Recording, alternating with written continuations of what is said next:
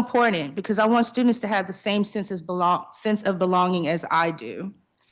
Council members, please fight to protect funds and resources for adult education in the district. It's very imperative. Maintaining the social safety net by allowing adult learners to access TANF, SNAP, Medicare, and the DC Healthcare Alliance. And fight to increase the adult learner transportation subsidy from $70 to $100 a month. All of these amazing opportunities that have been presented to me would not be possible if it wasn't for funding. Please don't let adult students like myself lose their second chance at a proper and adequate education. Thank you for this opportunity to advocate for adult education. Thank you, Ms. Ware. Thank you. Ashley Williams. Good evening, Chairman. My name is Ashley Williams, and I stand before you today not just as a student, but as proof of what access to opportunity can do.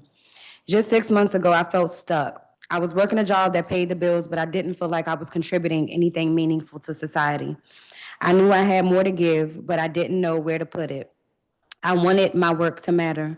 I wanted to make an impact. And honestly, I wanted to be around people who believed in growth, not just survival.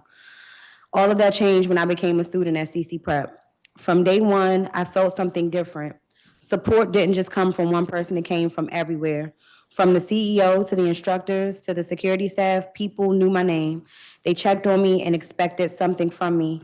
That kind of environment doesn't just educate you, it transforms you. In just 6 months, I've earned multiple Microsoft Office specialist certifications, stepped into leadership as the executive chair of the student leadership team, and now I serve as a student board member. These are things I never imagined for myself in such a short time. But what matters more than the titles is the shift in mindset. I no longer feel like I'm waiting for change. I feel like I'm part of creating it. And that's why I'm here today. Because what I experienced should not be rare. It should not be something a few people are lucky enough to find. Every DC resident deserves access to an environment that sees their potential, develops their skills, and connects them to purpose. If we're serious about workforce development, about equity, and about building stronger communities, then we have to invest in programs that don't just train people, but transforms them. I'm living proof that when you give people the right support, structure, and opportunity, they will rise. The question is not whether these programs work. The question is how many more lives we're willing to change. Thank you. Thank you, Ms. Williams. Juan Francisco Hernandez.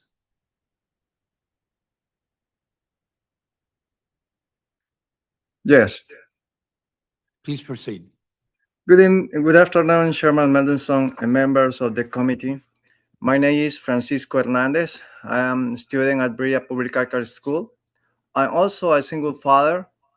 My daughter Stephanie is in high school, and she will be testifying today too. My wife is in our home country, so I am raising my daughter on my own. Because of this, it is very important for me to learn English so I can support her in school and in a life. Bria is not just a school, it's a place where I feel supported as a parent and as a student. I remember when I first felt like I belonged, it was when I saw that I was not alone and that people here understood my situation. Because Bria exists, I can better support my daughter and be a stronger father. Increasing the adult transit subsidy program to $100 a month would benefit many families like mine that are making effort to be educated to have a better foundation for our children. I believe every family in DC should have access to a school like Bria. The things I just told you about my teacher, my programs, and my support exist because Bria is funded. I asking you to make sure that funding is a fair, so students and parents like me do not get less. Thank you for listening to my story. Thank you, Mr. Hernandez. Is your daughter there? Because I have Stephanie Hernandez next. Yes. She's next. Next. Come on. Good afternoon. My Please name is proceed. Stephanie. Oh, sorry. My name is Stephanie Hernandez. I am 16 years old and I am a student at Jackson Reed High School. I am here today with my dad, Francisco Hernandez, who is a student at Brea Public Charter School. My dad is a single father and he works very hard to take care of me. My mom is not here with us, so it has just been the two of us, along with my older brother, supporting each other. I have seen how much my dad sacrifices so that I can have a better future. Before Bria, things were harder. My dad wanted to help me more in with the school, but it was difficult because of the language barrier. Now that he's learning English, I see a big difference. He asks me about my homework, he talks to my teachers, and he feels more confident. That makes me feel supported and proud. Bria has not only helped my dad learn English, it has helped our whole family. It has given him a community where he feels like he belongs, and that has made him stronger for us. As a student, it means a lot to me to see my dad learning and not giving up. He inspires me to keep going, even when things are hard. His education is helping me succeed too. Programs like the Adult Transit Subsidy are very important for families like mine. Transportation costs can be a barrier, and increasing the support to $100 a month would help parents like my dad continue their education without having to choose between school and other basic needs. I believe every family deserves the kind of support that Bria provides. When you invest in parents, you are also investing in their children. Thank you for listening to my story. Thank you. I think that's everyone for this group. I want to thank each of you for your testimony. I don't have any questions.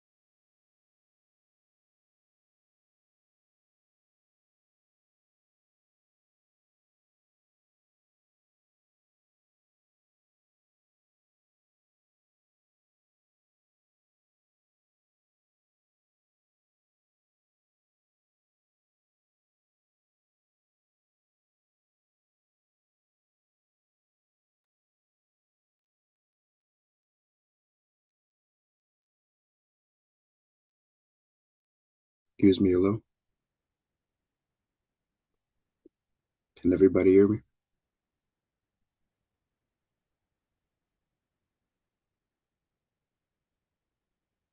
All right. Hello? London and yes, hello. All right. My name is London Anderson Simmons. I go to Benjamin Banneker Academic High School, and I'm a junior there. Good afternoon, members of the council. My testimony focuses specifically on the educational experiences of African American students who continue to represent a substantial portion of the district's enrollment, yet experience some of the most persistent academic disparities in the city. The District of Columbia has made notable investments in public education over the last 2 decades. However, the persistence of opportunity gaps suggests that how resources are distributed and targeted matters just as much as the overall size of the education budget. Educational equity requires more than equal spending. It requires strategic investments where historical disadvantage and structural barriers have been concentrated needed. The current disparities affecting African American students cannot be separated from the district's history. Washington, D.C.'s public school system operated under legally segregated structures until the mid 20th century, even after the landmark decision in Brown versus Board of Education in 1954. Patterns of hosting segregation, disinvestment, and predominantly Black neighborhoods and uneven school funding created long lasting structural inequities. Throughout the late 20th century, schools east of Anacostia River frequently received fewer resources, aging infrastructure, and less experienced staff. Enrollment shifts and population changes reduced funding stability for many majority Black schools. Policy reforms often focus on governance or accountability, but did not always address structural inequities in resource allocation. While modern reforms have attempted to address some of these issues, the legacy of unequal investment continues to shape outcomes today.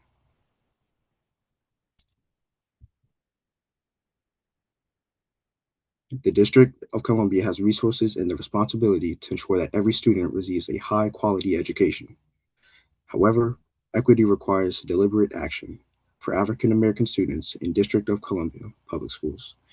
The question is not simply whether funding exists, but whether it is allocated in ways that directly address the systematic barriers these students face. Thank you.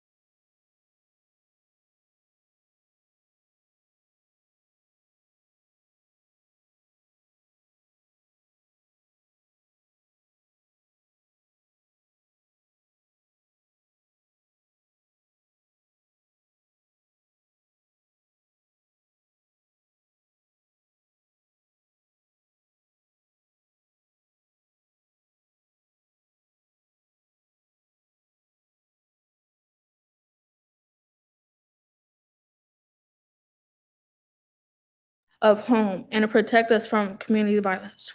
Because every young person deserves to feel safe, both where they live and where they go. Thank you. Thank you, Ms. Culver. Thank you, each of you, for your testimony.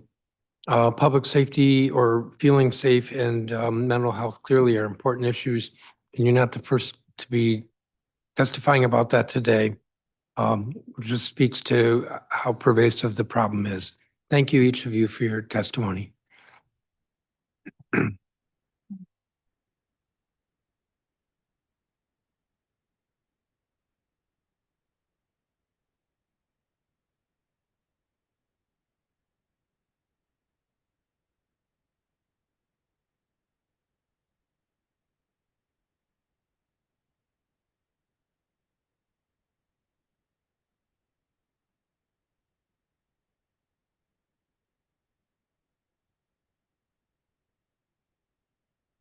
I'll call Dexter Hook. I'm more interested in the students than you, so don't take it personally, though.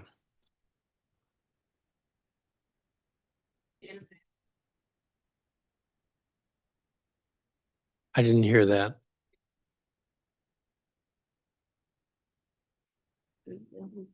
Hmm? With Mr. Hooks? Yeah. Can you go talk to her? Okay. Why don't you all identify speak and then identify yourselves when you speak? We'll start with you.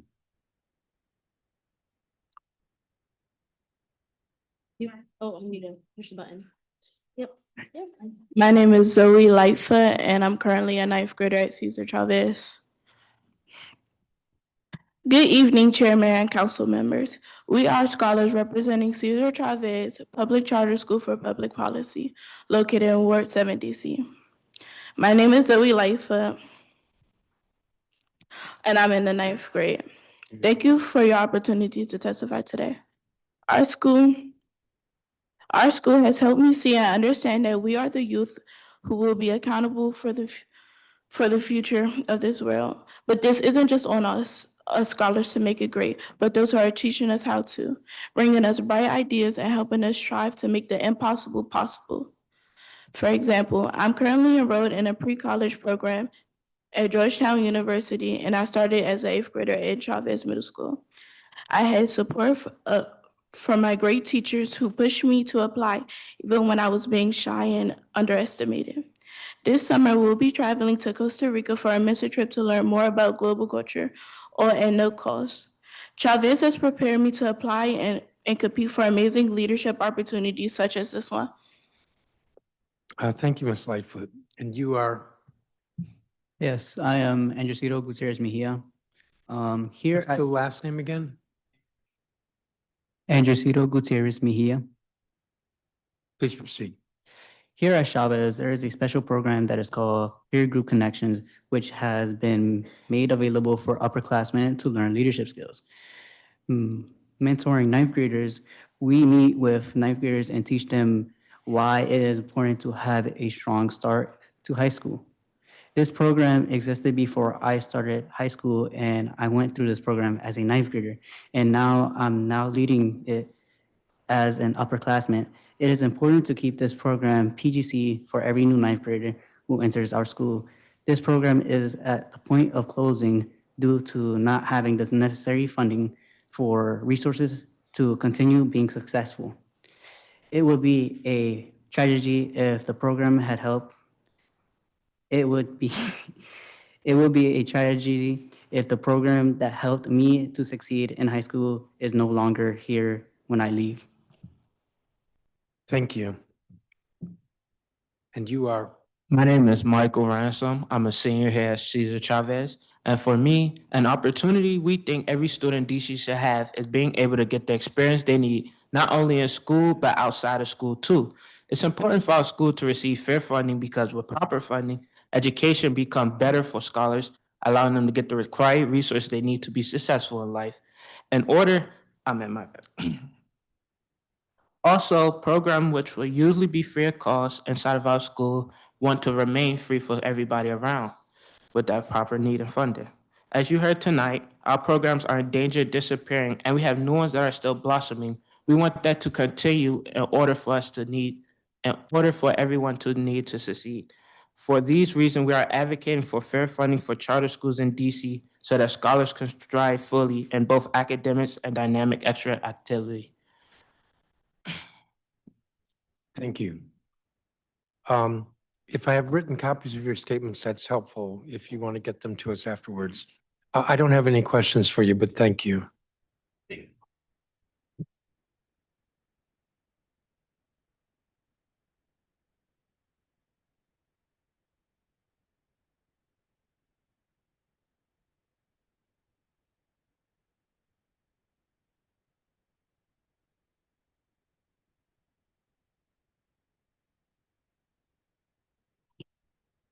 Elizabeth Lopez is a student at Family Place. Catalina Romaldo, student at Family Place.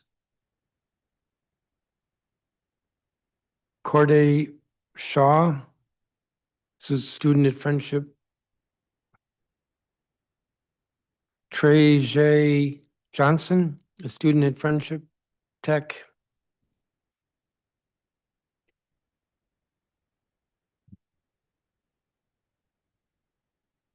Mackenzie Tutt, who is a student at Friendship Collegiate.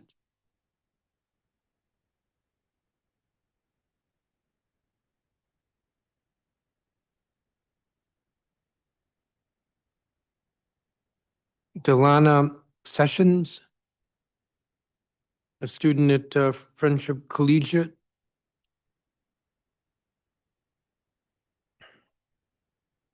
Looks like I'm going to stop there. I believe the first two were online. Elizabeth Lopez.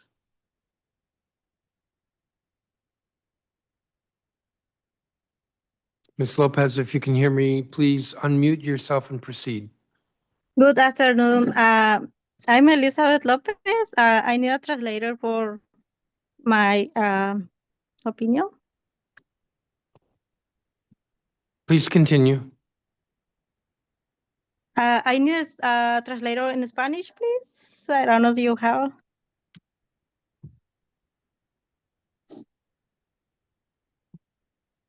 I'm sorry, were you asking a question or making a statement?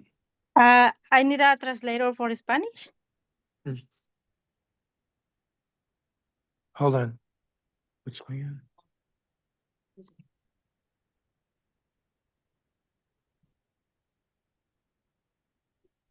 You were saying you need a translator? Yes, please. Okay, she just came on. So, Buenas please. tardes, Elizabeth. Ya puede comenzar. Buenas tardes, presidente del Consejo Mendelssohn y miembros del Consejo.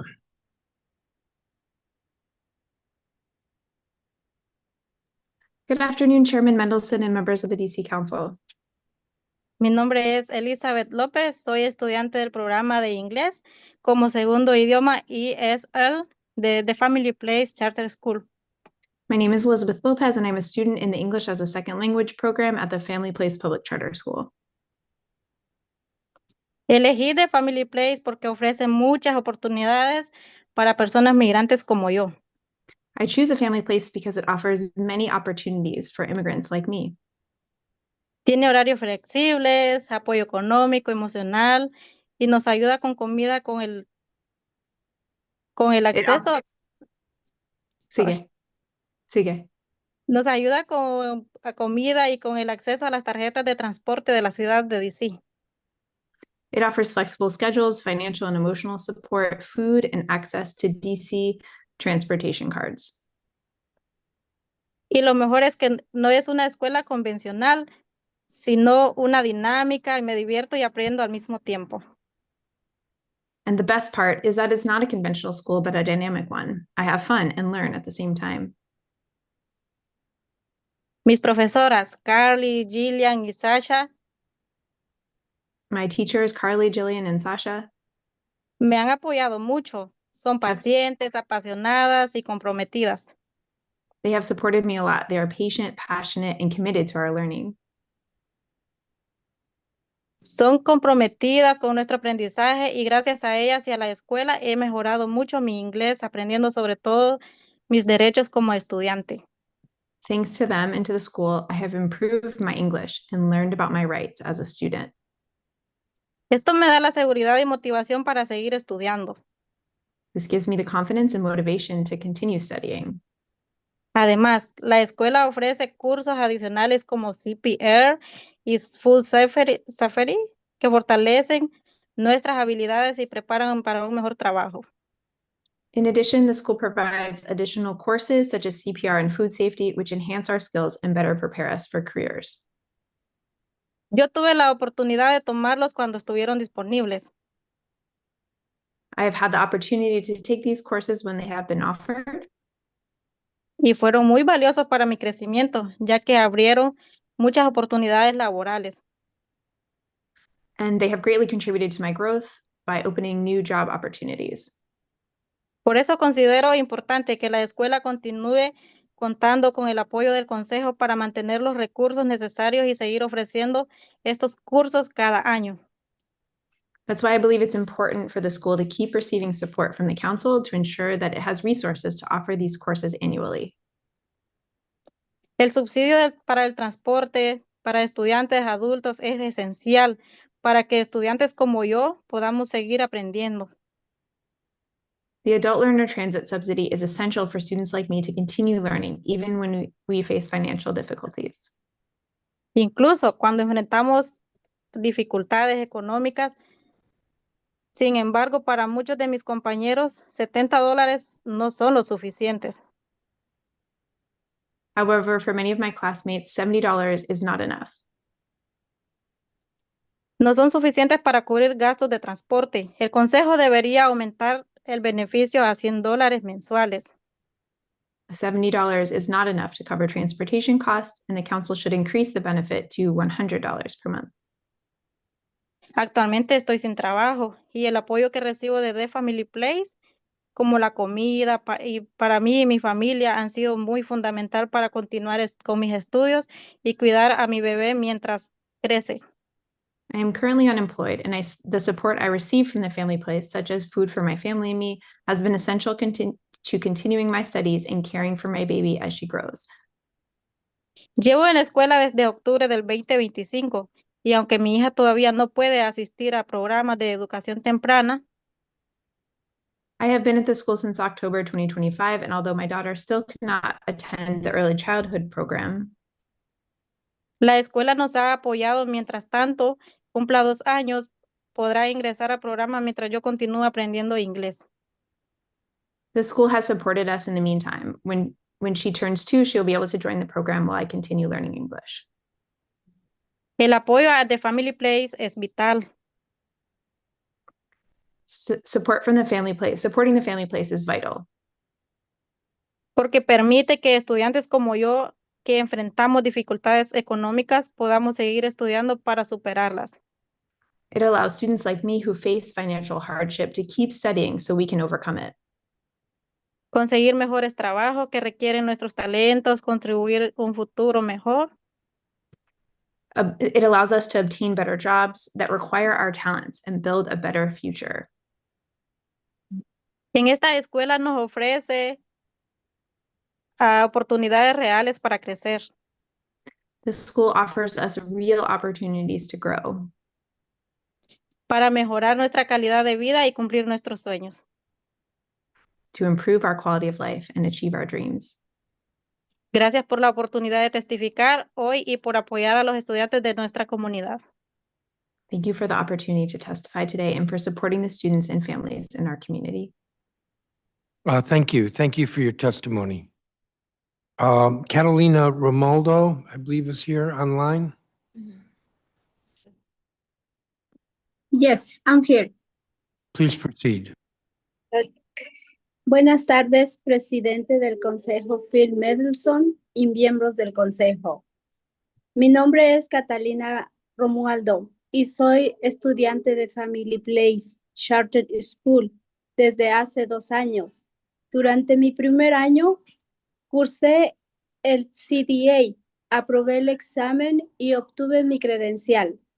para ser educadora de infantes. Actualmente estoy estudiando para mejorar mi inglés, poder trabajar con niños en el entorno bilingüe.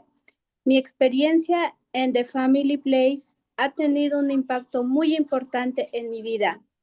Como mamá, Let me stop you so the translator can translate. ok. She can catch up.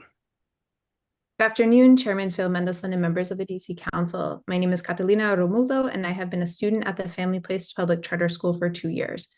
During my first year, I completed the CDA program, passed the exam, and obtained my credential to be an early childhood educator. I am currently studying to improve my English so that I can work with children in a bilingual environment. My experience at the Family Place has had a very important impact on my life. Ya puede seguir. Como mamá, el programa CDA me ayudó a comprender mejor a mi hija que tiene autismo. As a mother, the CDA program helped me better understand my daughter, who has autism. Aprendí a apoyarla, a comunicarme con ella y a responder sus necesidades. I learned how to support her, communicate with her, and respond to her needs. Esto no solo fortaleció mi rol como madre, sino también me brindó herramientas que antes no tenía. This not only strengthened my role as a mother, but also gave me the tools I need that I did not have before. Además, la escuela nos apoya más allá de lo académico. In addition, the school supports us beyond academics. Nos brinda un espacio para cuidar nuestra salud mental, aprender a manejar el estrés y sobre todo sentirnos acompañadas. It gives us a space to take care of our mental health, learn to manage stress, and above all, feel accompanied. Aquí encontramos una comunidad de otras madres con quienes podemos compartir y apoyarnos para crecer juntas. Here, we find a community of other mothers with whom we can share, support each other, and grow together. Cuando llegué a la escuela, llevaba mucho tiempo sin estudiar y pensaba que no iba a poder, dudaba de mí misma. When I first started attending this school, I hadn't studied for a long time, and I thought I wouldn't be able to succeed. I doubted myself. Sin embargo, mi profesora, especialmente Carly, de tecnología, creyeron en mí, incluso cuando yo no creía. However, my teachers, especially Carly, our technology teacher, believed in me even when I did not believe in myself.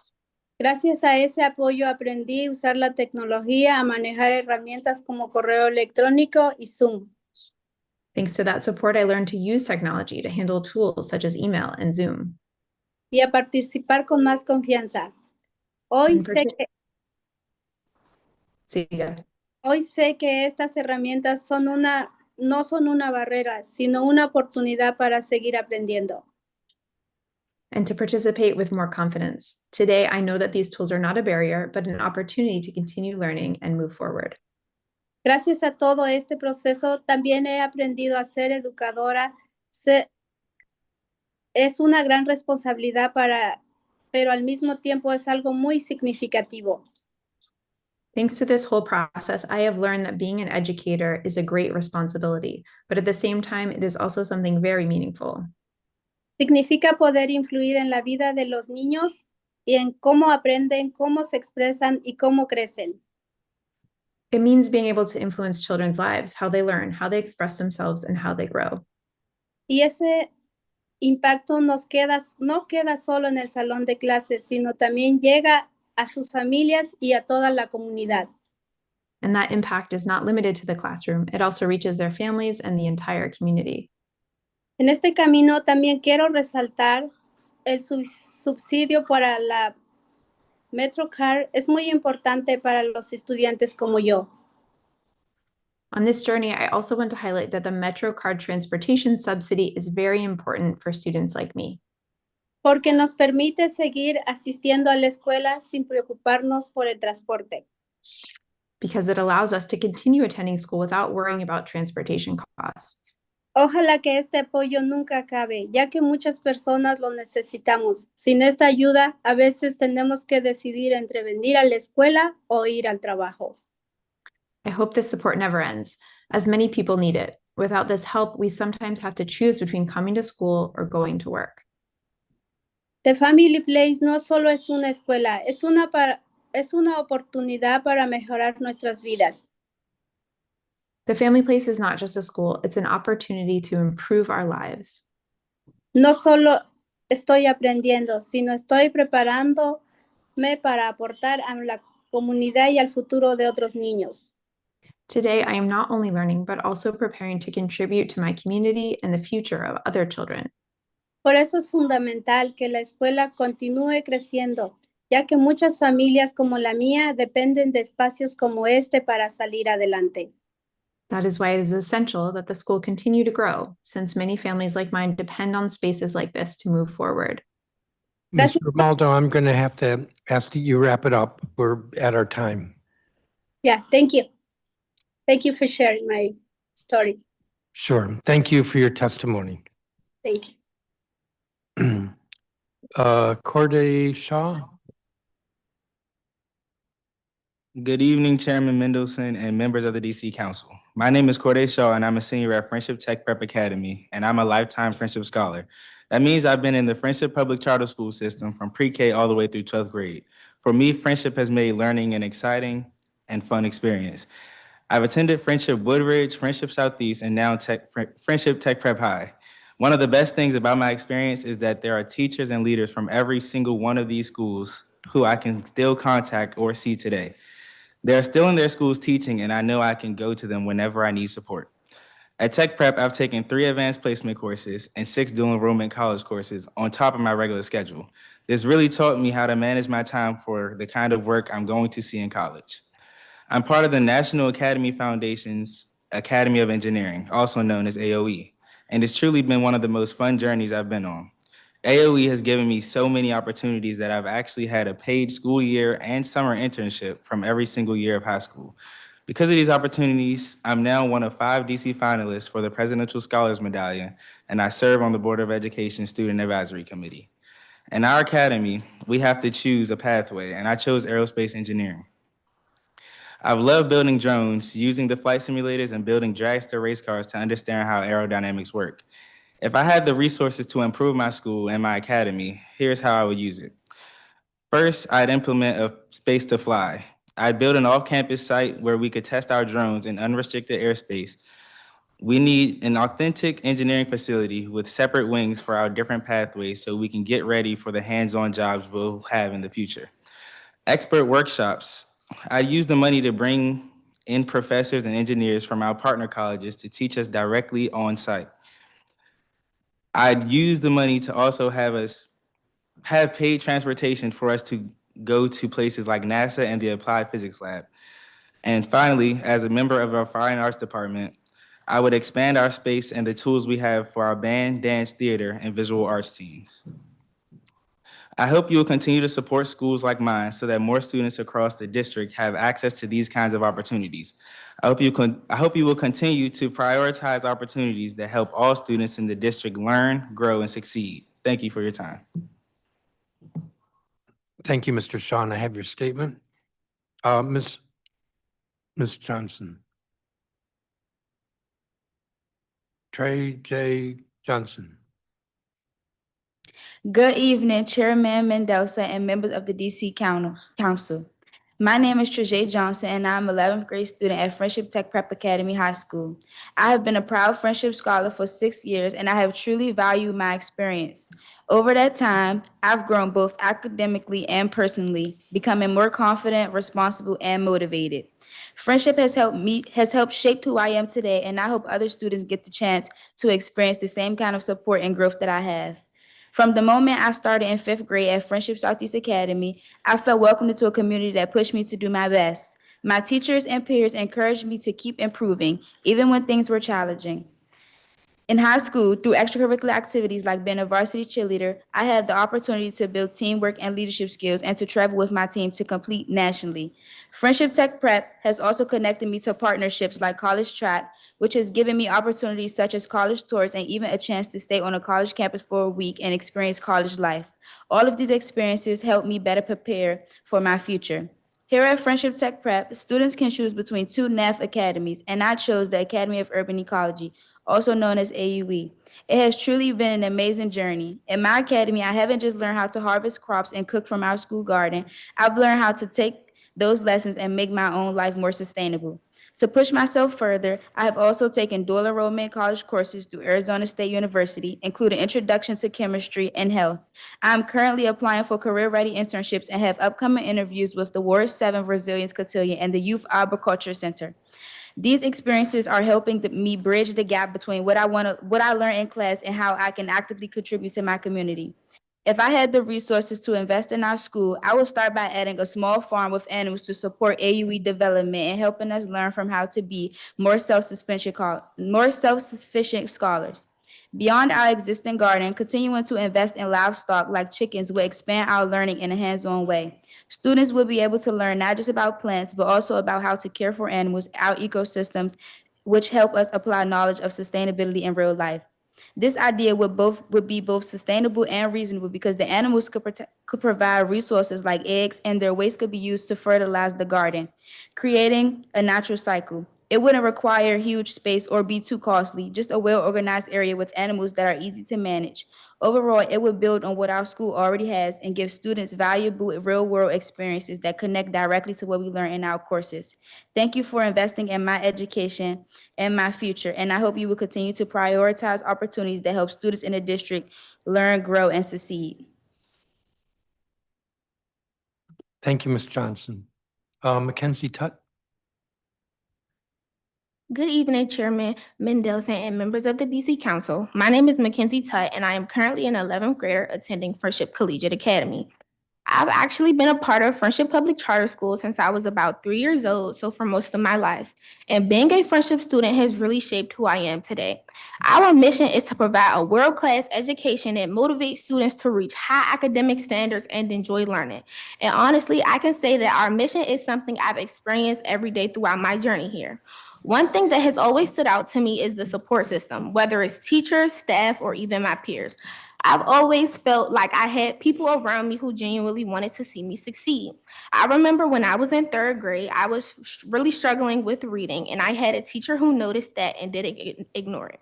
She reached out to my mom, talked through her concerns, and really took the time to work with me. Because of her, I improved not just in reading, but also in writing, and that's something that has stayed with me all the way up till now. She really poured into me, and I am so grateful for that. Shout out to Mrs. Samantha Thompson Milton, my former 3rd grade teacher. Moments like that make me realize that not every school builds those kinds of relationships with students, but at Friendship, teachers don't just teach. They connect with you, they support you, and they allow you to have a voice. Beyond academics, I have also been able to grow through extracurricular activities. Currently, I am a member of our color guard team. I am also the president of our international club. When I was younger, I was involved in school-based productions. I acted, I sang, and through those experiences, they helped me build confidence and express myself. And honestly, I don't think that I would be here where I am today without Friendship. It has pushed me and supported me and helped me grow in many ways beyond just the classroom. Being a Friendship student means being a part of a community that believes in you, even sometimes before you believe in yourself. Thank you for your support, and students like me, I hope that you will continue to prioritize opportunities that help all students in the district learn, grow, and succeed. I appreciate the opportunity, and I am happy to take any questions you may have. Thank you, Ms. Tutt. Delana Sessions. Good evening, Chairman Mendelson and members of the DC Council. My name is Delana Session, and I am an 11th grader scholar at Friendship Collegiate Academy High School. Over the past 3 years, Friendship Collegiate has helped shape who I am, not just as a student, but as a person. When I first entered high school, I was quiet and shy. I didn't speak up much, and I stayed in my comfort zone. Today, I am more confident, I participate, I lead, and I use my voice. And that change is because of the environment and support I've experienced at my school. One of the biggest reasons for that growth is the strong sense of community at Friendship. I've built meaningful relationships with my peers and teachers, and I feel supported, respected, and encouraged to be myself. Academically, I've been challenged in ways that have prepared me for my future. As part of the health science pathway, I've had hands-on experiences like labs, case studies, and group work that make learning real and engaging. These experiences have helped me better understand what I'm learning and see how it connects to my goals. I've also pushed myself by taking advanced placement and dual enrollment courses. Being in classrooms with peers who bring different perspectives has helped me grow as a thinker and as a learner. Outside the classroom, being involved in hosts of future health professionals, student government, and the International Club has helped me build leadership skills, explore new interests, and stay connected to my school community. Friendship Collegiate has pushed me to grow, supported me along the way, and helped me see what I'm capable of. Because of these experiences, I feel more prepared and more confident about my future. Students like me are growing and succeeding because of these opportunities, and I hope you will continue to support and expand them for students across the district. Thank you for your time, and I'm happy to answer any questions. Thank you, Ms. Sessions. I don't have any questions for you, but your testimony is impressive with regard to the qualities of friendship. So thank you, each of you, for your testimony. You all are excused. I'm going to keep going. Santino Hebert, student at Friendship Southeast. Mackenzie House, a student at Friendship Southeast. Mason Sims, a student at Friendship Armstrong.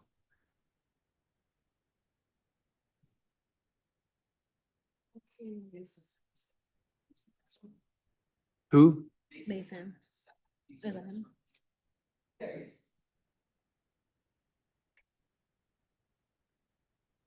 And Athena Culver, a youth leader at Black Swan Academy. Is Athena Culver here?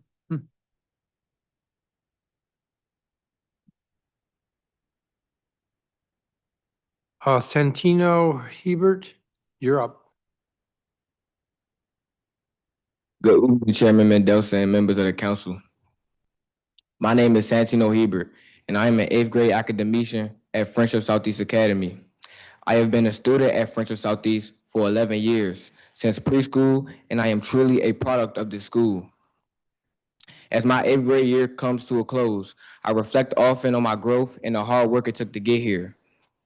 At Friendship Southeast Academy, I am a basketball champion, a member of the National Junior Honor Society, a student advocate, and a leader in One World. Through my classes and these experiences, I have developed my voice and become a role model at my school and in my community. But none of this happened by accident. Having strong teachers and role models in front of me has shaped me to be the young man I am today. My mom often shares how proud she is of my growth because I have become more than just a student. I have grown into someone who believes in himself, even while facing challenges in my community. At the start of 8th grade, I had the opportunity to take Algebra 1. In elementary school, math was not my strongest subject. I struggled and lacked confidence. But when Mr. Person became my teacher, he introduced a simple but powerful idea. Try. Through his teaching and after-school tutoring, he pushed me to keep going. Because of that, I am now succeeding in a class I never thought I could or would be successful in. Another teacher who has a major impact on me is Mr. Franklin. He has been the most consistent teacher in my journey, teaching me since 5th grade and continuing to be my teacher, even today. Inside the classroom, he pushes my thinking beyond just the lesson and exposes me to a world beyond the community I live in. Outside of the classroom, he supports my character development and helps me grow as a young man. He is a positive role model in my school and community, and many students look up to him. When I reflect on my success, the common denominator is clear: consistent teachers who push, support, and believe in their students over time. At the same time, opportunities like One World, basketball, field trip experiences, and my classroom experiences have helped me build confidence, find my voice, and see a bigger future for myself. That combination is what changed my life. Because of my experiences, it is important that the council continues to invest in teacher pay and support so that strong teachers stay in schools like mine. I want more students at Friendship Southeast to have teachers like Mr. Franklin and Mr. Person, teachers who stay, who care, and push students to grow over time. Students like me are successful, not because of one moment, but because of years of consistency, support, and opportunity. Thank you for giving me the opportunity to share my voice. Thank you, Mr. Hebert. Mackenzie House? Hello, good afternoon, Chairman and members of the council. My name is Mackenzie House, and I am an 8th grade student at Friendship Southeast Academy. This is my first year at Friendship Southeast, and in a short amount of time, I have really pushed myself to do my best. At my previous school, I didn't feel very supported. I didn't have the same kind of connection with my teachers that I have now, but since coming to Friendship Southeast, that has completely changed. At Friendship Southeast, my teachers pushed me to go beyond my limits. They ask questions to make sure I understand and take their time to explain things instead of rushing. The biggest change for me has been the environment. The space, the work, and especially the teachers have had a major impact on me. I feel comfortable asking questions, talking about myself, and being open about my growth. I feel more confident walking into class every day. Teachers like Mr. Franklin, Ms. Logan, and Mr. Person support me and encourage me to do my best. Because of that, I've been able to take on more opportunities, like community service, the STEM fair, and becoming a member of the National Junior Honor Society. All of this has helped build my confidence and helped me see myself as a strong student again. This experience has changed how I see school and how I see myself. In a short amount of time, I've gone from feeling unsupported to feeling motivated and capable. I believe more students should have this kind of environment where teachers build real relationships, take time with students, and help them grow both academically and personally. I also believe it's important to continue supporting teachers and schools so that they can create spaces like this for students.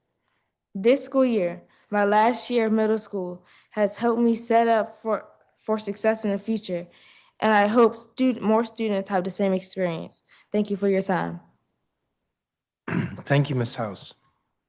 Mason Sims? My name is Mason Symes. I am 9 years old, and I was born on December 4th, 2016, in Washington, D.C. I am an elementary student that attends Friendship Armstrong, and I am taught by the best teachers ever, Mr. Holmes and Mr. Brown in the 3rd grade. First, let me tell you about why I love Armstrong. The opportunities at my school are amazing. The teachers are really cool, and I've made a lot of great friends since I started going there. I love learning with my teachers, and I hope that younger students who come to Armstrong get great opportunities too and become strong role models for their schoolmates. I really love math. At first, math was really hard and challenging for me, but I didn't give up. I kept practicing over and over again, and I got better and better. Now I love math because it challenged me, and my reading skills helped me understand it even more. Here's a fact about me. I also won the school-wide spelling bee and went to the district spelling bee and made it to the 2nd round. I've had some really fun opportunities, like playing dodgeball in the gym on Fridays and going to attendance parties because I come to school every day. But my favorite opportunities are going to reading acceleration for tutoring with Coach Damo. She is a great teacher and coach too. I even get to celebrate Fun Fridays with parties where we have fun snacks like chips and juice parties.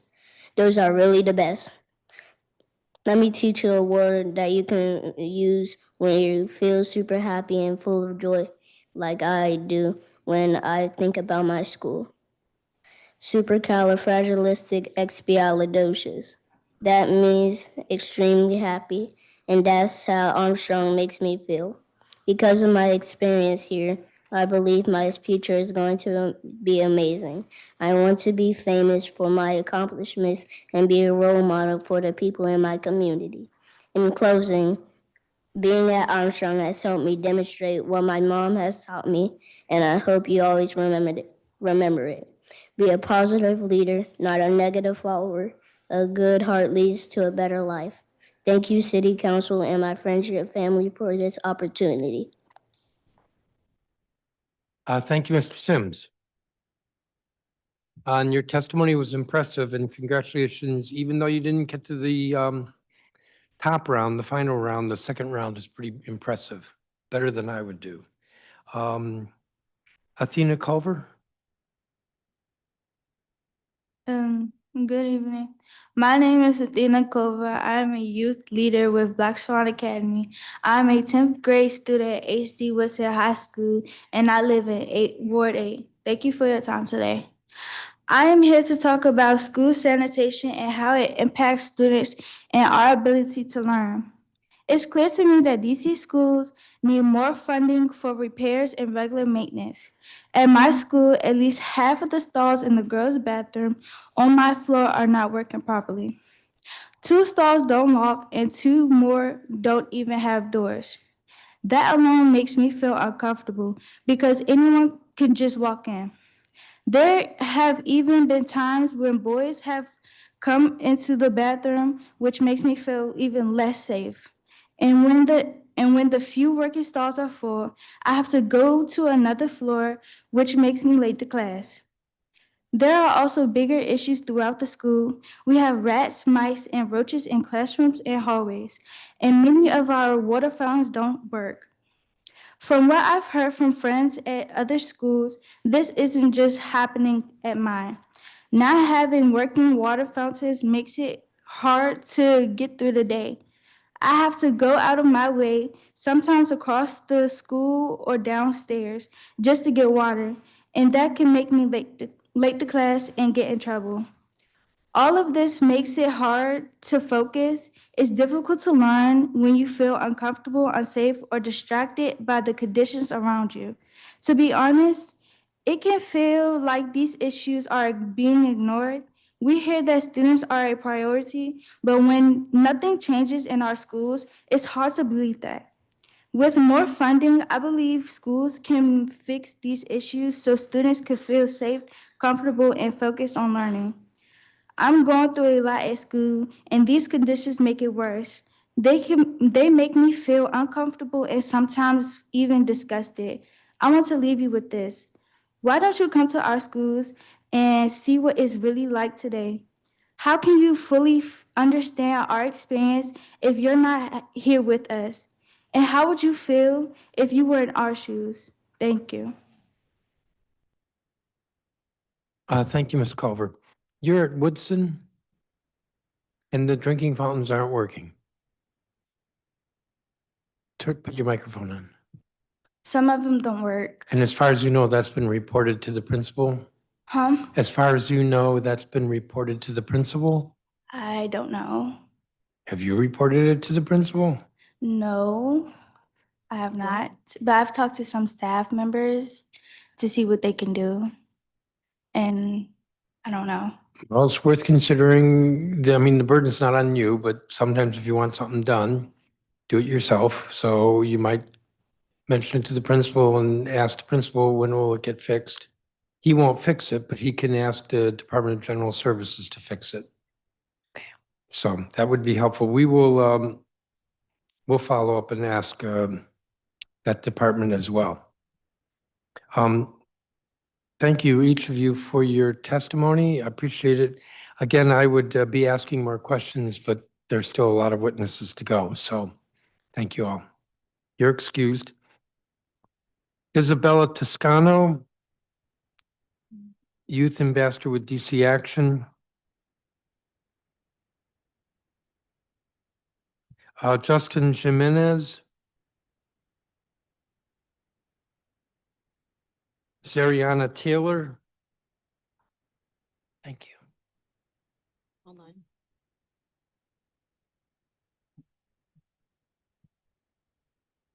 on. I cannot pronounce this. Oluwakan, I will just try Olu Adijian. Desiree Stiegel. Ada Ba. Isabella Gonzalez Amaya. Denham Matthews.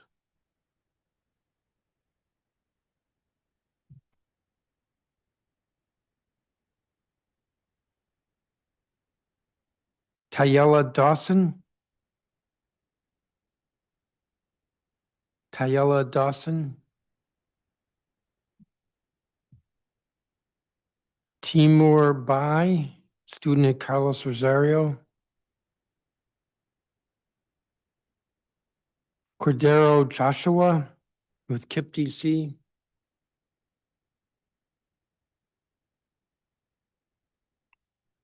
Abriel Suber. Stephen Cook. Your name is, sir, your name is?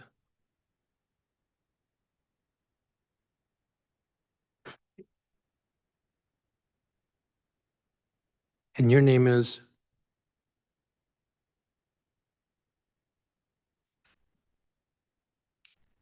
Aimer Cabrera Linares.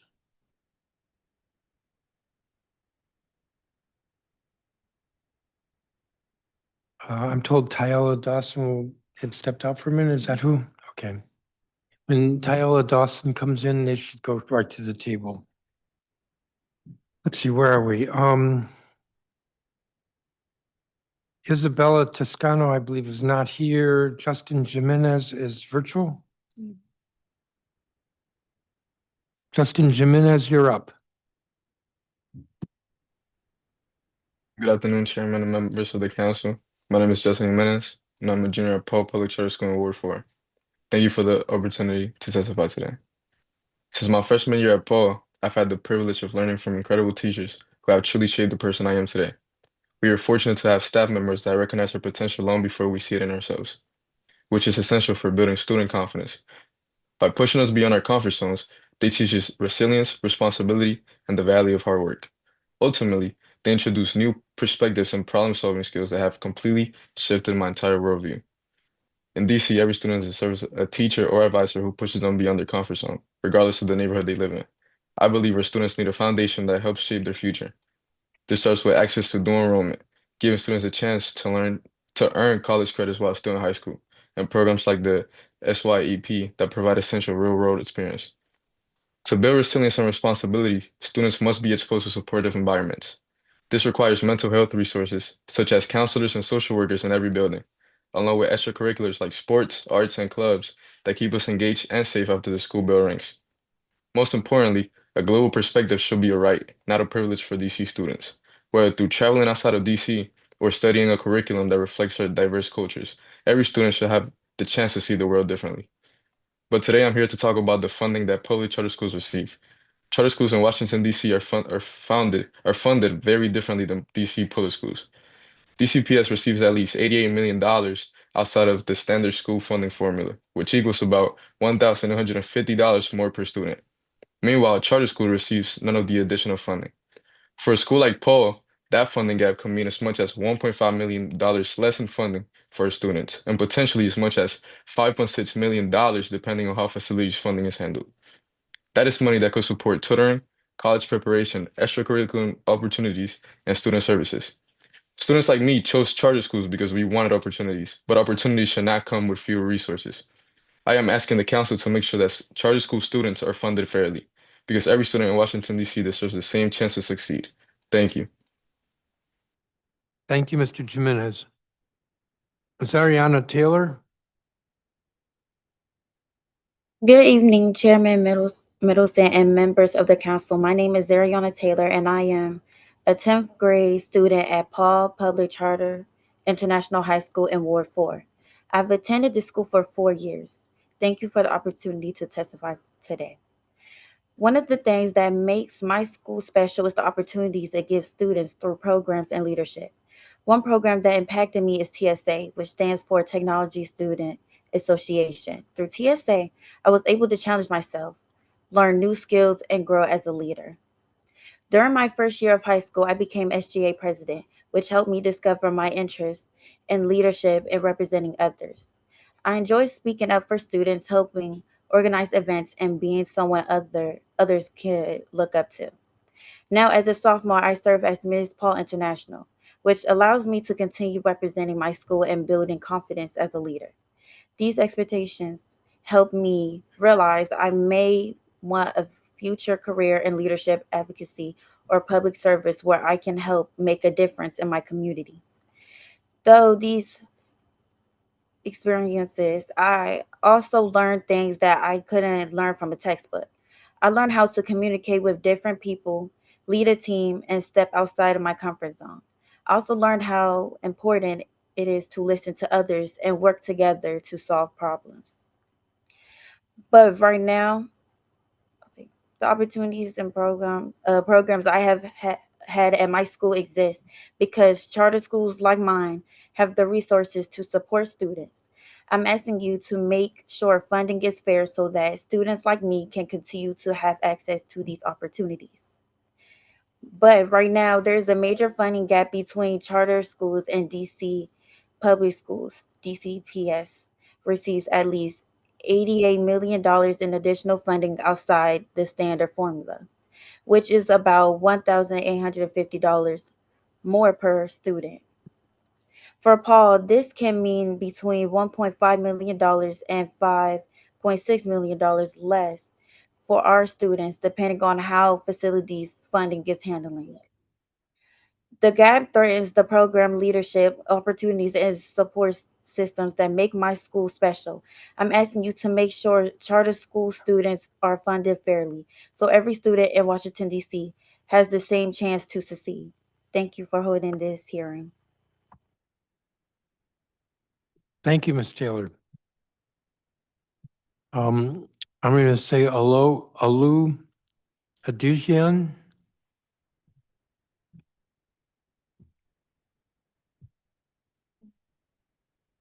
I totally evening, messed up your Chairman Mendel. name. I It's fine. apologize for messing up your name. It's fine. Good evening, Chairman Mendelson and members of the council. My name is Oluwakoyin Salami Adejain, and I'm a junior at Paul International High School in Ward 4.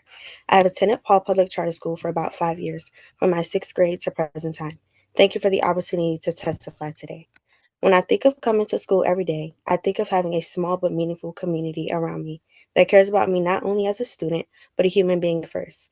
That's what makes Paul different from other public schools in the area. Everyone knows each other, which gives the community a more homey feeling rather than a performative educational setting. The first time I truly felt like I belonged at school was my freshman year. I won the first time title of Miss Paul International High School. Through that title, I was given the opportunity to advocate and represent the student body, which expanded my interest in advocacy, which reflects in my current roles as SGA president, junior class representative, and varsity cheer captain. I wouldn't have been able to achieve these accomplishments and even want to push for more without the support of my SGA advisor, Ms. Skylar Williams. She makes it her mission that students like me not only survive their 4 years of high school, but truly leave a mark. This goes to my next point of how important it is to have staff members who support and push students both inside and outside of the classroom. In conclusion to everything I have spoken on, community, support, and family are 3 big reasons why I attend Paul International High School. However, community is not enough to continue the development of my school. According to statistics, there is a huge funding gap in DC schools. Charter schools like mine do not have the access to this extra assistance. This put limitations to the amount of extracurricular activities and college preparatory programs Paul is able to provide. With the help of the council to ensure my school is put into thought and receive fair funding, leadership can do their part in making sure programs are introduced or improved and the community continues to be nourished for students, both during school and after school. We all have a role in making sure Paul International High School is a safe, fun, and welcoming place for everyone. Regardless of public, charter, or private school, students of today are the future of DC. So let's all play our part in preserving the future, our future. Thank you for holding this hearing. Thank you. Desiree Stiegel.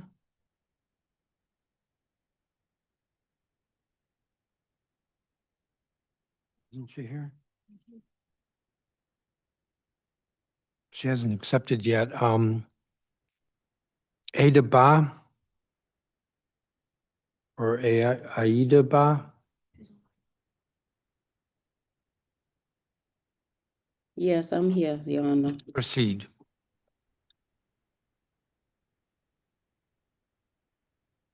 Good evening, Your Honor.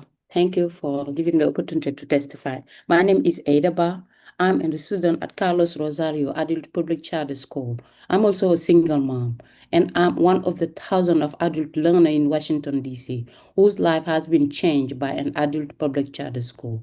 Before coming to the school, I was at the lowest point in my life. I went from being independent to being alone with my baby daughter. No support, no family, and no idea how I would survive. I was depressed, lost, and hopeless. Education felt like something I had lost forever. Then I found Carlos Rosario. I didn't just find a school, I found a second chance. I found a family. The school supported me in a way I never expected. I received counseling, help getting health insurance, and support enrolling my daughter in school. For the first time in a long time, I felt hope again. I completed ESL 8 and I'm graduating with my GD this semester. Now I'm studying IT and I'm also enrolled at UDC studying psychology, a dream I never thought possible. Today, I'm even becoming a business owner. I'm opening my own dojo to give back to the community by teaching kids and adults fitness and self-defense and helping young people grow because they are the future. Transportation support has been essential. It allowed me to take my daughter to school and continue my education. Without it, I would have to choose between her future and mine. Even now, life is still a challenge. Many students like me rely on programs like SNAP and Medicaid just to survive while studying. Without this support, continuing our education would not be possible. Carlos Rosario changed me not only as a student, but as a person. It is the school that taught us to give back to the community. And that is exactly what I'm doing today. I volunteer by teaching martial art and fitness in my community, including a shelter. As an immigrant, I'm proud to give back to the community that give me the second chance. The school taught me to be confident, strong, and hopeful, and I want to make them proud by helping others, just how they helped me and my daughter. Adult Public Charter School serve students facing real challenge, trauma, language barrier, and responsibility, but they do not receive the same level of funding as K-12 school.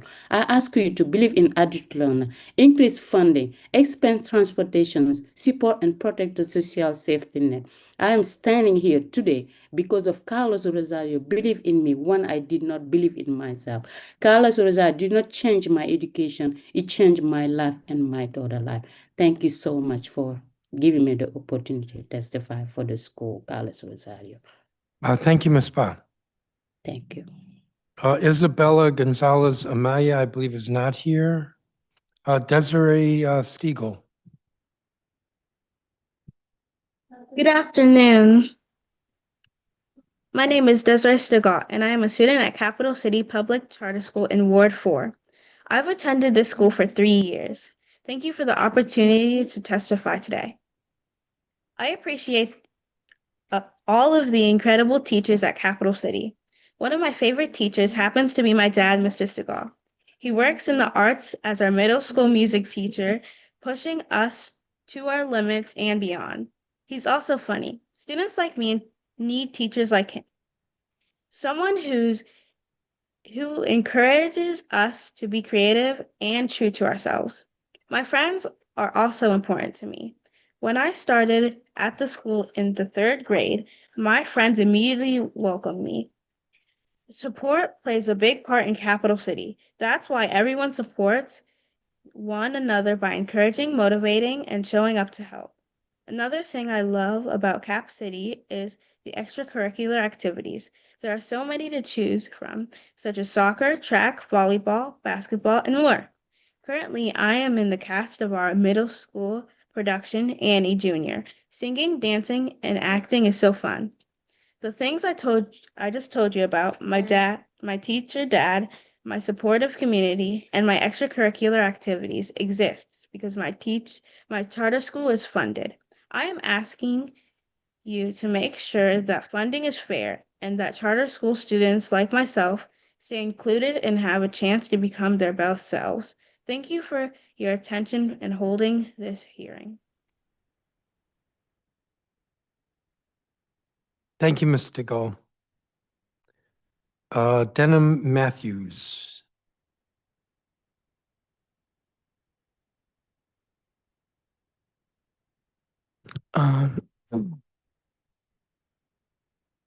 Hello, my name is Denham Matthews, and I'm 14 years old, and I go to Storehouse Middle School.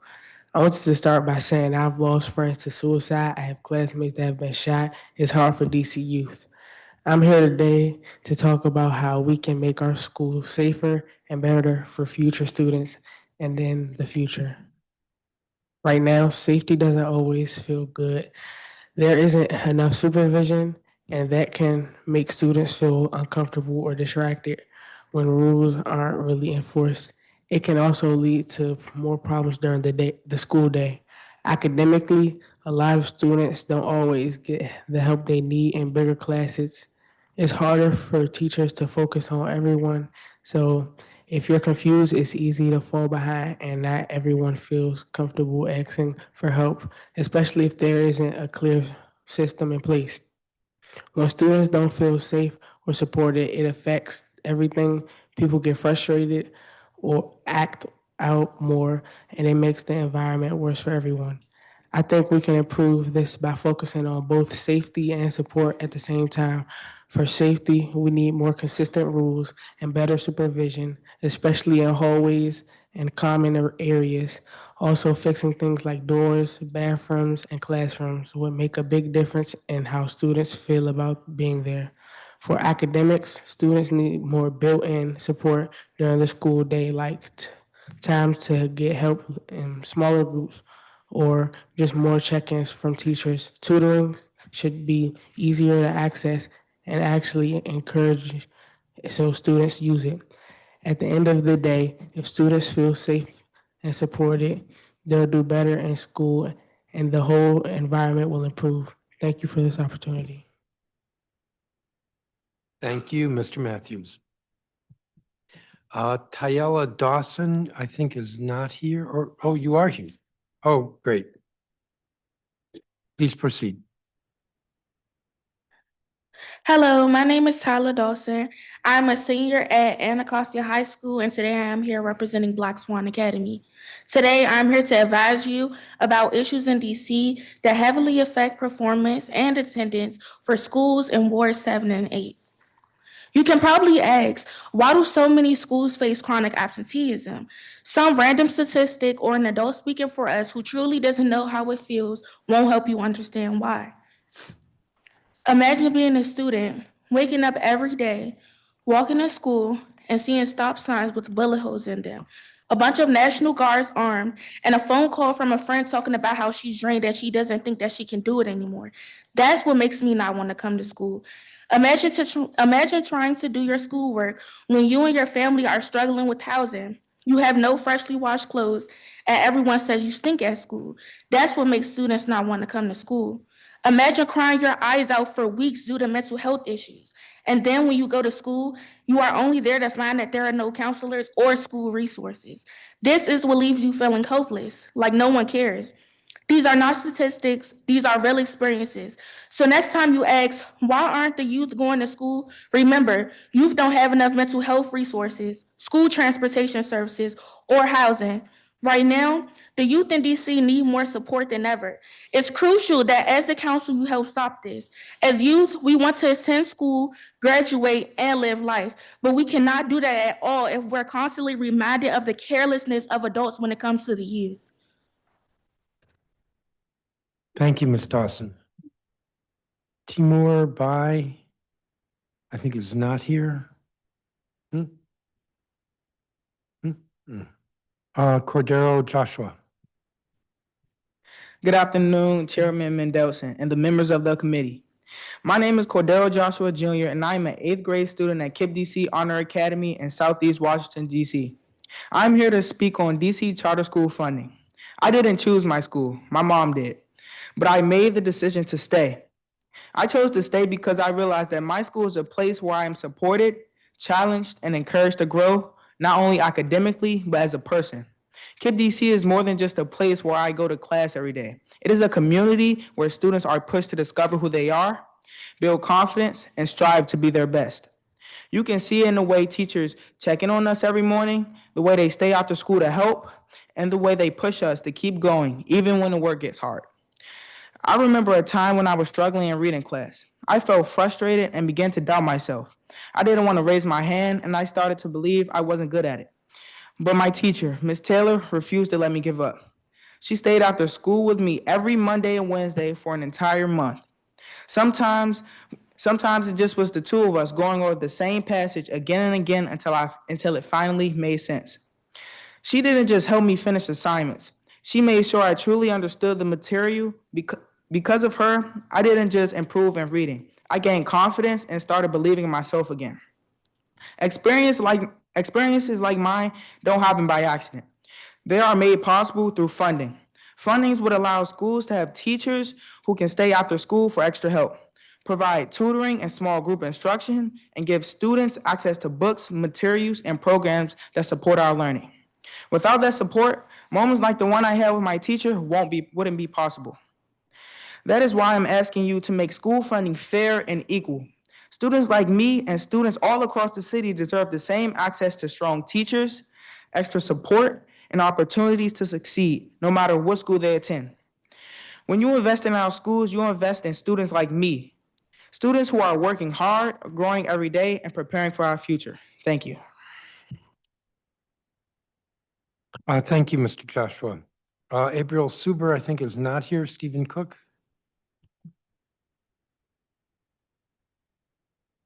Good evening, council members. My name is Stephen Cook. I am a youth leader of Black Swan Academy, a ninth grader at H.G. Wilson High School, and a resident in Ward 7. Today, I'm here to talk about extracurricular opportunities for young people in DCPS. My school does have some opportunities that I've been interested in for a while, but honestly, a lot of them aren't strong or accessible to everyone. We have programs like NAV and College Success programs, but many opportunities are limited by grade level. For example, I'm interested in JROTC and a lot of other opportunities in sports, but I can't join those until my 10th grade year or my 11th. From my experience, it feels like the opportunities that are there aren't really available to me, or they don't really suit my needs, but not really available when students actually need them. In 8th grade at Cameron Middle School, we were told there would be robotics, an engineering program, and a Samsung program that would honestly supposed to award us $120,000 scholarship to our college. That's something I'm really passionate about, but after that first announcement, we never got any updates. The program never followed through, and they never followed us like they said, and I never got the chance to explore something I really care about. DCP has offered me one real opportunity to get to engineering through Gear Up program, and I didn't even get to participate. That experience was really frustrating because it got my hopes up and then nothing came from it. Now I'm still without access to engineering opportunities and nothing to help my record coming up to college. I believe DCPS and everybody in the government system that has a role of power should do more to make sure students can actually access the opportunities they're interested in. That could look like lowering grade restrictions or expanding hands-on programs so younger students can get involved earlier. I just want the chance to explore my interests, especially engineering, and to have real consistent opportunities that don't disappear out of nowhere or never happen at all. Thank you for your time today and have a good rest of your night. Thank you. Timur Bai, I believe, has joined us. Yes. Please proceed. Good evening, Chairperson and members council. My name is Timur Baymukhanov. I am from Kazakhstan and I am currently a student of Carlos Rosario School. In my country, I worked 20 years. I am a scientist and a professor of economics. My research is about urban food system, how cities are supported by firms and food networks around them. I come to the United States with a 10-year research project. I am to study what I call food belts around major America's cities like Washington, D.C., New York, and Los Angeles. This work is important for the futures of economics and food policy. But when I arrived, I faced a big challenge. I have advanced knowledge. I might failed, but I did not have the English skills. I needed to communicate professionally to public research or to collaborate with the partners in the United States. That is why I come to the Carlos Rosario. At Carlos Rosario, I am building my English step by step. As professor myself, I pay close attention to the teaching methods. What I see in the schools is very high quality instruction. The teachers of the professional, they know how to work with the students at different levels. They use the small groups, practical exercise, and real life situation to help us learn. They make sure every student can participate, even if share English style developing. This is very important for students like me. People often they think to adult students as no one group, but we are very different. Same of they are just beginning our education, and same of like me already have advanced degrees and the professional experience. But I will need English to move forward. Programs like Carlos Rosario make it possible for people like to the contribute for knowledge and the skills here in the United States. As you consider the budget, I hope you will continue to support understanding adult education programs. Investing in the adult learns helps people need them over the futures, and they also allows them to contribute to this city and this country. In the future, I hope they write and publish my research in the English and to work with partners here they improve urban food systems. I'm going to Thank have you to for the cut you off. You're over your time. speak for the day. So thank you very much. I don't have a copy of your statement, if you could provide it. And Imer Cabrera Linares is, okay, they're not accepting. I have one question. No, don't get up. Ms. Dawson, don't get up, because I actually had a question for you. I've been generally avoiding questions, but you mentioned the National Guard. So, you know, the government, the district government's not happy about the National Guard. And in fact, there was a lawsuit that we won in the district court, if I remember correctly, but it's on appeal or it's been stayed. So I'm not very sympathetic to their being here, but I wanted, since you brought them up, tell me why it is that students are reacting negatively to their presence. So, typically I feel like it's kind of their relation with, obviously, well, I do know that they don't have any relation with ICE and stuff, but when it comes to officers and, you know, they are armed and things like that, seeing those things every day can make you feel uneasy because you don't never know if they're going to say anything to you. And it just leaves students with an anxiety feeling like it's completely not normal for you know, you to just wake up, especially in other states or cities, for you to just see National Guards, and it just leaves them with the feeling like, you know, confusion, a lot of different questions and anxiety. Like, it's just not good to wake up and see a bunch of people in uniforms all together, constantly watching you, and they're armed. Do you know of any incidents where they've harassed students? At Navy Yard, I know like it's a big thing with the parties or get-togethers when it comes to the youth.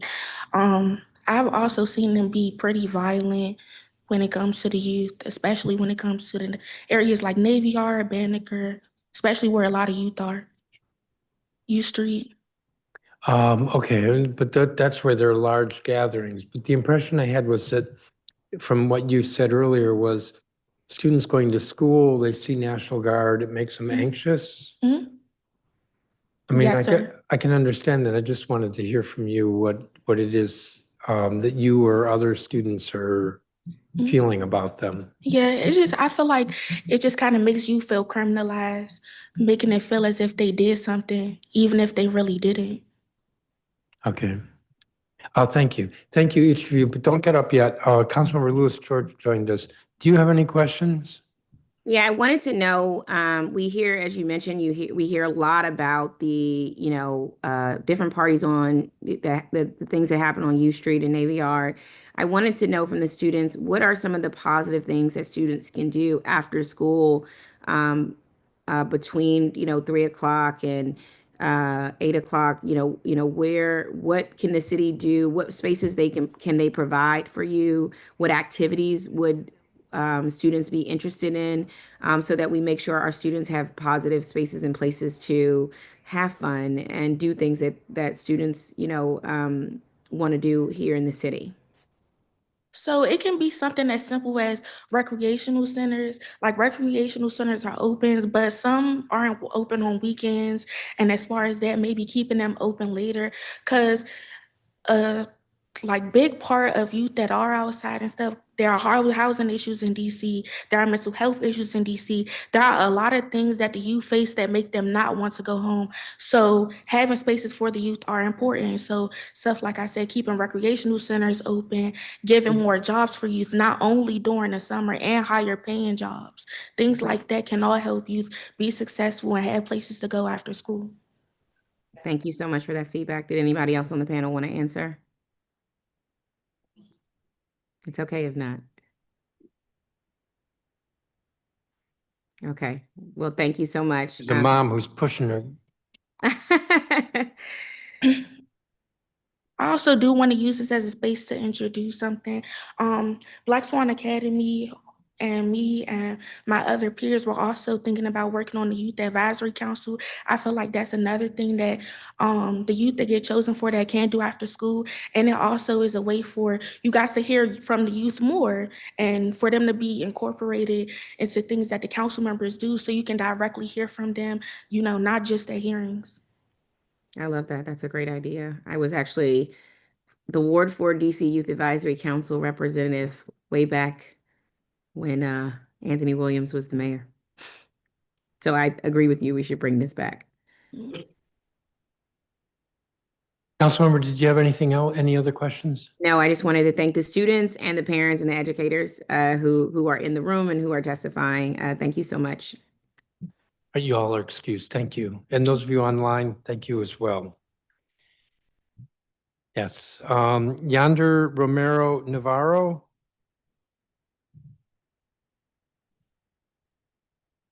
Devon Jones. Jermaine Ramirez.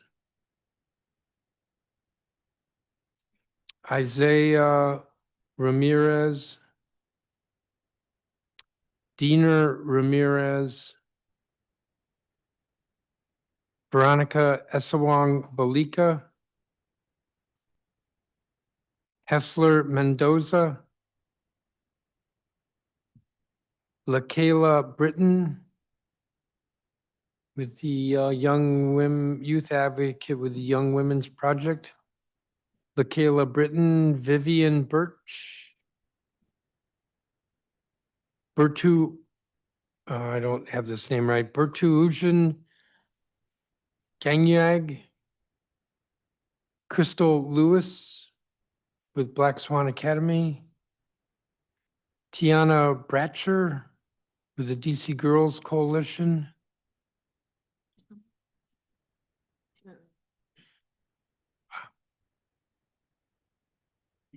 Ayana Brando.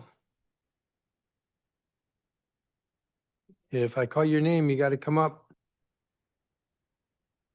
Especially if you're the only one who's come up so far. Aaliyah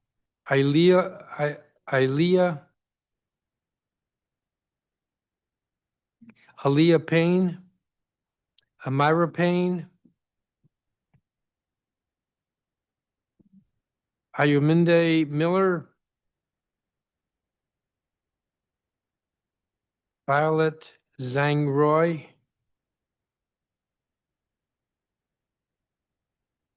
So I've got 3 people at the table.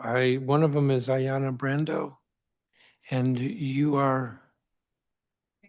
Say Violet. Violet. John Roy. John Roy. Gotcha.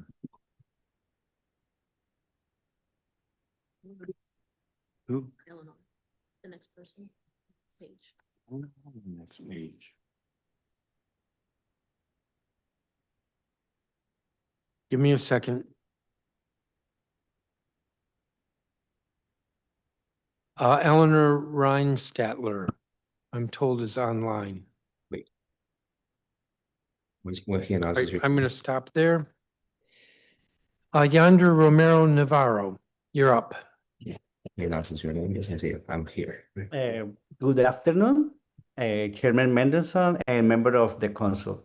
My name is Yander Romero. I am a student at Carlos Rosario International Public Charter School, and I am original from Colombia, and I have been living in the United States for 8 years. When I first came here, I had many dreams, but also faced many challenges, especially with the English language. When I started at Carlos Rosario, I began in ESL level 3. Today, I am ESL level 7, and I am also studying for my citizenship exam. My main goal is to improve my English because I know that language is the key to better opportunity, better job, and better life. Research. I have While to while I study, I also work in the barista at the Culture Model Delhi.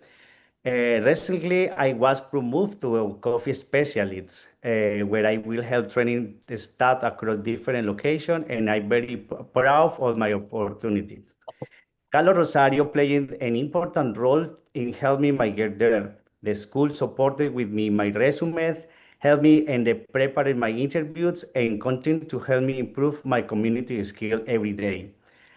Because of this support, I feel more confident in myself and my future. Carlos Rosario is not just a school, it's the community. When I go there, I don't feel alone. I feel supported by my teacher, by my classmate, and the staff. I also participate in the student government when I am building a leadership skill and participation in English even more. Adult education program like Carlos Rosario gives people like me a real opportunity to grow up, contribute, and succeed. But student adult school often have many responsibilities. We work, we support our families, and we are learning a new language at the same time.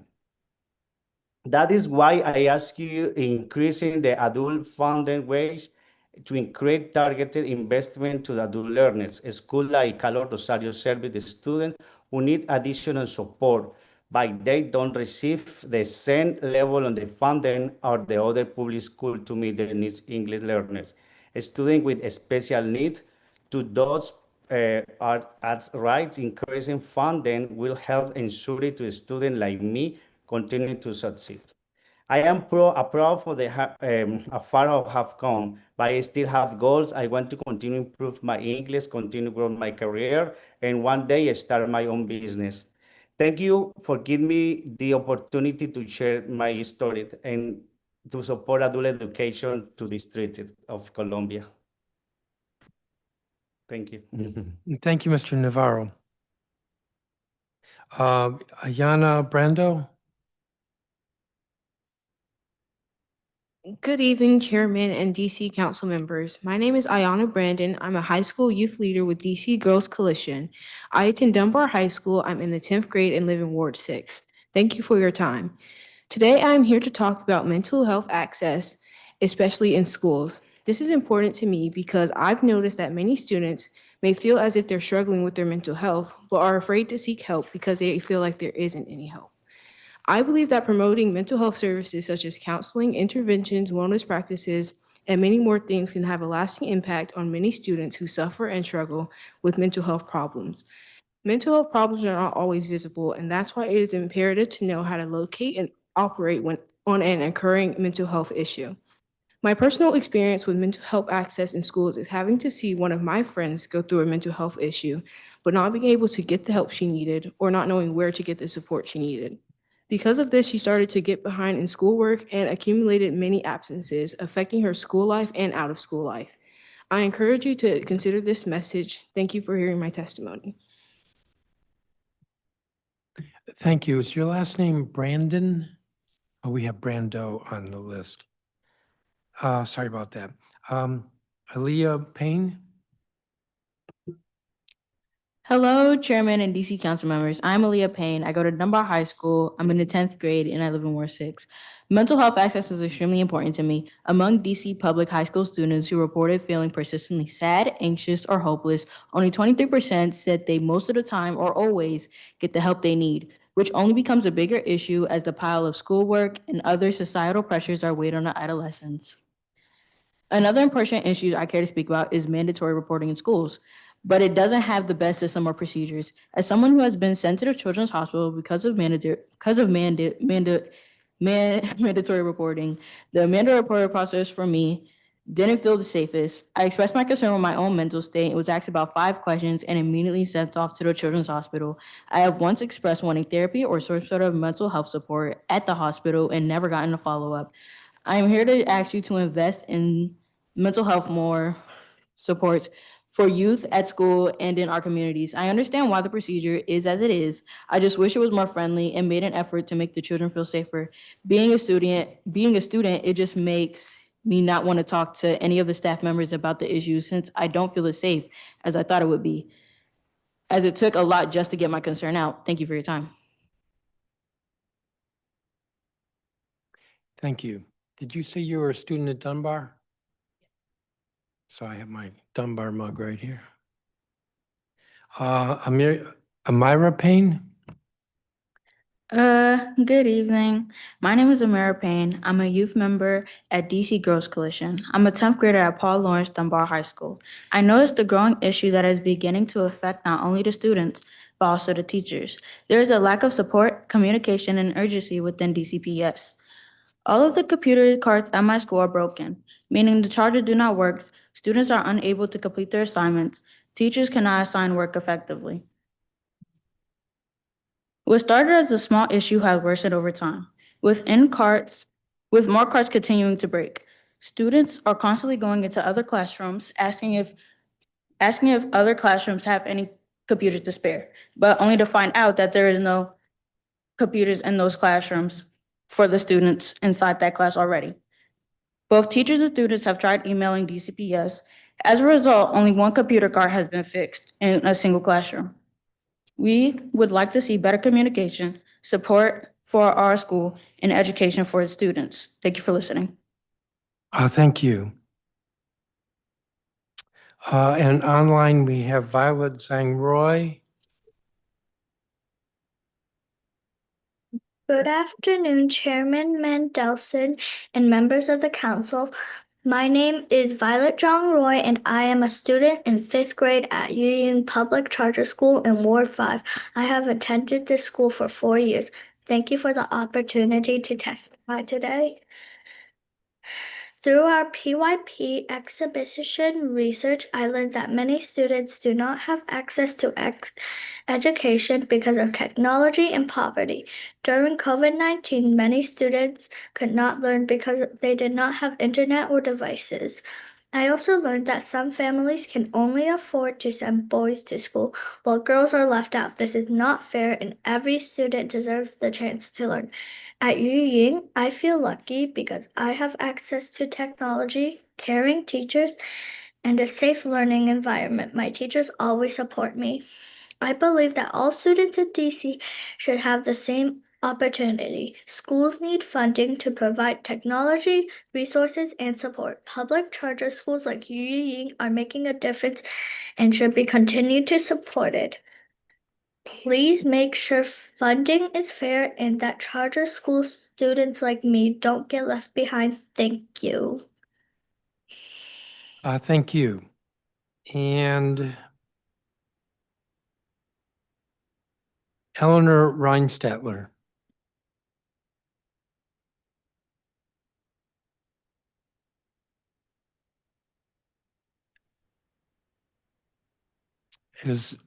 Hi. There you are. Please proceed.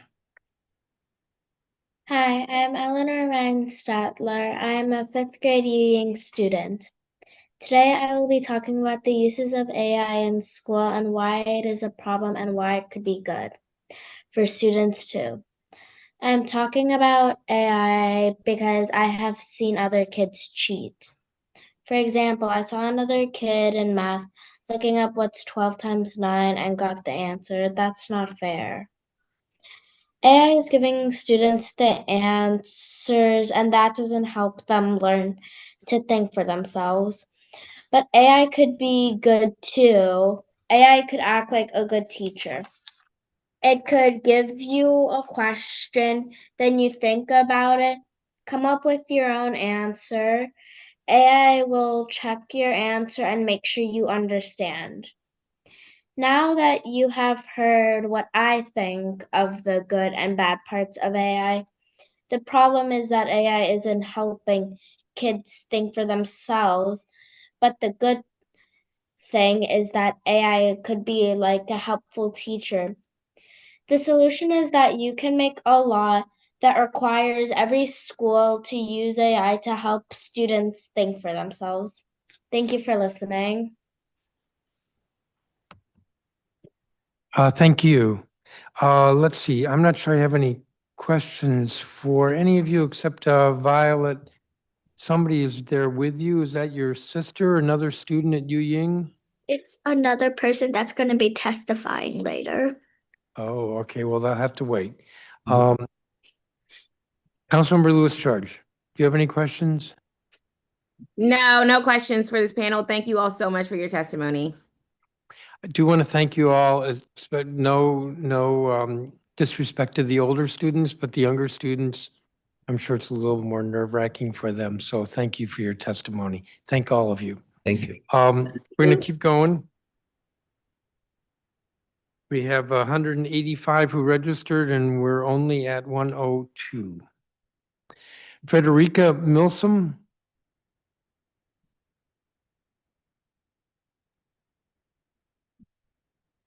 Ruktowit Molyugeta. Madison Martin. Naomi Benila.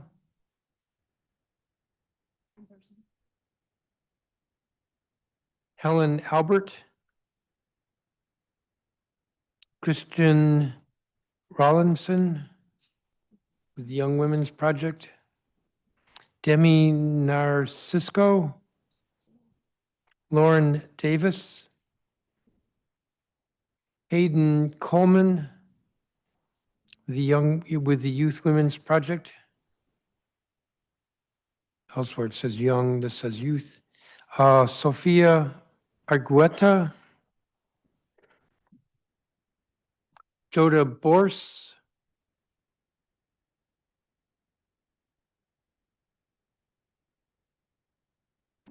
Joseph Umanzor. Avery Dixon. Janelle Edwards. Serena Lynn. Rebecca Vega.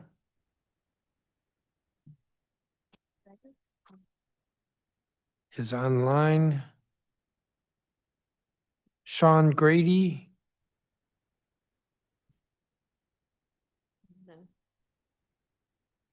Harmony Kenny. Miara Kansler. Kansler, Cansler. Kai Jagannath. Rohan Young.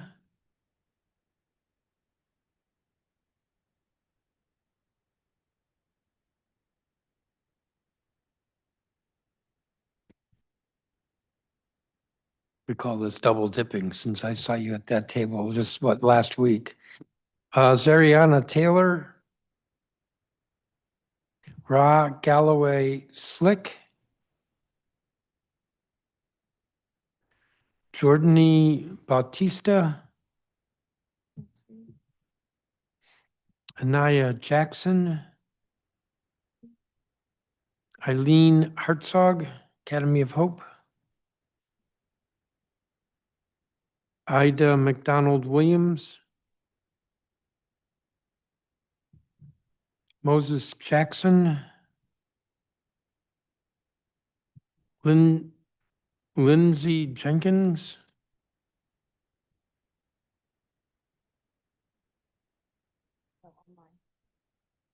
Lindsay Jenkins is online. Rain Torian.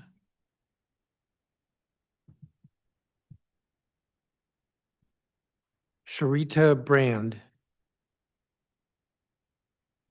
When she comes in, make sure she.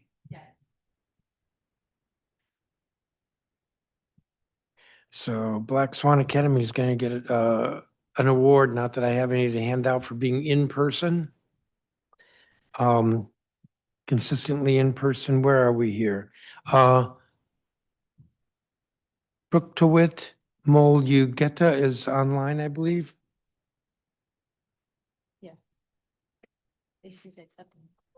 They need to accept. They haven't done that yet. Madison Martin. Ms. Martin, why don't you start?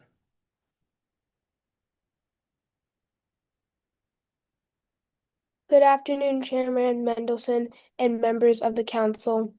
My name is Madison Martin, and I'm a student at 5th grade Union Public Charter School in Ward 5. I've attended the school for 8 years, and thank you for the opportunity to testify today. I'm asking you to make sure that funding is fair and that charter school students like me don't get left behind. Thank you for holding this hearing. Throughout our PYP exhibition primary years program, or PYP primary years program exhibition research, I've learned that education can help end poverty, but millions of children, especially girls, are still not in school. Some girls cannot go because of early marriage, violence, or because people think they're less important. I also learned that not all students are treated fairly. Sometimes students are treated differently because of the color of their skin or because they have disabilities, and that's not fair, because every student deserves a safe and equal education. At Union, I feel safe and supported by my teachers who always help me even when they're busy. I feel lucky to learn in a place that values fairness and respect. I believe that all Union students and DC students deserve the same opportunity in public charter schools. Like Union are making a difference, but they need continued funding to support students and teachers.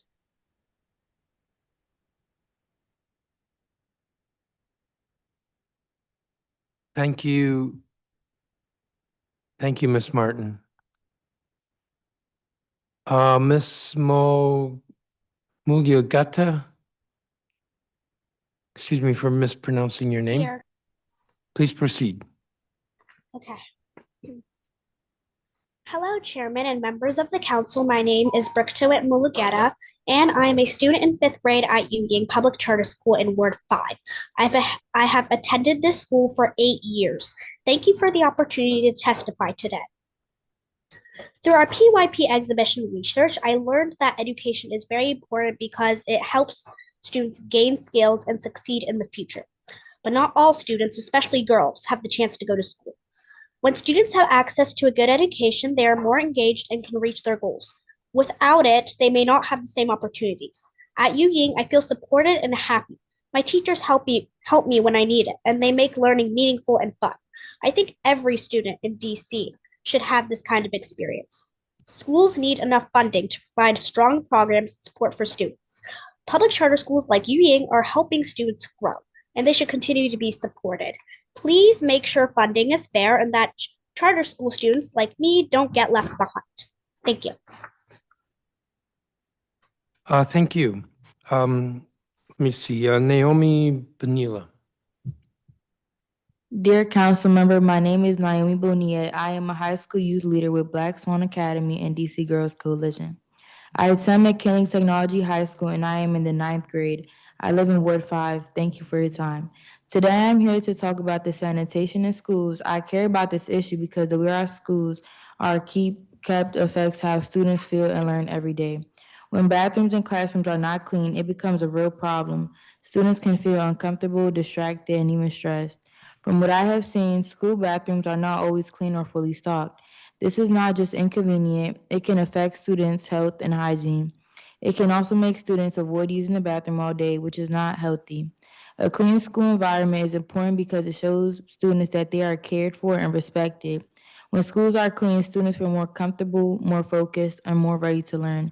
But when schools are dirty, it can make students feel like their needs don't matter, and that can lower motivation.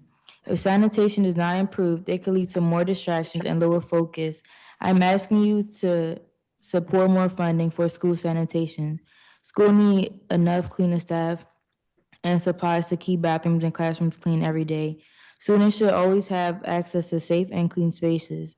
All students deserve a clean and healthy place to learn. Thank you again for your time. Thank you, Ms. Bonilla. I just want to note that we often act like some of these shortages or problems like with sanitation are because somehow there's not money available.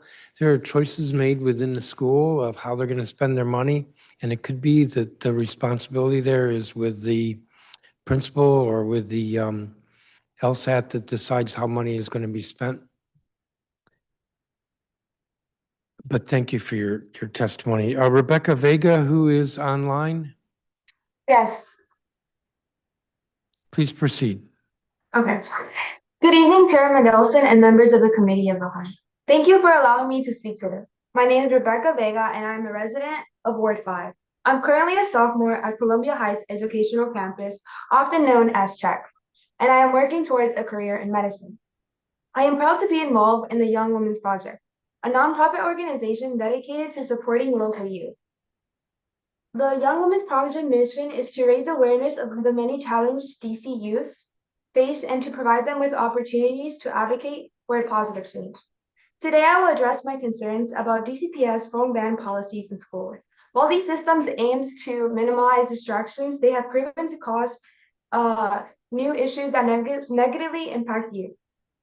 One of the most significant problems students face daily is the long, tedious process it is to get your phone in and to get it back at the end of the day. At CHEC, students are expected to be in their classrooms by 8:45.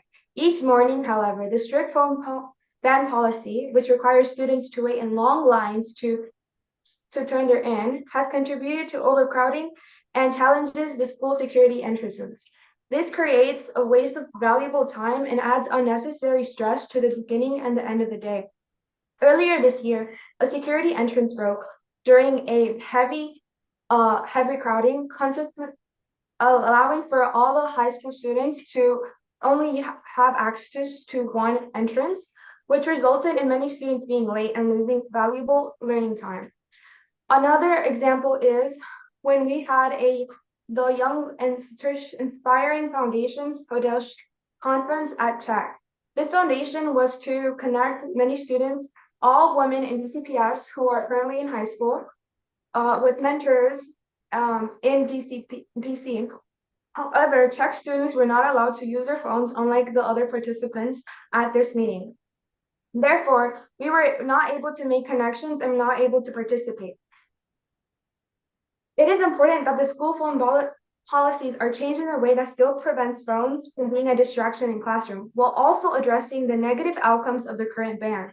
The policy that would ensure a right for everyone to have their phone on their backpacks or pockets in case of emergencies or need for communication, but a privilege for those who are on track to graduate to use them in classrooms so that they would need to do their college courses or any scholarship fillings to graduate.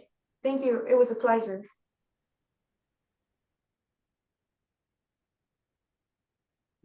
Thank you, Ms. Vega. Rohan Young. Good evening, Chairman Mendelson and Council. My name is Rohan Young, and I attend Benjamin Banneker Academic High School, and I am a new commissioner on the OST Commission. And today I'm here to discuss school lunches. I would like you all to imagine that you are a student, that you have just gone through the first half of the school day and you are starting to feel kind of tired. So you hope that the school lunch will make you more energized and that it will be tasty. Sadly, in my case and many other students, when they get to the cafeteria after their first half of the school day, they remain exhausted and hungry because the school lunch is not a complete meal, nor does it taste good. That leaves them with two choices. They can either not eat and not be disgusted but hungry, or they can eat and still be hungry because of the lack of nutrients and be disgusted. Some might say, why not pack your own lunch? We believe questions like these and ideas like these are wrong. Students like me should be able to get a complete lunch to get us through the school day when we are expected to be productive, good students.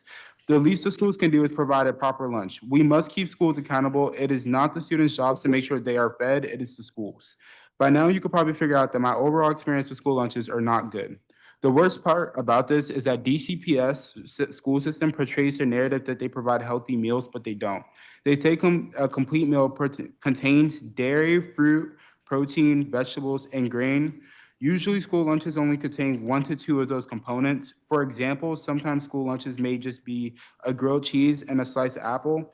This meal is obviously lacking protein, vegetables, and the sliced apple isn't even a whole apple. It's only half, meaning that students aren't even getting a whole serving of fruit. This is just one of the many examples of the incomplete lunches served throughout DCPS. Recently, many DCPS students are now forced to pay for lunch. It's usually $3. You would think that means the quality of lunch will now be better, but it's not, meaning that at the expense of our own money, students are not fed and now are being ripped off. I hope you all remember this for the sake of DC youth to ensure they are properly fed and can get through the academic school day. Doing all that you can is a great investment in the future of DC youth. Thank you, Mr. Young. And if you want to give us a copy of your statement, that would be helpful. Yeah, I did it on my phone. We'll figure out how to print it and you can get it to us later. Yeah. You got 2 weeks Okay. to get it to us. Got it. Thank you. Because it is a concern. The meals are supposed to be nutritious and they're also supposed to be, I'll say delicious. Maybe, I don't want to overemphasize that, but the point is that you shouldn't feel disgusted. You should be willing and wanting to eat the lunch. Lindsay Jenkins is online. Hello, yes, I'm here. Okay. Good Please proceed. afternoon. Oh. Good afternoon. My name is Lindsay Jenkins, and I'm a 12th grade student at Capital City Public Charter School in Ward 4. I have attended this school since 5th grade. Thank you for the opportunity to testify today. Capital City has truly grown with me. I didn't just come here to learn, I grew up here. Over the years, I've become more confident, more independent, and more prepared for life after high school because of the people and opportunities this school had given me. I remember a time when I doubted myself and wasn't fully confident in what I could do or who I could become. But I had teachers and staff who didn't let me stay in that mindset. They pushed me, supported me, and reminded me of my potential until I started to believe it for myself. That moment, those relationships changed how I see my future now. Capital City has also helped me build real life skills like communication, leadership, and responsibility. But one thing I strongly believe students need more is access to real job opportunities within school buildings. Not every student has access to jobs or internships outside of school, and that can put us at a disadvantage. If we had more opportunities to work within our school, we could gain experience, build confidence, and learn responsibility before we even graduate. These opportunities will not only help students financially, but also prepare us for the real world in a way that classes alone cannot. What makes Capital City special is the community. This is a place where people care about you as a whole person, not just your grades. That support makes a difference. It keeps students motivated, especially during difficult times. But all of this, the teachers, the support, and opportunities, depends on funding. Without fair and adequate funding, schools like mine risk losing the very things that help students succeed. And we lose the chance to grow and create more opportunities like expanding job access for students who truly need it. I'm asking you to make sure that funding is fair so schools like mine can continue to support students and also expand opportunities that prepare us for our futures. Also to my classmate Moses Jackson is on the Zoom and he needs to be elevated to a panelist. Thank you. What's his name again? Moses Jackson.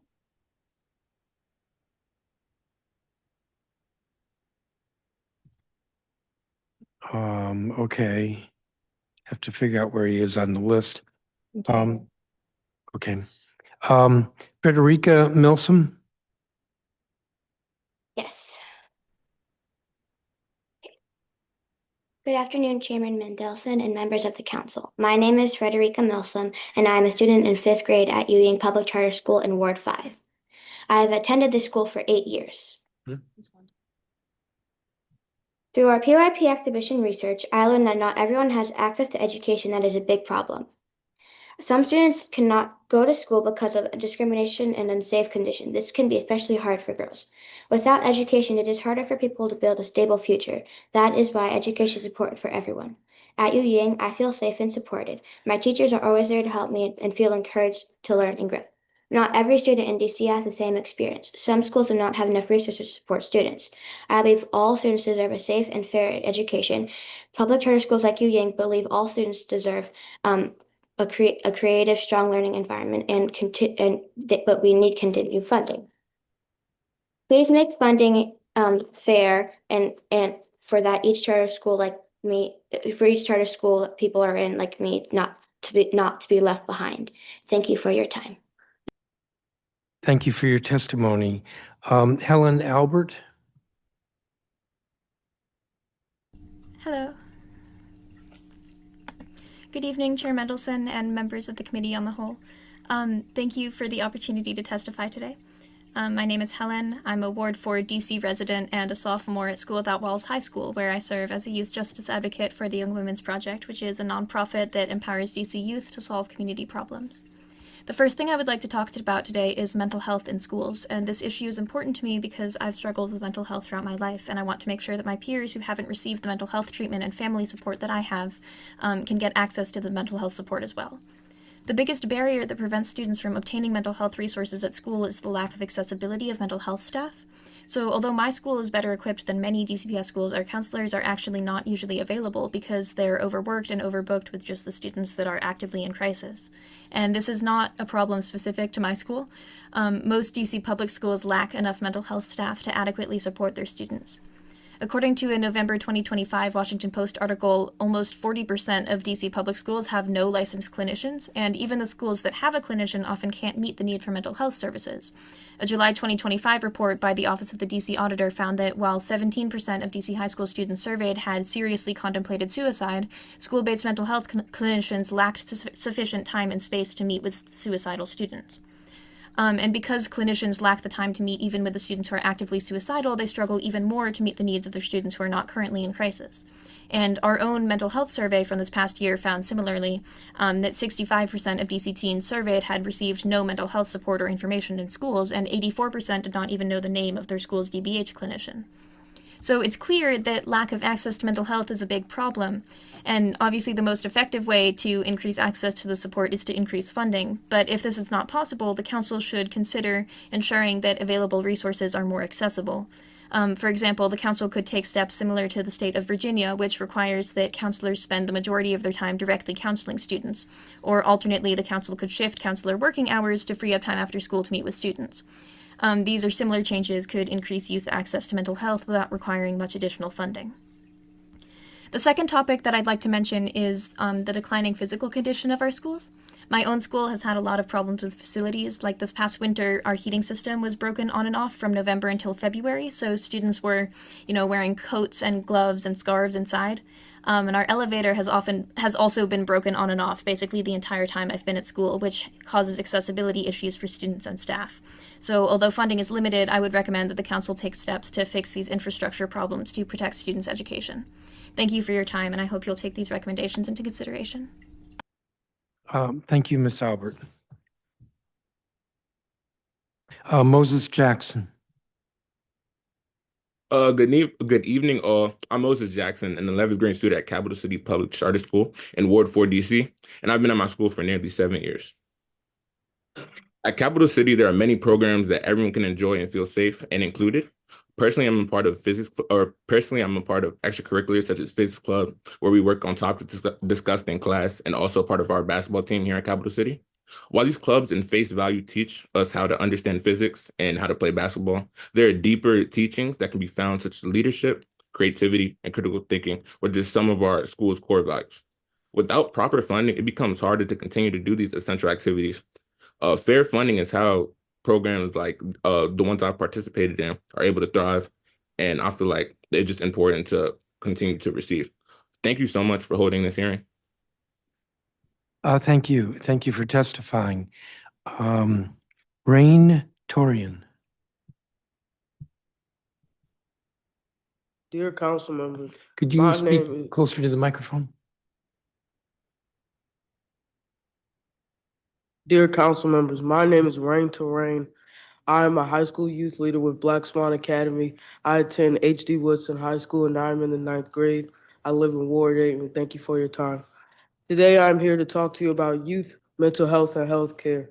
This issue is important to me because many young people are not getting the outpatient care they need, often because of lack of funding and limited resources. There are very few outpatient providers available in DC for youth, especially for certain services like substance use treatment. That means a lot of young people don't get the follow-up care they need after experiencing a mental health crisis. From my experience, that gap in support is real. After I was hospitalized, I didn't have the support I needed once I was discharged. I was left to deal with everything on my own without constant help or guidance. With that support, things didn't improve the way they could have. It showed me how important it is for young people to have someone there for them in a crisis, not just during it. I truly believe that if I had access to a strong outpatient support system after my discharge, my experience could have been a lot different.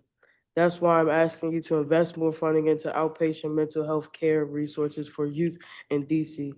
Without it, young people are facing higher risks of falling back into crisis, struggling in school, and not getting a chance to fully recover. We need constant, reliable, accessible support, and not just in emergencies, but after them too. My name is Rain Terrain, and thank you for your time. Thank you. Thank you for your testimony. And Sharita Brand.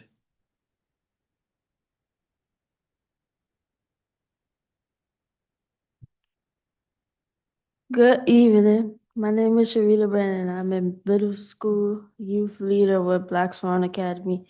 I attend Susan Middle School. I am in the 7th grade and I live in Ward 7. Thank you for your time. I am here to talk about sanitation in school. This is important because proper hygiene, including clean water, toilets, and hand washing stations, boosts student health, performance, and reduces the chance of viruses and bacteria. My personal experience with sanitation in school is that bathrooms, halls, classrooms, and more aren't usually clean. I try to help by wiping things down and picking up big trash when I see it. The state of my school really affects me each day because it reduces my focus due to discomfort, dirty surroundings, and unavailable restrooms. Unsanitary high-touch areas such as desks, door handles, and more can spread germs, viruses, and parasites. Dirty, foul-smell restrooms can make me and other schools avoid using them. Students avoid using them, leading to dehydration and physical discomfort. I am asking you to help us keep our school clean and sanitized so students won't get affected by it. Thank you for hearing my testimony today. Thank you, Ms. Brand. I think you heard me say earlier, sometimes these issues with cleaning, maintenance, sanitation are issues of management in the school and not a result of policy or something that's going on with funding, lack of funding. In fact, the council's been pushing very hard to ensure that schools do not see that their funding is cut from one year to the next. So it's then the responsibility of the school how they spend the money. I'm trying to remember one of the, I think it was Miss Albert testified about facility problems at School Without Walls. I mean, I'm just amazed. That school was substantially renovated about 10 years ago, and there should not be elevator problems, there should not be heating problems, and even if there are, it's the responsibility of DGS to maintain these buildings, those infrastructure aspects. But I suspect my colleague might want to add something to that. So I want to thank you all. Don't get up. Councilmember Lewis George, did you have any questions? Yes, thank you. I think the students, a lot of the students online actually logged off, and there's my other student in the background. Okay, my first question is for Rain. I really appreciated your testimony. What would outpatient support and treatment look like for students? What did they provide inpatient that we need to have outpatient available? I think some outpatient resources for students could be like setting them up with some form of psychiatrist or a therapist, or maybe just someone to speak with, because I think that's kind of how it starts really. You get the help you need in the hospital, you leave the hospital, you're feeling fine, and then one thing can set you off, and not having anybody to talk to about it could cause you to spiral back into the mental state you were before, and you could relapse or whatever and end up right back where you started. You know? Absolutely. And you would love to see that type of support in school, at recreation centers, at faith communities? What would be helpful for those type of services to be provided?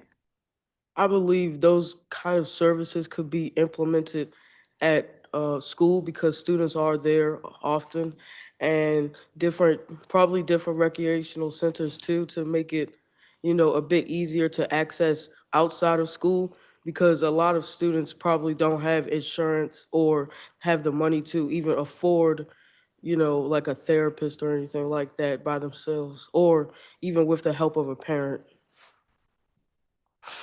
Thank you. I really appreciate it. Thank you for sharing your story, and thank you for advocating. I agree with you. This is a real serious mental health supports, outpatient, inpatient, after school supports. We've heard from a number of students today. I think Helen Alpert also testified about mental health supports, but thank you for raising that. And that's something as a council, we're going to try to figure out how to fix. Rohan Young, it's so good to see you and always doing some advocacy work. What would be helpful, or do you think that we need a new food provider, or you think that the students really just need to have some input on the type of foods that they are receiving at our schools? I think that it may be a mix of both, because there's also problems with like the quality of food as well, like, or the lack of variety when it comes to like fruit options, vegetables. So maybe a new food provider will be best. But also, I do think there's great room for student input on school lunches, and where we can kind of work together on that to have like a better system regarding school lunches. Thank you so much. Thank you for your testimony. And I think that's something we've been exploring. My son is excited to hear you speak. But thank you so much to our students. I know a number of our online students logged off, so I'll follow up with them via email. Thank you. Thank you, Councilmember. Mr. Young, do you know who the vendor is at your school?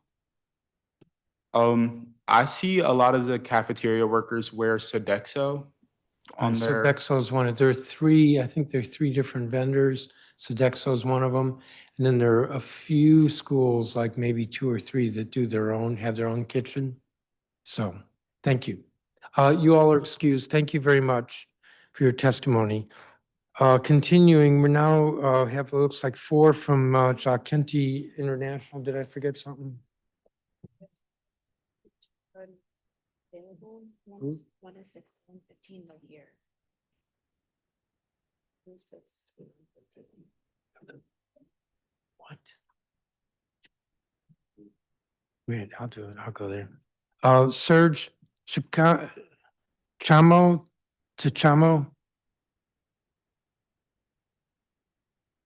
And my goodness, you all came before I even called. Tyrell Pittman. Well, let's try this. Your name is, and you are?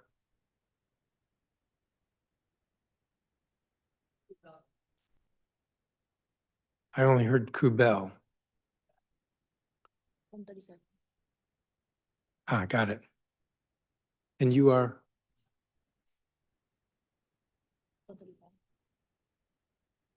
And you are?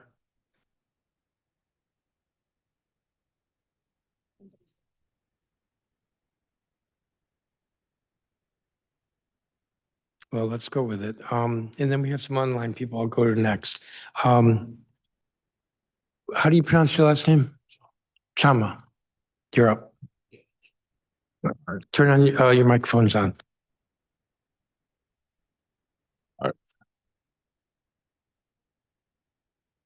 Good afternoon, Chairman Mendelson and members of the Council of the District of Columbia. My name is Serge Chama, and I am a senior at Benjamin Banneker High School in Ward 1. I live in Ward 6, so I am attending a school of choice outside of my ward. I am also an intern at Jaconte International that offers a rigorous work-based internship. Thank you for the opportunity to speak today on the students' voices in education. As a senior preparing for college, I have personally experienced a lack of consistent support when it comes to college guidance. Many students like me are expected to figure out applications, financial aid, and career planning on our own, often without access to counselors or clear direction. This creates stress and can limit opportunities for students who may not have a lot of outside help. In my experiences, programs that provide mentorship and real-world exposure, such as Jaconte International, makes a big difference. They help students build skills, gain confidence, and understand pathways beyond high school. However, not all students have access to programs like this. There's another issue. If the DC Council prioritize only certain wards, that is not universal access to out-of-school time programs. It may also not be equitable because low-income students live in other wards. So where students live should not count against them if a student is trying to succeed and seek opportunities. I believe the district should invest more in college and career guidance by increasing access to counselors, expanding internship opportunities, and funding programs that connect students to real-world experiences. Every student deserves support and guidance, regardless of where they live, especially during such an important transition in their lives. Thank you for your time, and I welcome any questions. Thank you. Janatu, I'm horrible with names at the moment. Raisa, Yes. please. Good evening, Chairman Mendelson and members of Council of District of Columbia. My name is Janatul Firdaus Raisa.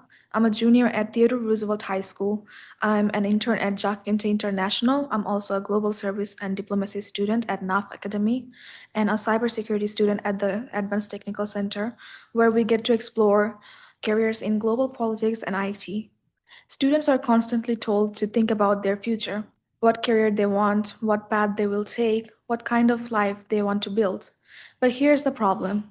We are expected to make these decisions without ever truly seeing what those careers look like. Many students go through high school without access to internships, job shadowing, or real-world experiences. We learn in classrooms, we take tests, we earn grades, but we rarely get the chance to step outside of school and explore this real world. So when it's time to make decisions about our future, we are not choosing based on our experiences. We are choosing based on guesses. This lack of career exposure creates a serious gap. Students may spend years working towards a path they don't fully understand, only to realize later that it's not right for them. That leads to wasted time, lost motivation, and missed potential. And for many students, especially those without personal connections or resources, these opportunities are even harder to find. Success should not depend on who you know or what access you happen to have. It should be something school actively help to build. So what can be done? First, school should create structured partnership with local businesses, organizations, and professionals to offer internships and job shadowing opportunities for students. Second, schools should provide guidance and support to help students find and apply for these opportunities, ensuring equitable access for everyone. Students in DC are ambitious, capable, and ready to learn. But learning shouldn't be limited to classroom. If we want students to be prepared for the future, we need to give them real access to it, because we cannot fully prepare for a future we have never seen. This is why I appreciate the opportunity as an intern at Jaconte International. I hope to continue in the 2026 to 2027 school year. Third, career exposure should start earlier, not just in senior year, but throughout high school, so students have time to explore, learn, and adjust to their goals. Thank you for the opportunity to address the council on the issue I presented. My colleagues and I look forward to engaging the DC Council. Thank you again. Thank you for your testimony. Mr. Argueta?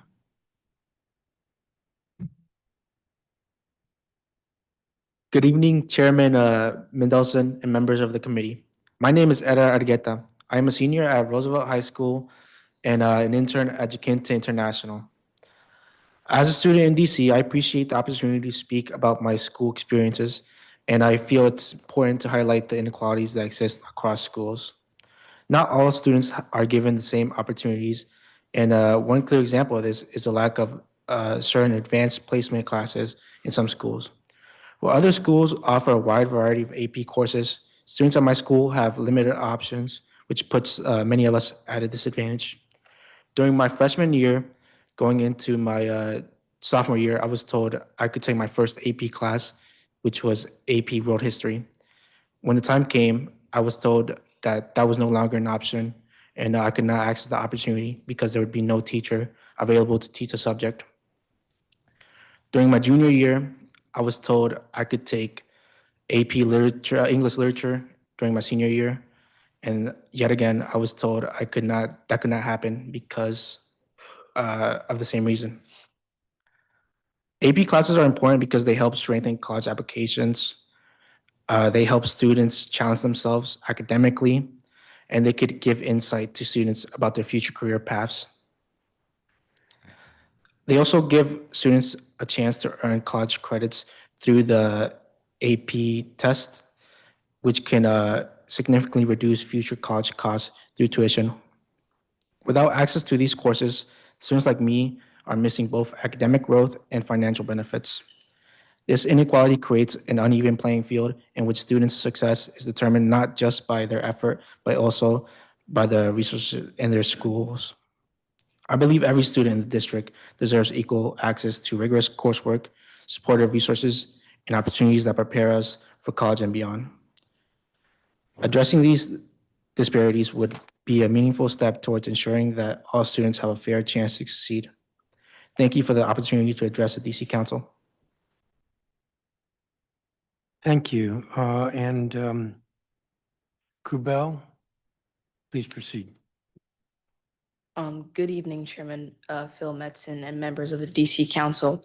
My name is Krubal Gebrselassie, and I'm a ninth grader at School Without Walls High School. I'm also an intern at Jacinta International. Today, I wanted to bring attention to one issue that affects students all across the district, the unfair college preparation. My testimony is about college readiness for all.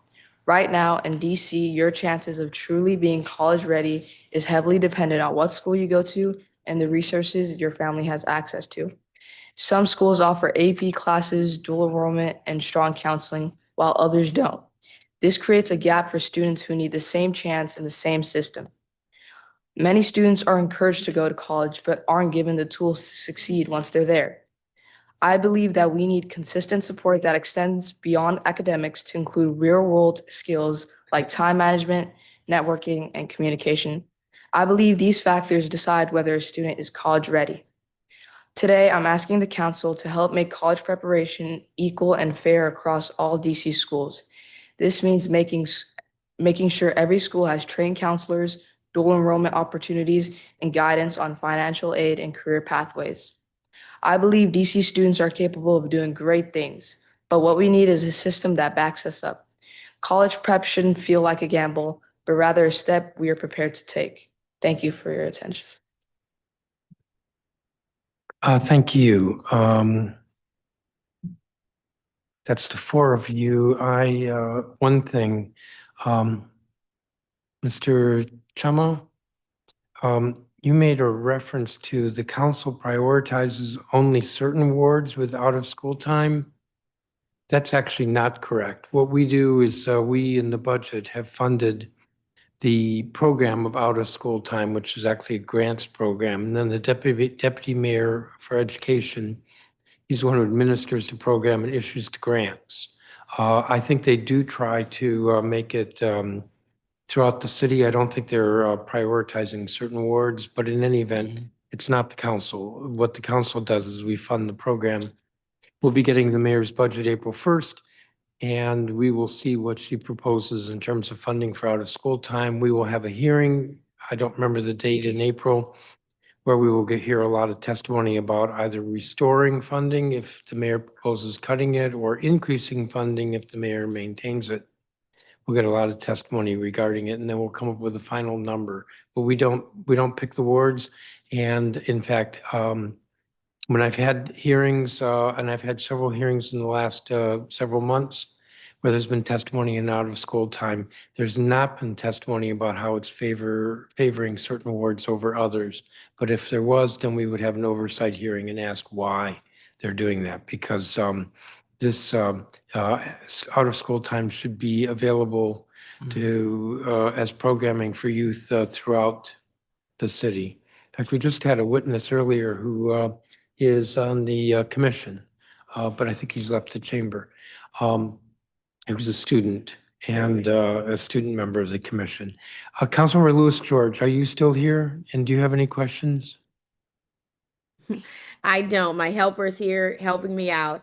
You know, a minute ago he was a student, but now he's a helper. Yeah, you know, when he started getting loud, I had to demote him. I don't have any questions for this panel of students. Thank you all so much for coming to testify and making your voices heard. Thank you. Thank you all. You're excused. So that we have a number of folks who are online. Hayden Coleman? Yes, hello. Why don't you start? Okay. Good evening, Chair Phil Mendelson and other council members. Thank you for the opportunity to testify in front of you today. My name is Hayden Coleman, and I'm a Ward 4 resident and a freshman at DC International School. I'm an extremely involved member of the DCI community, from being on the JV volleyball team to serving as vice president of Project Pink, which is our very own 501c3 nonprofit dedicated to uplifting women. I'm also active in student government, HOSA, and robotics mentorship. My goal in the future is to attend Brown University and major in computer science. I have the privilege to work as a youth justice advocate for the Young Women's Project, which is an organization dedicated to empowering youth to create change within their own communities. One issue I find extremely urgent is the lack of mental health resources during standardized testing. Mental health wellness is an extremely important issue.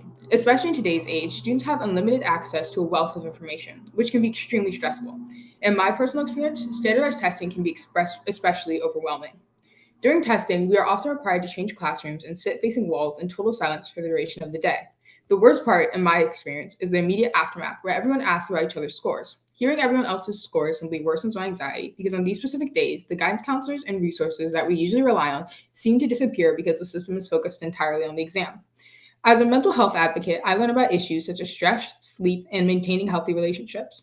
Afterwards, we share the information with our peers through emails and presentations. The information we share is vital because mental health is usually overlooked in the curriculum. Students need quick solutions to respond to the high levels of stress they are dealing with. According to the 2025-2026 Student Mental Health and Wellness Survey results, stress levels continue to be high. 19% of youth service takers reported extreme stress that is too much or overwhelming. 40% described their stress as high but manageable, and 27% have high stress but bounce back. Also, sleep continues to be a significant problem among teens. The vast majority of survey takers have trouble sleeping and are not getting the required recommended 8 to 10 hours. 44% of youth said they have trouble sleeping and get fewer than 6 hours of sleep a night, and 14% said they have difficulty and wake up in the middle of the night.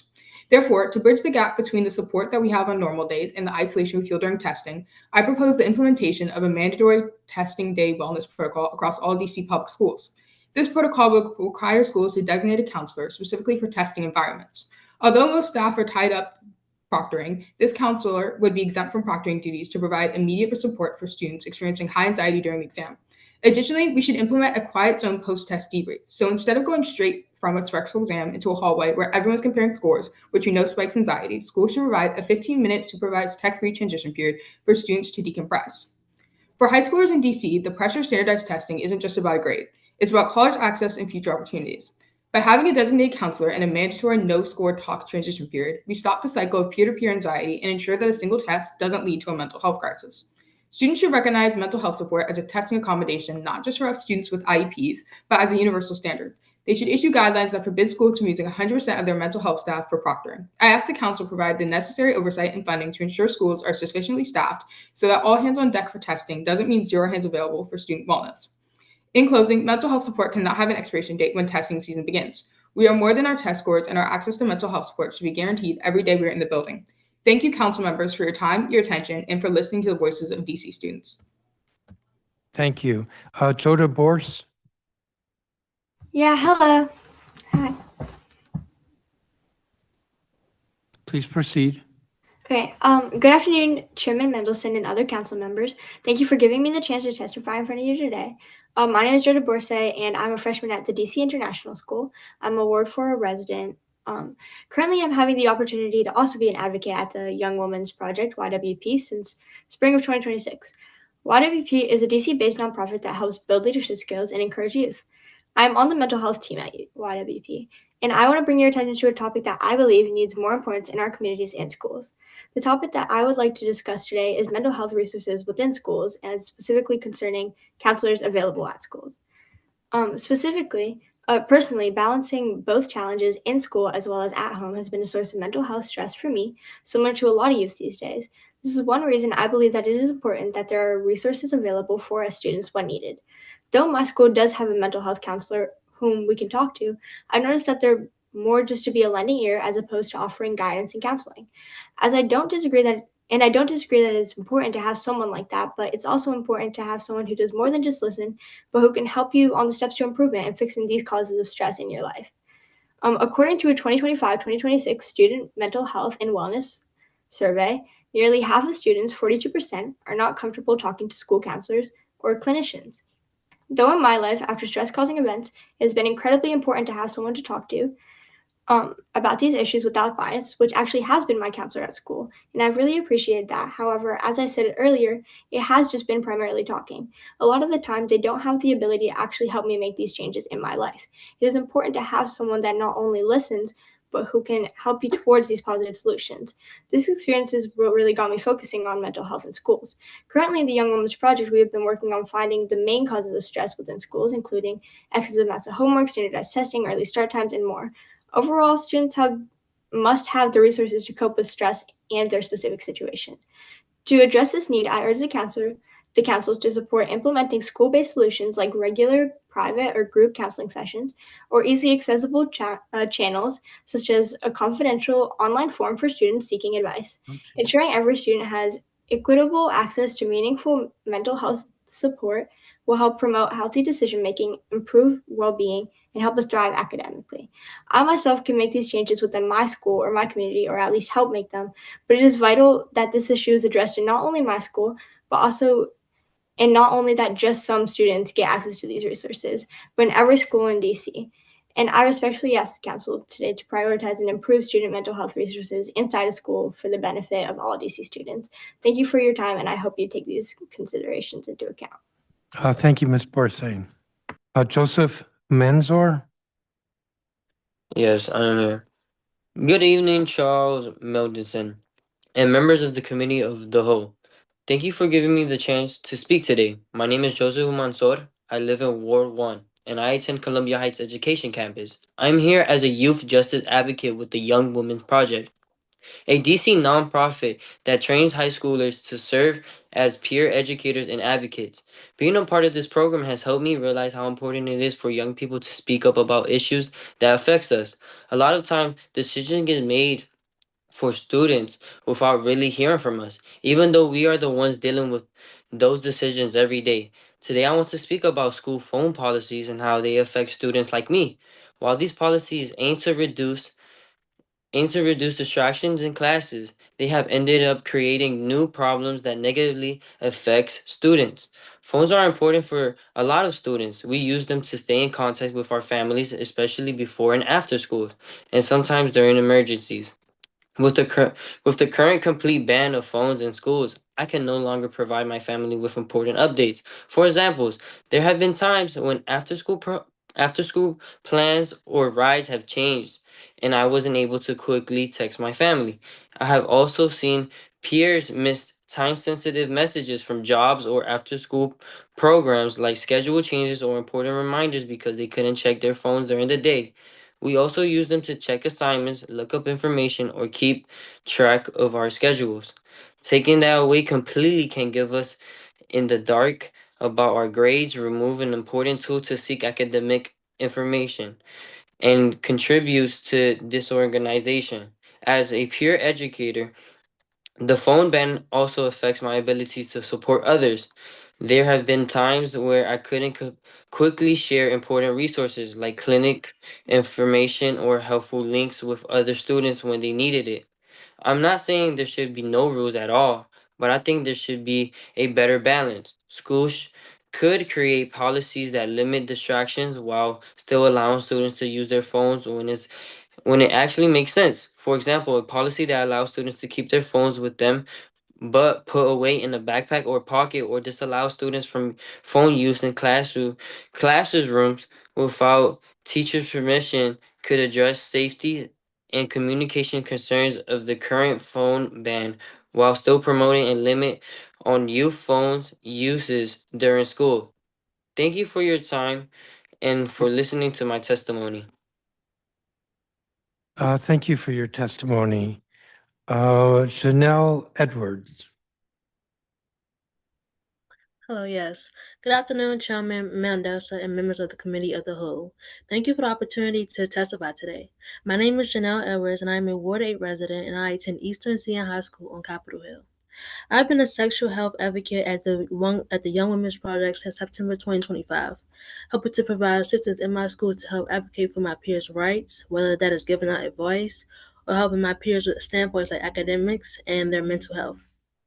Today, I am here to talk about the lack of support for teens within the DCPS school system dealing with the rigorous workload on students. Being a senior in high school now is the time where it's the time. I think my computer is glitching. Sorry. Being a senior in high school now is the time where I feel the most burnt out. Some people call it senioritis, but it's more than that. Having to pack on applying for colleges, scholarships, and that being a full IB student, I have experienced a great level of academic stress and would like to spread more awareness and its impact on me and my classmates. With DC having a low secondary education rate in previous years, the academic expectations amongst the youth now has doubled. Students come to school every day either burnt out from academics or don't come to school at all. But me being on the road to secondary education, I just take on academic pressure, but it does have a big impact on my mental health. Looking at my school environment, I have seen minor improvements, like having days off to focus on mental health or teachers advocating for the mental health of students.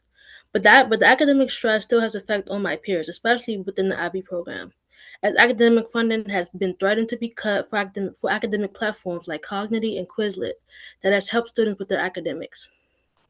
I have mainly two recommendations. First, I would say it would be beneficial for DCPS and the committee to continue investing in more mental health days to allow students going through academic pressure to have a breather.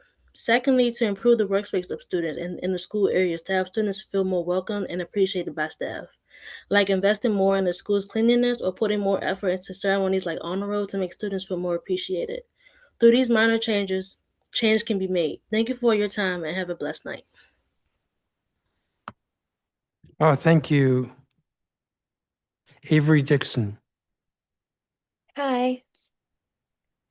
Good morning. Good evening, Chairman Mendelson and members of the Committee on Health. Thank you for the opportunity to testify today.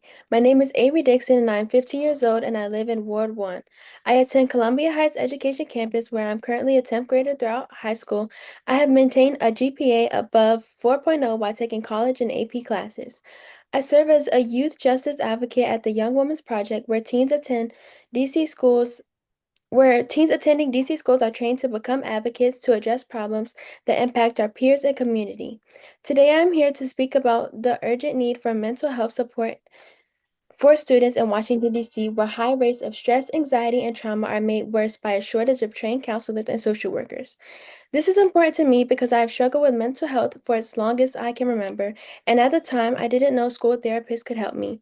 A friend noticed that I was struggling and encouraged me to talk to a therapist, and that support made a huge difference and and practically saved my life.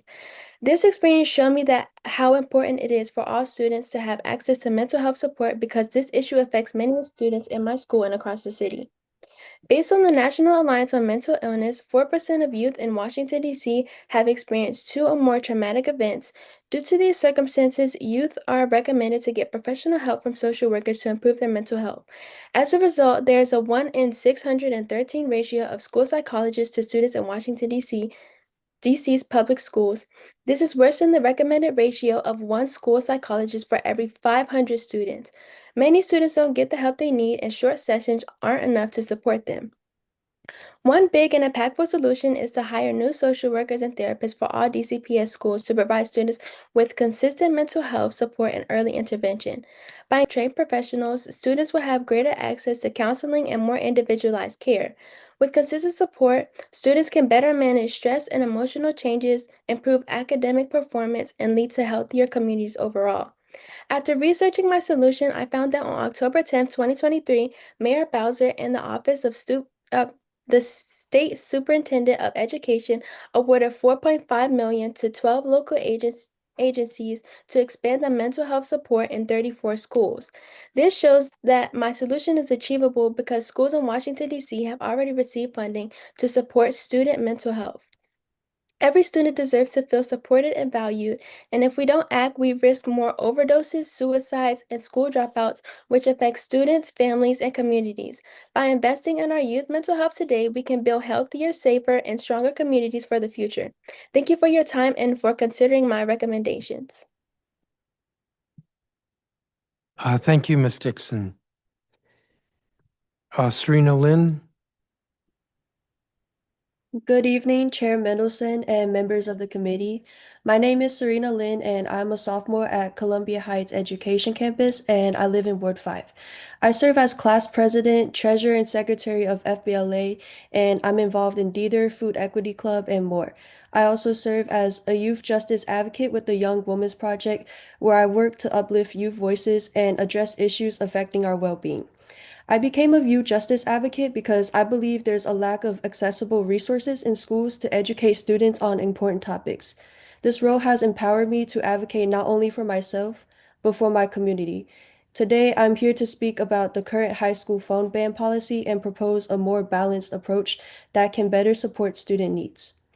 At my school, all phones and electronic devices must be turned off and stored away during the day. Students cannot carry them at all, not even in their pockets. While this policy aims to reduce distractions, it creates challenges for students like me. For me, my phone is an essential tool for communication. I participate in multiple after-school programs, and I often receive last-minute updates on them. Without access to my phone, it is really difficult to check my emails and manage my responsibilities. It is also how I communicate with my parents. Because I work and I participate in extracurriculars, my schedule is always constantly changing throughout the week, and not being able to see important messages during the day just creates stress for both of us. I think phones are also valuable academic tools. There's been times where school laptops block websites that I need for assignments or that I need for an extracurricular. For example, while working on a drama club playbill, the website I needed was blocked. Since I got home late and I still have homework, I did not have enough time to complete the work outside of school. This policy also affects my role as a peer educator. Usually I share mental health resources, but without my phone, I cannot easily refer a student to a clinic, share QR codes, or provide immediate information. There was one student that asked me for an STI testing resource, but they were uncomfortable receiving that information through school email. Because of this, they could not easily access the help that they needed. My peers face similar challenges. Many of us just rely on our phones for communication with family, jobs, and academic support. Without access, students feel less prepared and less connected throughout the day. I understand the importance of limiting distractions, but the current policy that removes a tool that supports student safety, communication, and learning. A better solution would allow students to keep their phone on, silence, and put away during class unless permitted by a teacher. Phones could be used during passing periods, lunch, and emergencies, as well as for academic purposes when necessary. This approach maintains focus in the classroom. Thank you for your time and listening. Thank you, Ms. Lynn. Harmony Kenny. Oh, sorry. Hello, Chairman Mendelson and members of the committee. I'd like to thank you for the opportunity of me presenting this testimony to you. My name is Harmony Kinney. I'm an 11th grader at HD Woodson and a Ward 7 resident. I have been a youth justice advocate at the Young Women's Project since September of 2025.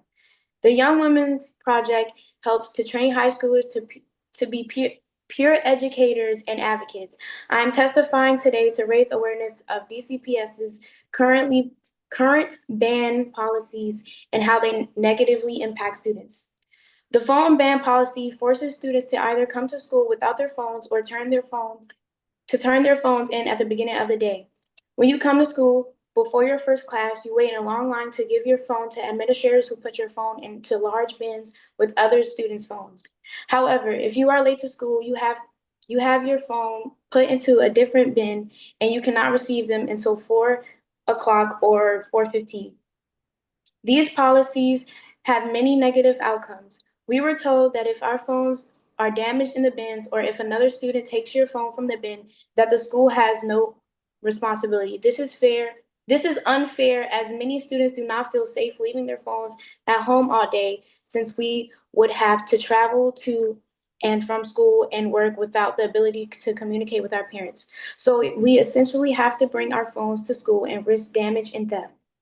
Further, the late bin policy has had an even worse impact. If you are late to school, you have to wait an extra 30 to 45 minutes longer to receive your phone at the end of the day. This directly impacts our ability to participate in jobs and after-school activities. Since jobs and other activities are very important to youth development, student learning, college and career preparation, and more, schools shouldn't have this policy. This policy also means that students get home later, which can be unsafe, especially in DC, and when it starts to get dark around 4 in the winter. One of my peers even shared that he had got robbed on the way home from school after the leaving due to the late policy. I think that it is unfair to keep a phone policy that decreases students' safety, disrespects our property, and makes it harder for us to participate in jobs and after-school activities. Because of this, I'm asking for your support in changing this phone policy. A better policy would be to allow youth to have phones in their pockets, not allowing phones to be out or making sound during class. This way, distractions are limited, but the negative impacts of the phone ban are addressed. Thank you all for listening, and I hope you take this in consideration. Thank you, Ms. Kinney. I don't have any questions for any of you, but thank you for your testimony. And I have copies of, I think, all of it, so thank you. You're excused. Grace DeWitt, Katerina Bennett, Sally Chappelle Hansen, and Titan Ermias.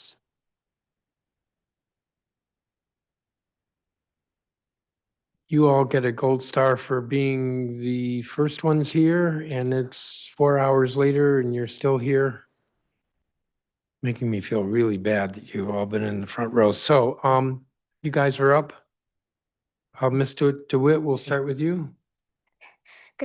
Good evening, Mr. Chairman Mendelson, members of the council. My name is Grace Dawi, and I'm a 7th grade student at ITDS, where I proudly attended for the past 9 years. I currently serve as the treasurer of our Student Government Association. Thank you for giving me the opportunity to testify today. I lived in Washington, D.C. my entire life, and throughout my experience, I've come to understand how important access to opportunity truly is. I strongly believe that every student, no matter their background or financial situation, deserves access to financial aid programs. Opportunity should not be limited by cost, and no student should have to give up their goals because they cannot afford them.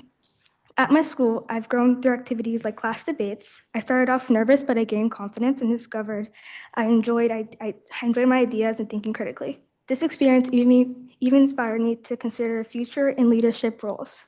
something I may not have discovered otherwise. Beyond the classroom, being a part of school sports like soccer and track, I learned invaluable lessons. These experiences taught me profound importance of teamwork, a lesson that could not be fully grasped by a textbook. Finally, I want to share why it's crucial that Inspired Teaching School has the resources to continue supporting students like me. Specifically, I urge you to fight to protect financial aid programs. These programs are essential for ensuring that all students have a chance to pursue their dreams and opportunities, regardless of their financial situations. Thank you for honoring the students' voices and providing me with this platform to speak today. Thank you. You spoke a little quickly, so I didn't get your grade or your school. I go to Inspired Teaching School at Ward 5, and I'm in 7th grade. 7th grade Inspire. All right. Next is Katarina Bennett. Good evening. Good evening, Chairman Mendelson and members of the council. My name is Katarina Bennett, and I am in the 7th grade at Inspire Teaching School, a public charter school in Ward 5. I've attended this school for 9 years, and I am the spokesperson of our school's Student Government Association. Today, I would like to talk about the positive impact my school has had on me. Our school has 4 core values we refer to as the 4 I's: integrity, the ability to be truthful and honest; intellect, to understand and grasp ideas; imagination, to form ideas outside of the box; and inquiry, the gift to be constantly curious and never stop asking questions. These are the principles that our teachers constantly encourage us to live by, ever since I was trying to learn basic addition, and still now when I'm learning inverse equation and negative exponents. The teachers at my school show these values every day. One in particular, her name is Miss Cater. I can't remember a day when she didn't stay after school to help a student with their project, or when she's ever turned a kid down when they needed support. Her door is always open to everyone, no matter how busy she is. She pushes us to advocate for ourselves, shows our ideas are important, and tries to put a smile on everyone's face. Teachers like her are the reason that I come to school feeling supported, in good spirits, and ready to learn. Another thing I admire about my school is that they strive to make the work so much more than just a memorization test, so much more than just right and wrong. In social studies, we don't just read historical texts. We debate them, we research all the different perspectives, and connect them to real-world events. For example, a few weeks ago, we were discussing the First Amendment and the right to protest peacefully, and then we found ourselves talking about the events that had taken place on January 6, 2021. In science, we design experiments, make predictions, and test them out. Even in math, our teachers encourage us to explain our thought process. Learning at Inspired Teaching School is active, hands-on, and meaningful. It teaches us students to think for ourselves, not just repeat information. That's something I know not every student attending school experiences, and is something that I do not take for granted. All of these things, the values we live by, the teachers who support us, and the way we are taught to think differently, are what makes my school such a special place. These things exist because of adults who believe in our potential and invest in our education. This is why I'm asking you to continue to give the funding and resources needed, not just to my school, but to those all across the district, so we may all have equal opportunities to succeed. Thank you for providing me the opportunity to speak with you today. Thank you. Sally Chappelle Hansen. Good afternoon, Chairman Mendelson and members of the council. My name is Sally Chappell Hansen, and I'm a student in 5th grade at Inspired Teaching Demonstration School, a public charter school in Ward 5. I've attended this school for 2 years. I'm a 5th grade representative of our school's Student Government Association. Thank you for the opportunity to testify today. My school has helped me make the person I am today, because at my school, we have our school-wide play. It includes kids from 2nd grade to 8th. However, when you are in 2nd to 4th, it is highly recommended that you participate in it, but once you get to middle school, you can. It is optional. You can if you want to, but you might not want to anymore. Some things I learned while I was doing the play was self-confidence, being able to be put under pressure and still being able to produce quality work in a specific amount of time, and being able to learn from your mistakes. Having someone at my school who supports my well-being means a lot to me, because being able to have someone that you can trust and be comfortable around is very important. Like, before I came to the school that I am at now, I would probably not have had the confidence to run for the position that I am in now. I also think that kids should get what they need and not what all the other kids are getting. Some of the ways that our school helps kids are: most of the kids have a very close relationship with at least one of the teachers, because teachers know what does work for the students and what does not. Some kids don't get all the opportunities my school offers to the students, and I think that all kids should get the same experiences so we can all have the same experiences. I think that we should all have the same experience so that we can all have the same chances to be successful later in our life. Thank you for the opportunity to testify today. Thank you for your testimony. And is it Titan Ermias? Titan Ermias. Please proceed. Good evening, Chairman Mendelson and members of the council. My name is Titan Ermias, and I'm a student in 8th grade at Inspired Teaching Demonstration School. I've attended this school for 3 years, and I'm the president of our school's Student Government Association. Thank you for the opportunity to testify today. Inspired Teaching Demonstration School has helped shape who I am today by teaching me about the community and being a leader. Starting middle school, I would have never seen myself running for SGA. I never believed in myself, and I didn't think that others did either. When I came to ITDS in 6th grade, I was introduced to a community that I never thought I would build. ITDS showed me how to make friends and talk to people that I didn't even know. Two teachers that really led me throughout my middle school years at ITDS were Ms. Hiley and Ms. Cater. I came to ITDS in October, so I was a little late to the concepts. Ms. Hiley and Ms. Cater guided me when I didn't know where to go and who to talk to. Ms. Hiley made sure I was comfortable in my classroom environment, and Ms. Cater always made me laugh when I felt alone. Without them, I would have asked my parents to put me in a different school. Now I don't ever want to leave. I'm going to high school this year, and I know that it will only be the beginning of my academic journey, but I'm really going to miss ITDS. I'm so grateful for this school, and I wouldn't change it for the world. Thank you for giving me the opportunity to testify today. Thank you. What high school are you going to go to? We get our results in March, like next week, March 27th, but my top choice was Banneker and Walls. Those are both. Go Walls. What was that? Go Walls. Okay. Thank you. Thank you, each of you, for your testimony. I don't have any questions for you. I should, but I really appreciate your patience. But it's also, I hope, a learning experience. This is what public hearings are about. We offered a youth hearing. We have 185 witnesses. I appreciate you getting here. I think you were the first ones to arrive.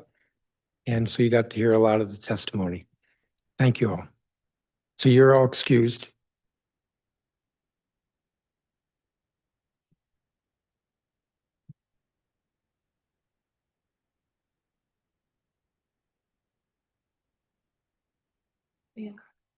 Yeah, we didn't call them yet. Julia Joseph, who's a youth advocate with Young Women's Project. Kenza Khalil.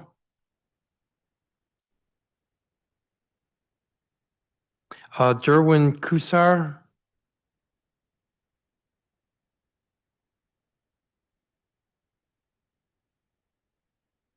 I'm seeing motion. You're Derwin?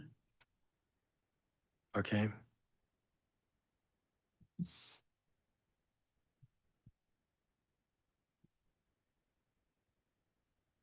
Leah Simmons.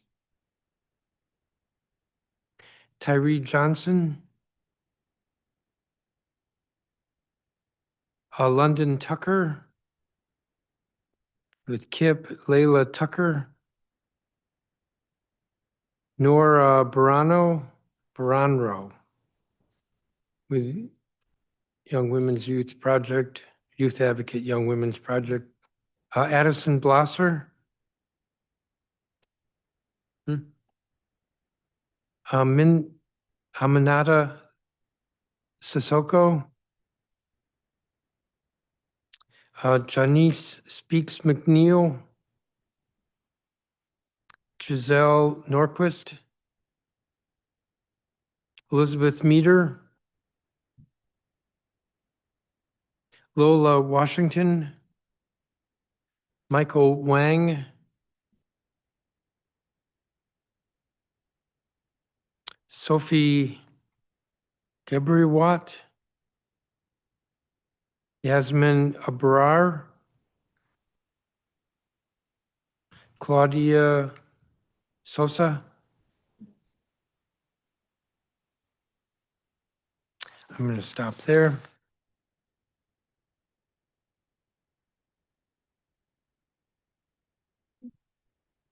We'll start with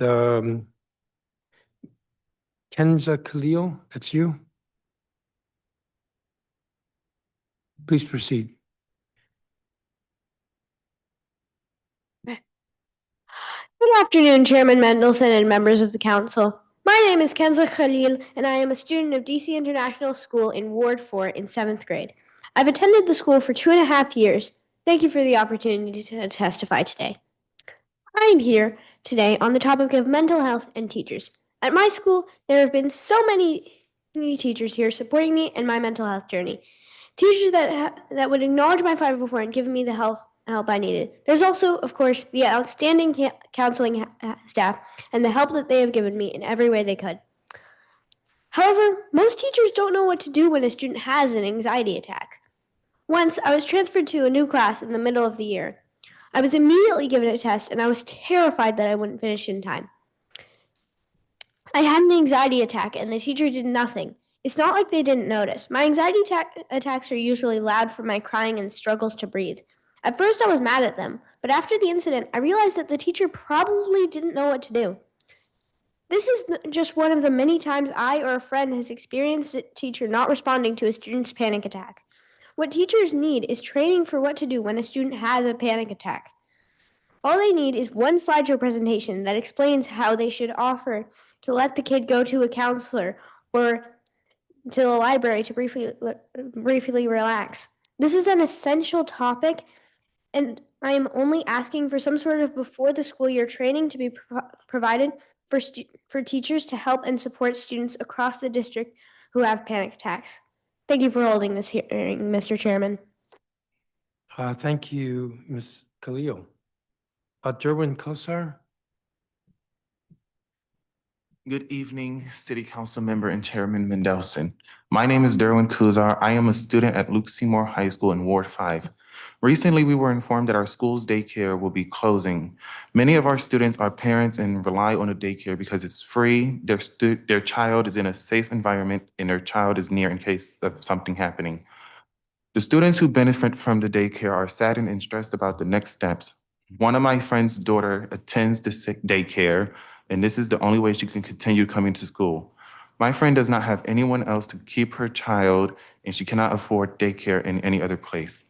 The daycare not only keeps their babies, but also provides them with Pampers, clean clothes, a bath, formula, wipes, food, and other necessities. They also teach them and get them prepared for kindergarten. The daycare is also convenient because the daycare is located within the school. The daycare, they don't have to make various stops, which is an incentive for them to come to school. My fear now is that the daycare is closing, is many of the parents will drop out and not graduate. This is one of the many reasons teen and young parents chose Luke Seymour and are motivated to keep trying in the face of adversity. I do not want the young parents to give up. Please keep the daycare open at Luke Seymour. And thank you for inviting me to join this hearing. Thank you for your testimony. Yeah, I think you're the first to bring this issue up at this hearing, so it's useful to hear that. What I'm going to do, you are the only two in person of this group, so I don't have any questions for you. If you want to excuse yourselves, you can, and then I'm going to go to the folks who are online. Thank you very much for your testimony. Julia Joseph, I believe she's online.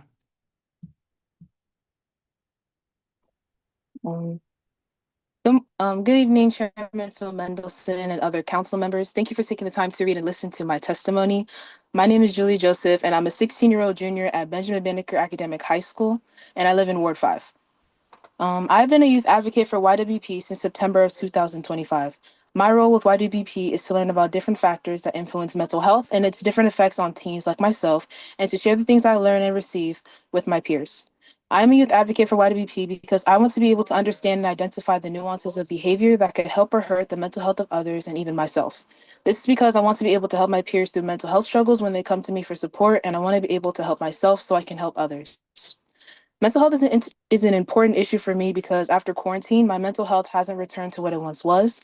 I know that's the case for a lot of people, and I'm definitely better than I used to be, but I could always be better and help my friends get better. But this year, my mental health is definitely better because of my access to the school psychologist that I didn't have in my last 2 years at Banneker. And having the support system helps me keep my own mental health and even helps others with theirs as well. I appreciate the entire guidance department being and resourceful as helpful as they are, and I also heavily appreciate having a psychologist and a social worker available at our school. But all the same, I believe this area could be improved. I honestly don't think that a school as rigorous as mine should be sharing a psychologist amongst other schools. I also feel that every school should have their own DBH clinician or psychologist so that they can receive support every day out of the school week without having to worry if they can even get help. The problem that I'm testifying for you today is the lack of consistent and dedicated DBH clinicians and nurses in DC public schools. While my school does have an all-week social worker, our school psychologist can only be at the school 2 to 3 days out of each week, and the nurse only 2. While I seriously am appreciative of even having a DBH clinician and a nurse, we only have one of each. My school is very rigorous, and a lot of students have issues that they need to either talk about or be treated for. Just yesterday, my friend injured her leg on the way to school, and the nurse wasn't there that day or the next. Her leg was bothering her throughout the day, and she struggled to transition from class to class, with her only means getting between each is walking through crowded hallways. And there are always students who struggle. There are many students who struggle socially or academically and need to talk to our psychologists. And because of our strict schedule, we are only allowed to see her during lunch, yet she can barely be at school for 3 days. What I recommend is employing qualified DBH clinicians and nurses that can be at one school all week, making sure that they care about the students and are dedicated to their job, because there's no reason for them to fill in the gaps and being in a role first to help and support students that they don't care about. They need to be willing and effective to have a clean background so that they can be trusted around minors. It is not just about having somebody in that slot, but having someone who can fill that spot well and contribute to bettering the students in that environment. Thank you for your time, and I hope you take these recommendations into consideration. Thank you, Ms. Joseph. Leah Simmons? Hello, can you hear me? Yes. Okay. Good day, Chairman Melderson and the members of the committee. Thank you for the opportunity to testify today. My name is Leah Simmons, and I am a 17-year-old. I live in Ward 4 in the Fort Tryon area, and I attend Benjamin Banneker, where I am currently 11th grader.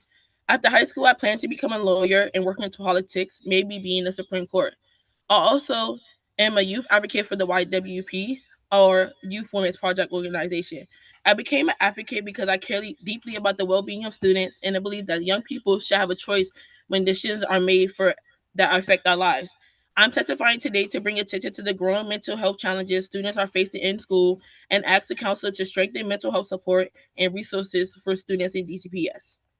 As a student at my school, I appreciate teachers who genuinely try to support and make their classrooms a welcoming space.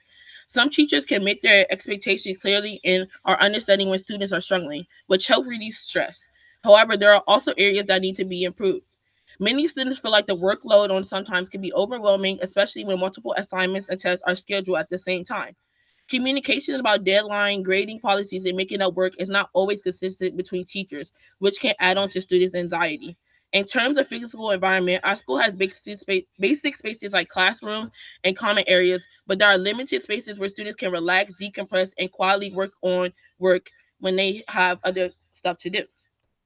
Based on conversations with students and observations within my school, it is clear that mental health needs among students are increasing rapidly. While students are sometimes acknowledged that teachers are stressed, there are often limited times during class to fully address mental health concerns or discuss coping strategies. Counselors are available, but students sometimes have difficulties meeting with them or may not always have the access to their services. Communication about mental health resources is not always clear or widely shared, which means some students may not be able to get help within Banneker. But to add on, mental health is frowned upon at my school. One time during a grade meeting, a counselor told us that crying was inappropriate, which seems to me more inappropriate to telling a group of teenagers that. There are also only 2 counselors or therapists on our school ground with 700 plus students, which limits his resourcing or limits health. One therapist freshly new, and the other one many people don't like. For instance, when I went in there for evaluation, the counselor told me, well, maybe you told them you were going to kill yourself to get a reaction out of the class. But that's probably what they were taught to do in their training. These challenges are not only impact Banneker students, but all impact all DCPS students, high school students around DC. Mental health is not fully addressed. Many students have even said that they'd rather stay home and be absent to catch up on work than be bombarded with more work. Students deserve a clear information about their rights, accessibility counseling, and consistent support that help them manage stress and succeed in school. Thank you for listening to me. Thank you, Ms. Simmons. London Tucker.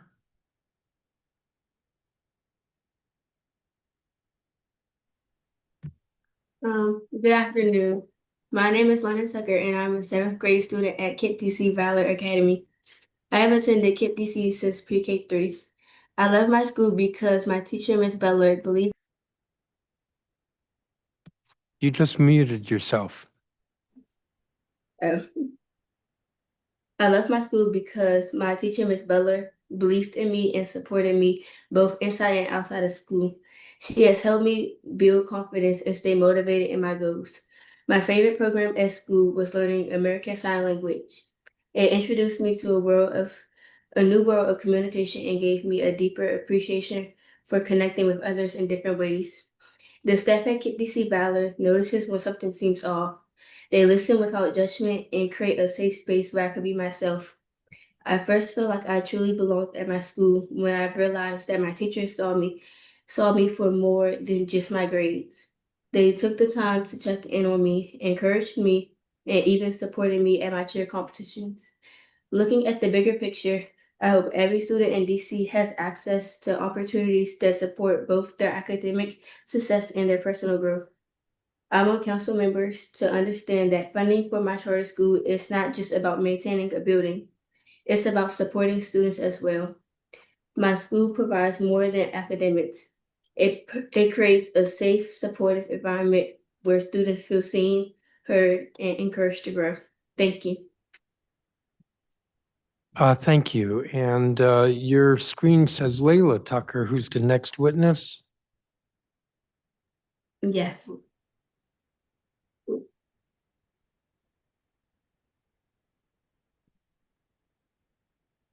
Good afternoon. My name is Stella Tucker, and I am a seventh grader at KIPP DC Valor Academy. What I love most about my school is how much the teachers and staff truly care about me, not just as a student, but as a person. As a twin, it could be hard because people often compare me to my sister. But at KIPP, my teachers see me as an individual. They believe in me, support me, and push me to do my best both inside and outside the classroom. I stepped outside my comfort zone by joining the volleyball team. At first, I was nervous, but with support from my coaches and teammates, I learned the value of teamwork and gained confidence. That experience helped me discover a new passion and believe in myself. KIPP has always felt like home. My sister and I started at 3, and we've grown up alongside many of the same students. Miss QT, my former ELA teacher, has always been there for me, and she continues to check in on me, both academically and personally. Every DC student deserves access to supportive teachers, mental health resources, and opportunities to explore new interests. Every student deserves to be seen, supported, and inspired. Protecting funder for charter schools means protecting these opportunities for students like me. Thank you for this opportunity. Thank you, Ms. Tucker. Elizabeth Meter. Hello. Good evening, Chairman and members of the Committee of Whole. Thank you for this opportunity to testify today. My name is Elizabeth Meter. I'm a Ward 7 DC resident and I attend Benjamin Banneker High School. I've been a peer educator with the Young Women's Project since July 2024, and now I am a youth advocate working on the sexual health issues. YWP is a multicultural organization that builds the leadership and power of DC youth so that they can transform policies and institutions to expand youth rights and opportunities. I'm here to talk about the lack of sexual health education and resources for teens. I know this from my personal experience. I go to a school that lacks this type of education. I know from experience that most of my peers depend on social media to gain information involving sexual health. But this can be very unsafe since anyone and everyone is able to post misinformation about sexual health online. According to a youth sexual health survey from this year, 40% of youth haven't received any instructions of sexual health. This is a sign that we need to work together for that 46% to get the education they need for their personal lives. The problem is that schools, a place where youth spend most of their time, aren't focusing or paying any mind to the importance of sexual health. Some people from older generations believe that people advocating for sexual health are pushing people to engage in it, but this isn't what we're trying to do.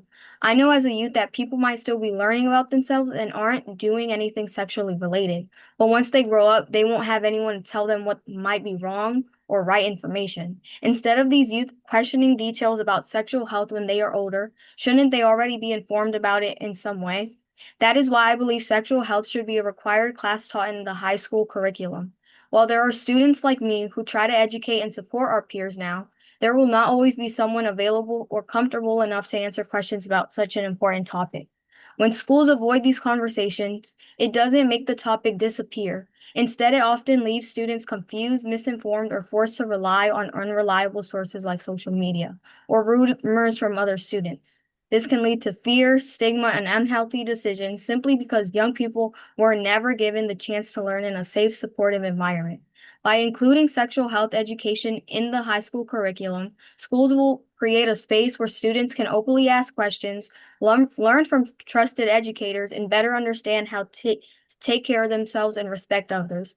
Thank you for your time and have a blessed evening. Thank you, Ms. Meter. Lola Washington. Good evening, council members. Thank you for the opportunity to testify today. My name is Lola Washington, and I'm a Ward 1 DC resident and a senior at Benjamin Banneker Academic High School. I'm involved in the Sports Management Club, the National Honor Society, and several other school organizations. I'll be attending college in the fall of 2026 and aspire to become an emergency room nurse. Since September of 2024, I have served as a sexual health peer educator with the Young Women's Project, an organization that builds youth leadership to solve community problems. I want to thank you for your continued support of this important program. I'm here today to share how the youth curfew creates confusion, fear, and unfair treatment for young people like me. My experience with the youth curfew has been mixed because of confusion, inconsistent enforcement, and safety concerns. One moment that stood out to me was when my best friend and I were at Navy Yard around 9 p.m. We were both 16 at the time and unsure whether the curfew began at 10 or 11 p.m., so we decided to head home early. When we got on the train, there was a delay because Metro officers and the National Guard were searching for a few teenage girls who had been accused of assaulting someone in the station. While they were looking for the teenage girls, many of the officers stared at my friend and I, making us feel uncomfortable and scared. We felt like we were running out of time to get home before the curfew and worried that we might be profiled even though we had done nothing wrong. I feel safest in DC when I'm with a trusted adult. To me, youth safety means being able to move freely in our own city, enjoying time with friends without fear of being questioned or stopped by the police. True safety means that young people are trusted to make responsible choices. For youth to feel safer in the district, DC must stop portraying young people as negative or dangerous. Not all youth should be punished for the actions of a few. There are many teenagers in DC who are doing positive things for their communities, yet we are often treated as if we are all the same. Youth also need more education about their rights and how to protect themselves under the law. DC should invest in mental health support, recreation centers, and safe hangout spaces for youth. If the goal is to keep young people off the streets and out of trouble, then we need more positive spaces where we can spend time safely.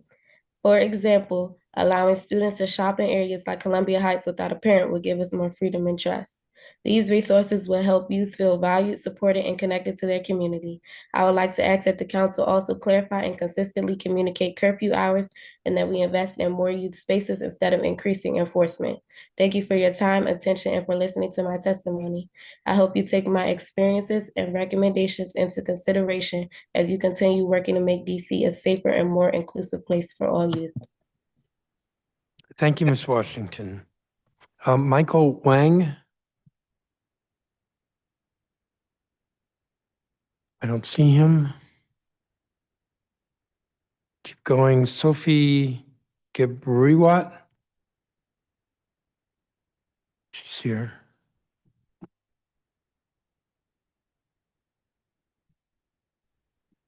Good evening, Chairman. Good evening, Chairman Mendelson and members of the Committee of the Whole. My name is Sophie Geberhiwa, and I live in Ward 5. I'm a senior at School Without Walls, and I plan to start my bachelor's degree in hearing and speech sciences next year to start a career in speech language pathology.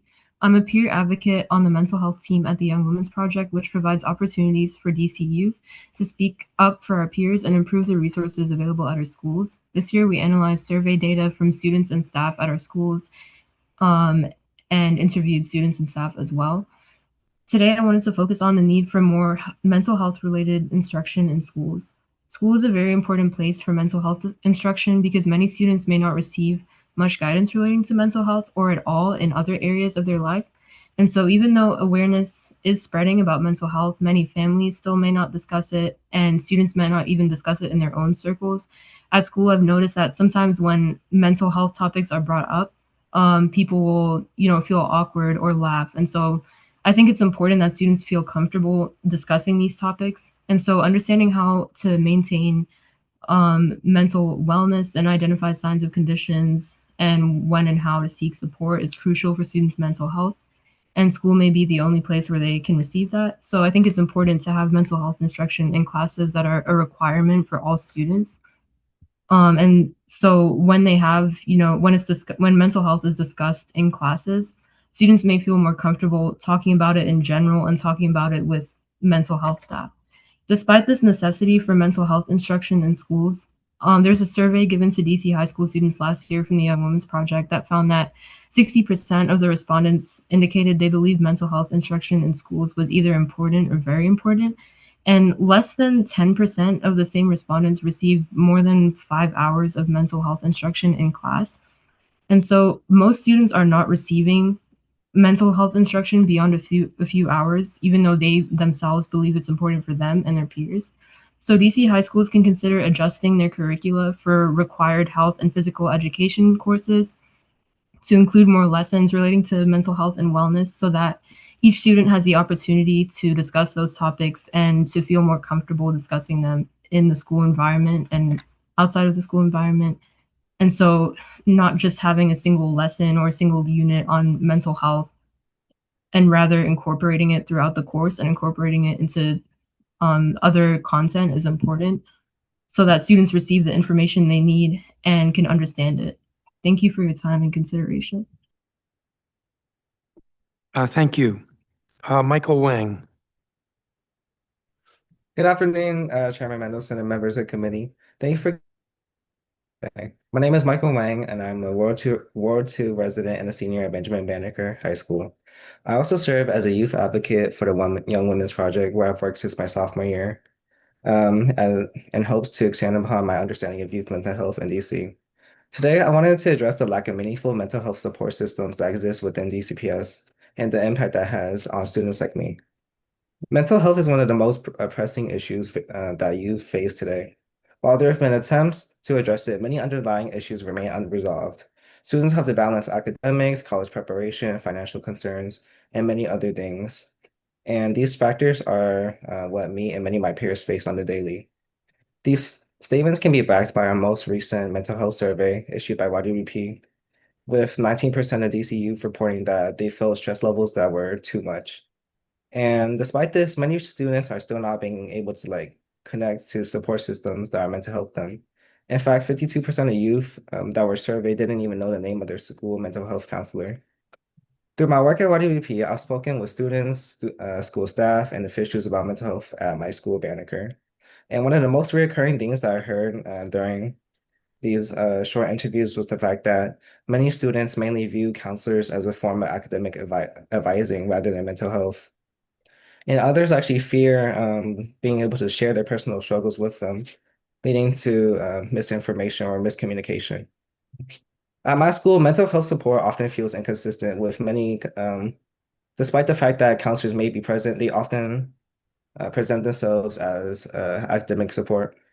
And this year, we've yet to receive a replacement for a DBH clinician, despite the fact that one left last year, leaving students with fewer support options, and them having to turn to trusted teachers, friends, or some other form of informal support system.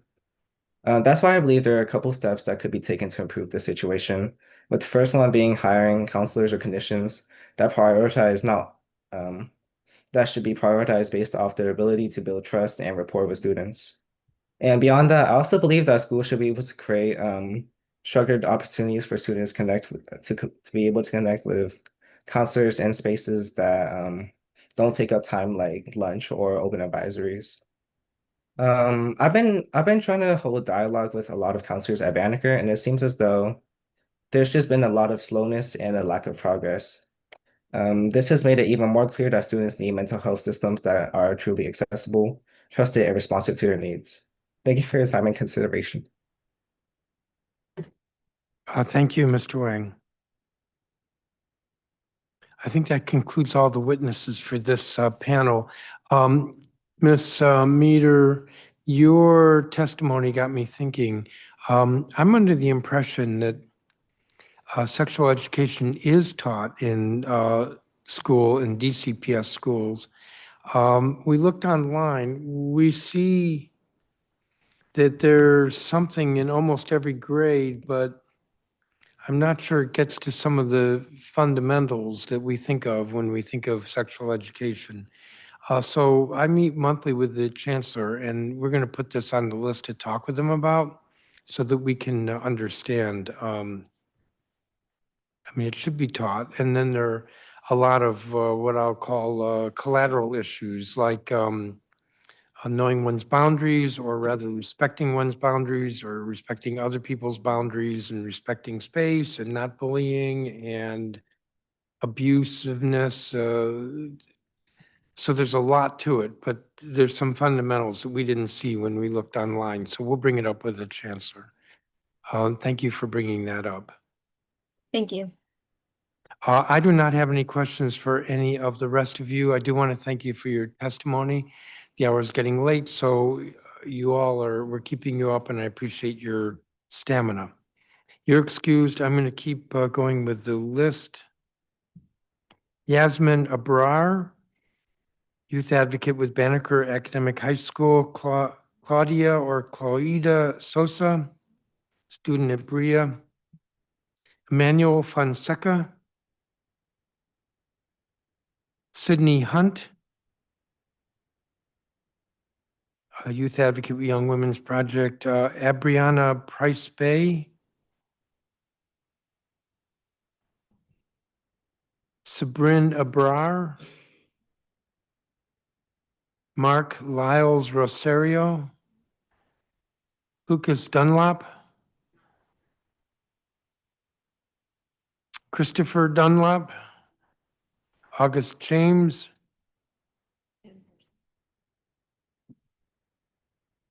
We were on a roll there for a minute. Novella Hefferman. Sanaya Mosey, youth leader, critical exposure.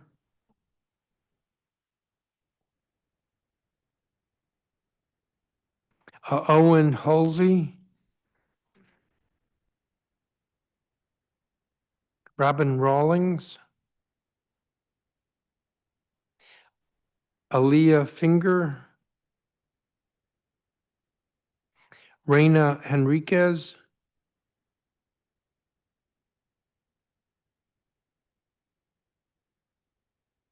I've got 3 people at the table, and I only noted 2. Your name? Your name? Your name? Hello?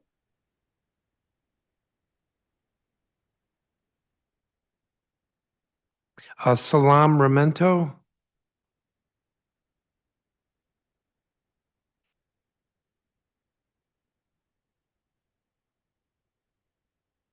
Sophia Argueta. I think I called that name earlier.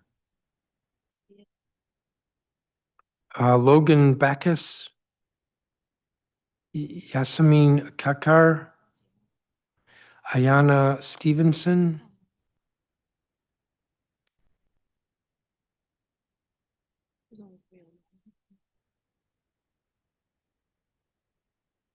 Sana Evans.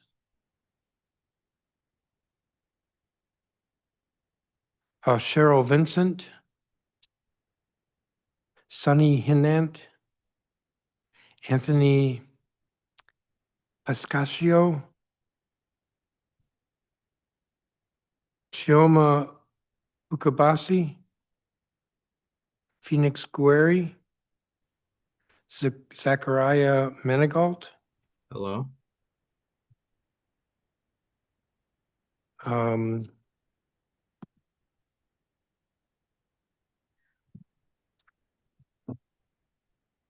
Can you hear me?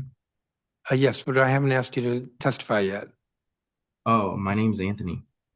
Yes, we're doing a roll call. Okay, well, I'm going to do the folks who are in person, let you all go, and then do with the folks who are online.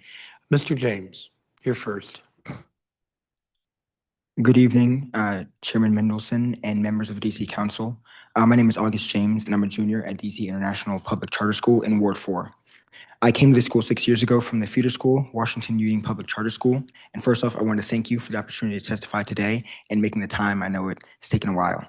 As much as it may sound cliche, I truly believe that DC International School is a place where anyone and everyone can find a place where they feel like they belong. DCI is a school with all walks of life. People of different cultural, identity, racial, and financial backgrounds all have a chance to share experiences and meet different kinds of people. DCI is also a community that pushes students through the infamously rigorous IB schooling system, while at the same time backing students every step of the way.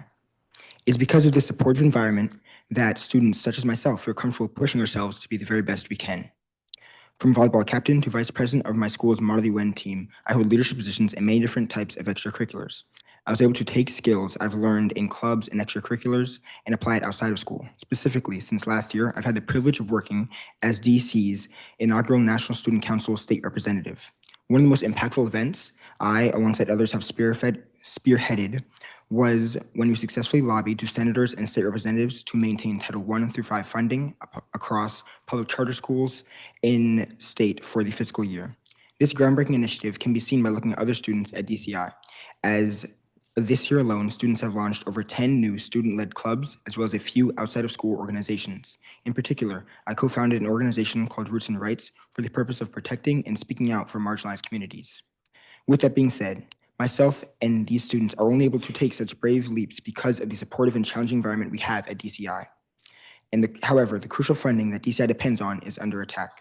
I've watched firsthand as clubs I lead scramble to pull money from out of nowhere to make up for already cut funds, and I've seen people not try out for sports because DCI is now forced to make students pay to play. Despite these challenges, the DCI community is still here, welcoming anyone and doing the best with what it has. However, to be frank, we cannot afford to lose more funding. Losing funding is more than a matter of money. It is a loss of teachers who truly care for our students, as well as students' imagination, drive, and courage. That also means the students' experience of DCI as a whole would change for the worse. It would result in the loss of programs like our school's Voyager program, in which students travel abroad for 2 weeks to different countries depending on their language to learn at our school. And losing these extraordinary programs and extracurriculars would destroy the culture DCI has worked hard to represent. The community DCI has built and the drive each student has that I told you about was not to brag about DCI, but to give you background on the teachers and students these funding cuts affect. I put a face to the numbers, and hopefully you remember my story when making decisive decisions that affect masses. I ask again, please continue to fund my charter fairly. Thank you for giving me the platform to speak and holding this hearing. Thank you, Mr. James. Mr. Halsey.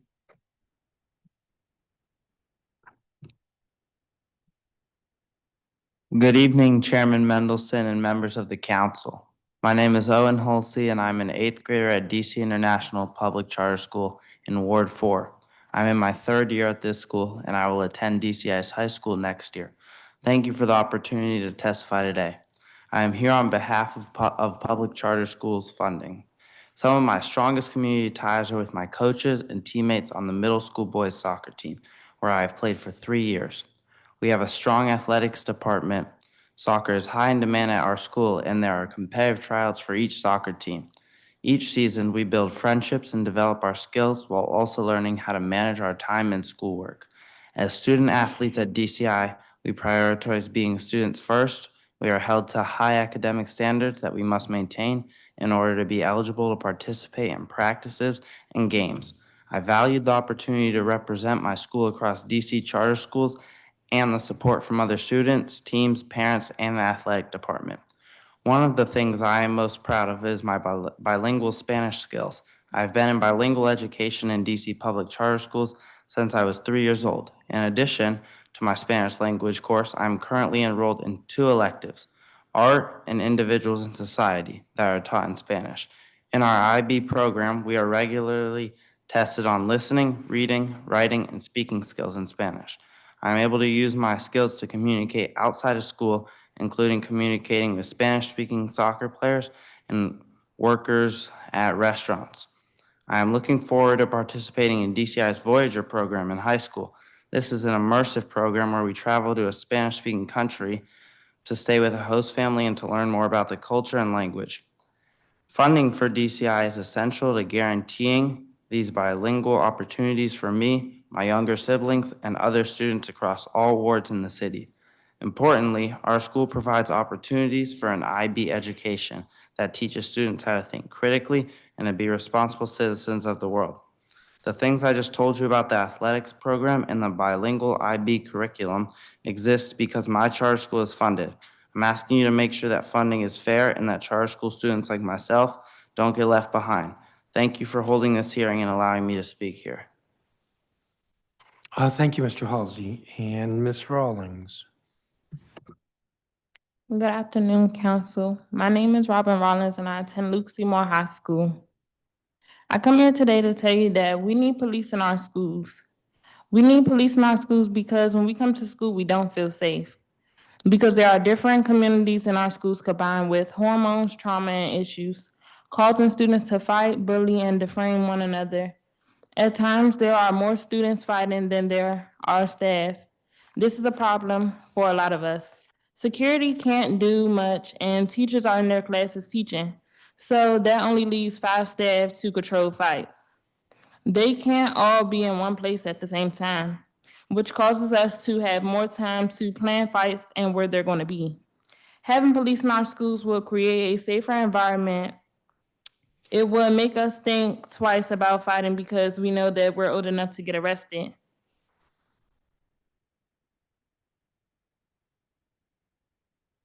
The police presence will show that DCPS is serious about protecting us. When we feel safe, we come to school. When we come to school, we learn. And when we learn, we achieve. And when we achieve, we graduate, which is our main topic and priority. Please put police in our schools.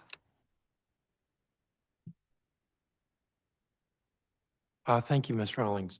So I'm going to ask a couple of questions of you guys at the table, and then I'll turn to the witnesses who are online. Mr. James, just where did you come up with the name Roots and Rights, and say a little bit more about it? I based it off of one of my father's books, and which was she forgot. However, essentially coming roots of different cultures and families. This organization is built up of students from various ethnic and cultural backgrounds, and we all want to feel represented. Right now, we're focusing obviously on ICE and those affected by ICE. However, we are branching out into other racial groups as well and marginalized communities. All right, thank you. And then Ms. Rawlings, we had a witness just a little while ago who testified about Luke Seymour, that the daycare is being ended. Yes. Do you know about that? I don't know too much about it, but I do know we do have students in our school that are teen parents, and they rely on that daycare. And we use that daycare, and it's a resource for multiple parents that attend the school, so that way they can attend school and finish school. Sure, so that's the value of it, but have you heard that it's being discontinued? No, I didn't know, but that is a big concern. If it's true, yes, and we will pursue with the chancellor. I don't have other questions for you, the three of you. Thank you very much for being here and your patience or tolerance to be here this late. So you're excused. Turning online, Emmanuel Fonseca.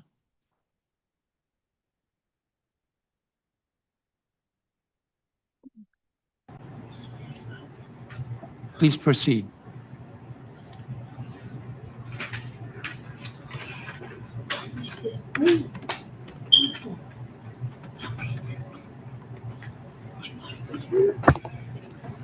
Ms. Fonseca, you're getting up or something, or something's happening here. Sorry. Good evening. Please proceed. Good evening, Chairman Mendelssohn, My name is Emmanuel Fonseca. I am 12 years old. I go to Czech. I love my school and my teachers. Some students, like me and my friends, need extra help to learn our special education. Teachers help us understand, feel included, and do our best. They, they are kind, patient, and they don't give up on us. But schools need funding to keep these teachers without enough support. We could lose these teachers who help us the most. My mom is also a student at Bria, and I see how important education is for our family. Pe- Please support more fundings for schools like mine so every student can get the help they need. Thank you for listening. Thank you. And what school are you at again? Check. Check. Yeah, Thank you. you're welcome.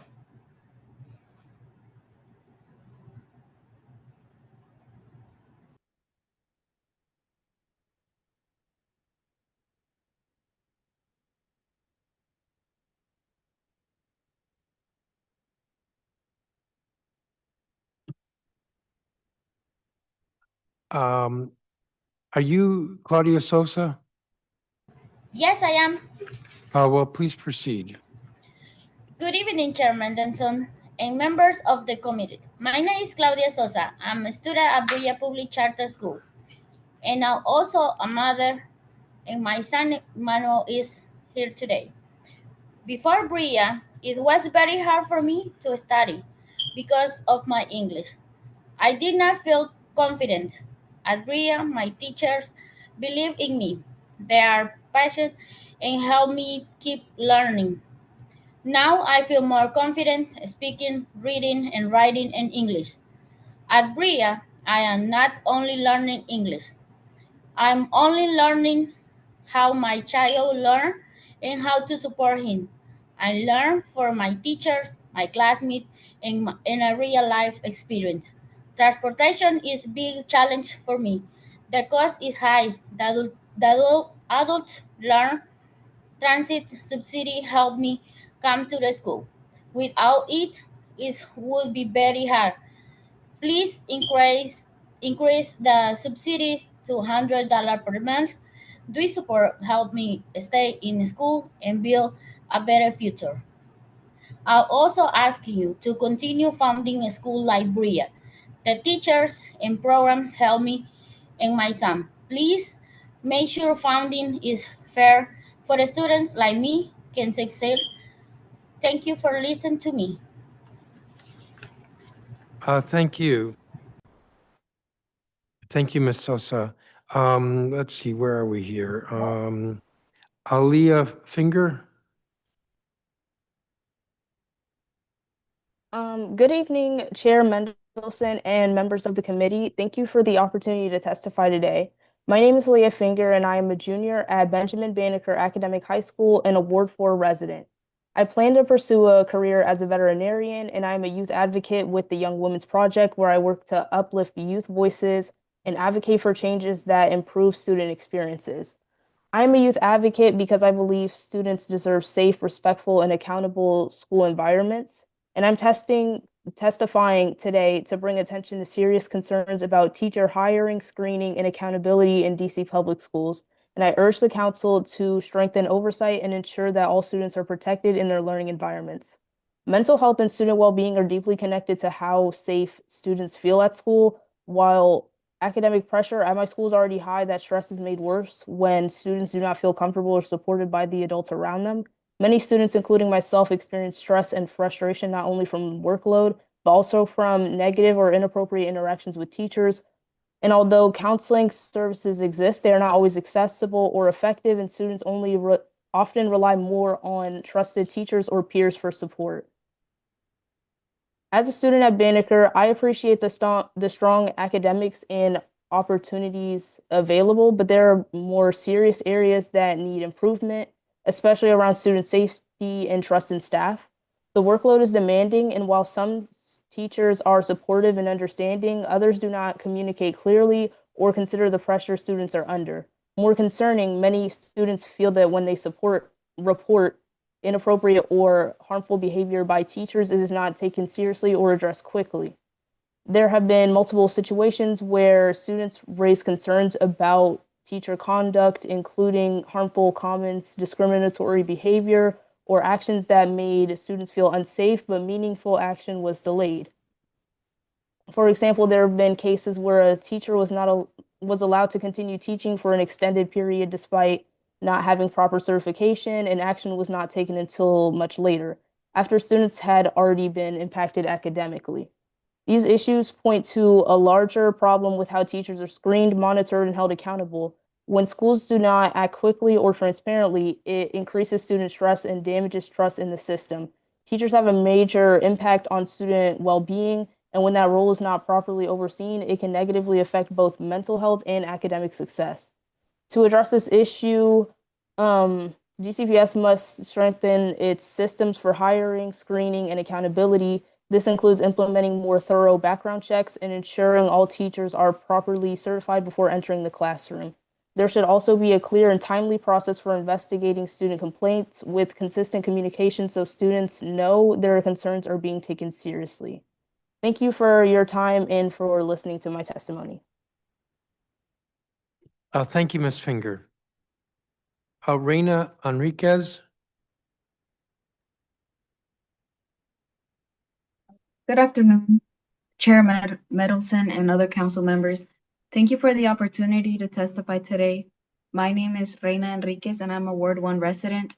I am currently a senior at Columbia Heights Educational Campus and I plan to attend college this upcoming fall.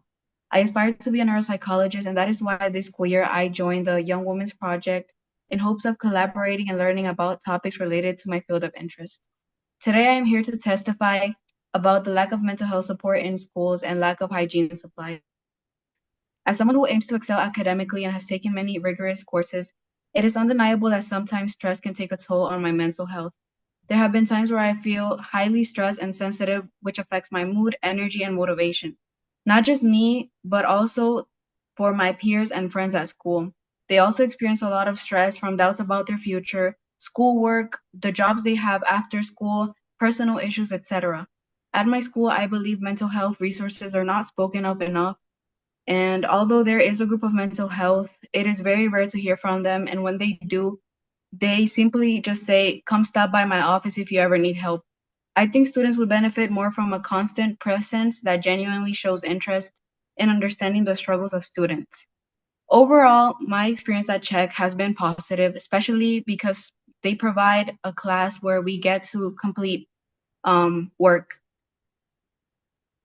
Despite this, there are many areas that could be improved, and one of them is the bathroom situation. When I asked many of my peers and friends, we all agreed that the lack of supplies like toilet paper, hand paper, and hand soap really affects us because when we go to the bathroom, we can't properly clean ourselves or our hands, and it's not very sanitary. This not only applies to the bathrooms, but also the school in general, because many times we go into classrooms that have dirty floors. And this one time, a few peers and I decided to clean a couple desks. We were disappointed to see how dark the wet wipes turn out, despite it being only the second class of the day. I have several recommendations, and I'll briefly explain some of them. First, I suggest that advocating for mental health becomes more present in our schools. This can be through more posters or monthly newsletters that remind students on who they can reach out to if they ever feel like they have to. This would help students become more familiar with not just the topic of mental health, but also how it can appear in different forms. My other suggestion is to provide better therapy resources for low-income students, because according to a mental health survey conducted by the Young Women's Project, they said that they would like to have online appointments linked to schedule one-on-one sessions, which was 56%, and 69% one individual talk therapy. This is significant because it shows that people are willing to receive therapy for whatever they are struggling with. By reducing the barrier between money and access to healthcare, many students would be able to freely choose to receive help. Additionally, if providing individual therapy is a reach, 57% of surveyed individuals agreed with peer-led wellness sessions and 60% agreed with support groups. This suggests that it is not necessarily about how students receive the therapy, but rather about knowing they have a safe place to go to whenever they need to. Ms. Thank you Henriquez, so much. I was about to cut you off because you're over your time. So thank you very much. Thank you. Salam Rameto. Good evening, Chair Mendelson and other council members. Thank you for the opportunity to testify today. My name is Salam Rameto, and I am a senior at Benjamin Banneker Academic High School. At school, I am the senior class secretary, a Model UN diplomat, and an active member in the African Student Union. Outside of school, I strive to give back to my community through tutoring at my local recreational center in DC and teaching the youth about their faith as an Ethiopian Orthodox Christian at my church. I strive to attend university majoring in architecture or civil engineering to build sustainable communities for all. I've been a peer education instructor with the Young Women's Project, or YWP, since the fall of 2025. YWP is a nonprofit organization that encourages the youth to solve community problems through building leadership and prioritizing mental health. We really appreciate your support for this program. Today, I'm here to share the need for inclusive food systems in DCPS to support students with dietary restrictions. At YWP, I work as a mental health advocate, aiming to educate students on the importance of mental health. And I've learned how maintaining mental health also comes with eating healthy. Nutrition serves as a fuel for our bodies. Eating high-quality foods leads to a nourished brain, ultimately boosting your mood. At school, nutrition is especially important so students can maintain their energy, health, and focus throughout the school day. As one of many Ethiopian Orthodox Christians at my school, we currently are fasting for the Lent season, which lasts 2 months. Our diet consists of refraining from animal products, making us vegan. My school mostly serves meals with meat and dairy, without considering individuals with dietary restrictions. At lunch, I often find myself heading straight to the food section because vegan options are often limited, inconsistent, or nutritiously insufficient. For students who face dietary restrictions because of religious, ethical, cultural, or health reasons, this inconsistency is unacceptable. Although vegan options have increased in the past 4 years, it is simply not enough. Some butter sandwiches should not be the main vegan option available for students for after school and during lunch. Considering that all students may not be able to afford packing a lunch every day, a supportive school food system is a necessity. It's not just about preference. It's about equity, inclusion, and student well-being. Every student deserves access to meals that respects their needs. I urge the council to take action by ensuring every DCPS school offers at least one complete nutritionally balanced vegan meal option daily, and they work with nutrition experts that will guarantee meals meet the needs of students with dietary restrictions or are fasting. They should also improve communication with students and families about their needs and inform them about available meal options so students can plan ahead. This way, DCPS will have a more inclusive school food system where students can feel nourished and energized, improving mental and physical health. Thank you so much for your time, and I recommend you take these actions. Thank you. And I assume when you say vegan, you mean vegan, not vegetarian. Correct. Thank you. Ayana Stevenson. Good afternoon. My name is Ayana Stevenson, and I am a senior at KIPP DC Legacy College Preparatory. Thank you, members of this council, for allowing me to speak today. I wanted to echo about what my classmate Antonio has shared.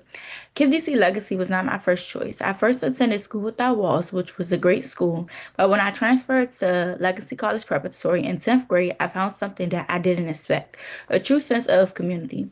From the moment I walked into the school building, the staff energy was infectious, dancing, singing, and encouraging students, making students feel like it was a place worth showing up to. Their energy and the opportunities that Legacy College Preparatory provides me are what makes me and my peers feel invested. Two people have shaped my experience in ways that I never expected. Ms. Perry had pushed me to want more for myself. She encouraged me to enroll in more AP classes, attend her office hours, and to help with the assignments for classes that she doesn't even teach because she wants me to succeed after life. Having teachers that's willing to go that far for me means everything. Ms. Josie also transformed my path. She helps me build college essay, organize college overnight college tours, and supporting me in becoming an Aussie scholar. Throughout that program, I had participated in a pre-college experience at Syracuse University where I had took an introductory course in family and marriage therapy, wrote research papers, gave presentations on how childhood environments shape relationships, and that experience had deepened my passion for helping people and opened up new questions that I'm still pursuing today. None of these opportunities would exist without funding, no college tours, no teachers staying after hours, no counselors investing in our futures. My ask is very simple. Just make the funding fair. Thank you. Thank you, Ms. Stevenson. Anthony Piscaccio?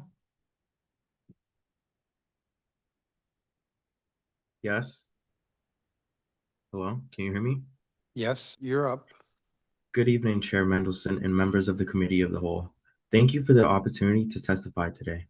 My name is Anthony Piscaccio Contreras, and I am a Ward 4 DC resident. I am a senior at Benjamin Banneker Academic High School. I will be attending college in the fall and aspire to be a civil engineer in order to improve infrastructure and housing availability in many communities to help the imminent danger of homelessness. I have been a youth justice advocate with the Young Women's Project since February 2026.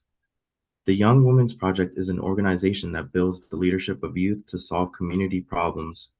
We really appreciate your support for this program. I became a youth justice advocate with YWP so that I could make a long-lasting impact on youth rights that improves many aspects for teens in DC, including physical, mental, social, and sexual. I am testifying today to call attention to the breakdown in trust and communication between students and staff at our school. I want to highlight how student voices are dismissed when raising important issues and how the current environment is discouraging us from exercising our right to free speech and peaceful protest. This creates a culture of fear instead of support. Student concerns are often ignored and our freedom is suppressed through punishments. This has affected me in many ways, where recently an ICE protest occurred on February 27, 2026, and the time of the protest came to light where few students walked out, but only because they had street passes allowing them to leave with no punishment. Although others were encouraging each other to leave, the staff were using tactics of fear-mongering and punishments to instill fear in us and warn us of how it can hinder our academic opportunities and futures. This has also happened with peaceful protests where our principal has called out a protest in the works and warns them of imminent punishments for such protests when we wanted communication towards our teacher previously being revealed as an alleged pedophile. This not only affects me, but other students as we are being fear-mongered into believing that we don't have a say or voice when wanting to speak out on injustices or fighting for what we believe in. It has affected other students with U's on their report cards, further diminishing their opportunities for their future academic performance. This isn't a safe or healthy academic environment and what it should look like, especially for a previously #1 high school in the District of Columbia, and specifically for any future high school student aspiring to make a great academic future. To address these problems, I urge the committee to implement policies that protect students' rights to free speech and peaceful protest without fear of punishment. Schools should establish clear, transparent channels for students to raise serious concerns and ensure staff respond promptly and respectfully. Additionally, training for staff on supporting student advocacy and fostering open dialogue can rebuild trust and create a safer, more supportive school environment. By taking these steps, we can restore a culture where students feel empowered to speak up and thrive academically and personally. I appreciate the time you have given me and hope my recommendations are taken into consideration. Thank you. Chioma Ukabasi? Can you hear me? Yes. Good evening, Chair Mendelson and members of the committee. I thank you for the opportunity to testify today. My name is Chima Kabasi and I am a Ward 4 resident. I currently attend School Without Walls High School as a senior, and for the next 4 years, I plan to be in college. In the Young Women's Project, I am a member of the Youth Advisory Council. Ever since I started YWP in 10th grade, I grew accustomed to the significant impact organizations like ours create for our community's health. Nonprofits like YWP know that this impact is the most powerful when the largest body in our population fights for it, the young generation. This is why I'm here to testify. As a member of the young generation, I see many issues my peers face when it comes to sexual health. One particular issue I want to address today is the availability of sexual health instruction in schools and access to resources for one's sexual health. This year, I distributed sexual health surveys throughout School Without Walls High School. This was done for YWP's annual data collection that was taken between October to November 2025, and it focuses on the availability of sexual health resources and education for adolescents in DC. This year, we found concerning numbers. According to our survey, out of the 1,200 plus students that took the survey, almost 50% received no hours of sexual health instruction in their previous school year. In fact, only 13.5% of the participants received adequate hours of sexual health instruction, which is 6 hours. Furthermore, we found that 25% of adolescents are sexually active, but of those 25%, 47.6% have never gotten an STI test. Being a city that has the highest rates of young people with STIs, this is especially concerning, knowing that many teens may be unknowingly giving others STIs. Additionally, over 60% of sexually active teens do not use birth control consistently, which means that a majority of teens do not use condoms consistently or barrier methods to prevent pregnancy. Moreover, our survey claims that out of all the figures available to receive condoms, 55% of students feel the most comfortable receiving them from other students, which is exactly what us peer educators are able to do because of YWP. Due to how inadequate our school sexual health curriculums are, my health classes take place in the YWP office. I have learned different STIs, how HIV spreads, and various birth control methods because of this program. As a peer educator, it is my responsibility to disperse all that I have learned through this program to my fellow peers. And this has been made possible through classroom presentations, messages that I send through to friends, and conversations with my friends. As much as our peer attention services have been of great help to so many of our fellow peers, it is frustrating to watch how incompetent our schools and its administrations are in providing the necessary sexual health instruction needed for all their students. I thank you all for your time, and I hope these recommendations are further considered.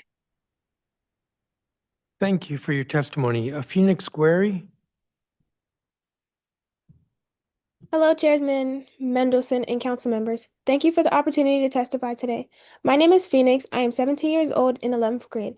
I attend Columbia Heights Education Campus, and I live in Ward 7. I'm a youth justice advocate with WYP, where I educate young people about sexual health, including STIs, safe sex, and clinic options. I became an advocate due to lack of sexual health education in public schools. Today, I'm testifying about an issue that directly impacts students every day: the lack of access to period products in school bathrooms.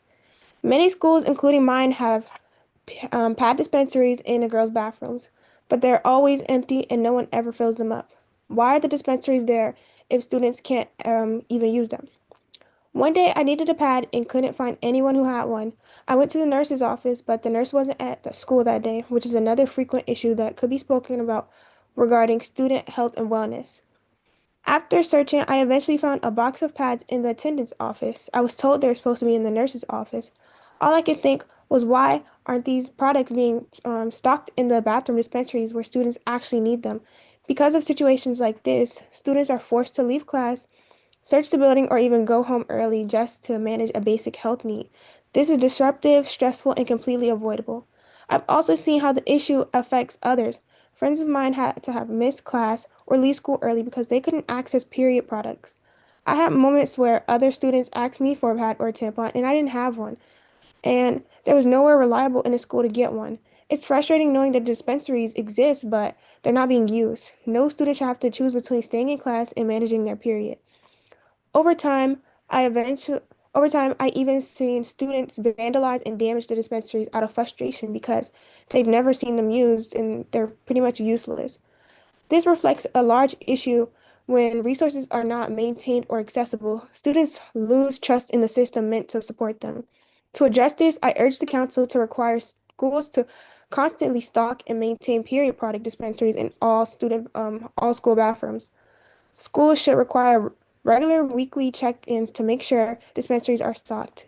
If schools already have the product available in the nurse's office, they should be placed where students can easily and privately access them. No student should have to search the entire building or miss class just to find a pad. Access to period products is a basic need. Ensuring dispensaries are stocked and functional will make a meaningful difference in students' day-to-day lives, dignity, and ability to stay in class. Thank you for your time and consideration. Thank you. I think that concludes the testimony from each of you. I don't think I overlooked anybody. I don't have any questions for you, but I do want to thank you for your testimony. And given that it's 9:30 in the evening, thank you for your time.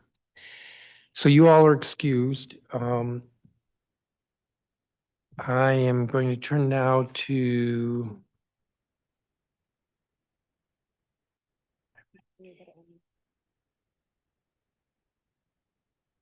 Devin Jones,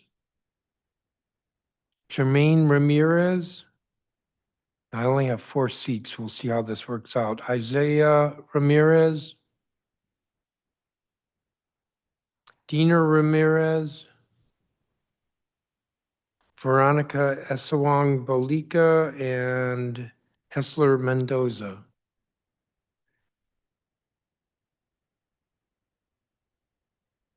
So are there a few more of you who are out there who are going to come in?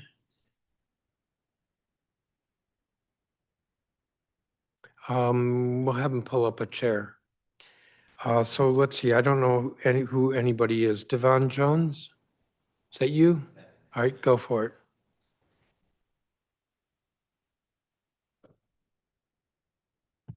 Sorry. Good evening, Chairman and members of the council. My name is Devin Jones, and I'm a student at the Next Step Public Charter School, where I also serve as the Chief of Students in our very own Student Council. By starting, I want to say thank you guys for the opportunity to speak with you all today. I came to the Next Step earlier this school year after attending another school where although the community was kind, I felt like I wasn't getting what I needed academically. I wanted a place where I could really focus, make progress, and also feel as though I was able to take control of my education. At the Next Step, I found exactly that. One of the biggest differences is the relationships I've been able to build with the staff. I can go to my principal and or my co-principal, but not just about schoolwork, but about anything going on in my life. And with that kind of support, it makes learning a very huge difference from other schools. It helps me stay focused and feel like I'm not alone. As of right now, I'm currently working towards my GED, and I'm progressing through my levels in math and language arts. What I really appreciate about the Next Step is that students can move at their own pace. Hence, if you feel ready to move forward, you can talk to your teachers and also take assessments to show what you know. With that flexibility, I feel motivated to keep myself pushing forward. In my role in our very own Student Council as Chief of Students, I'm able to help connect with other students and support events at the school.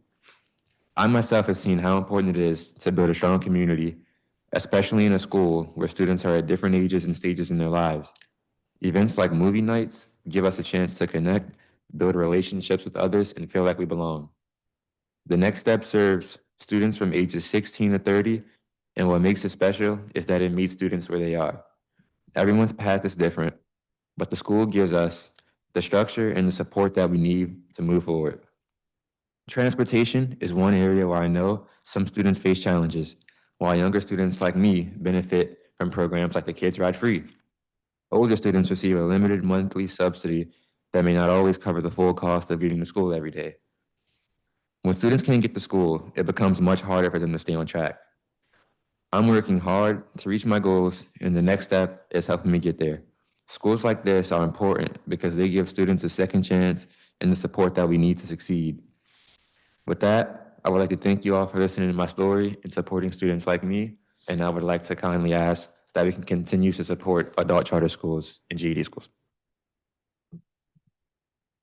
Thank you, Mr. Jones.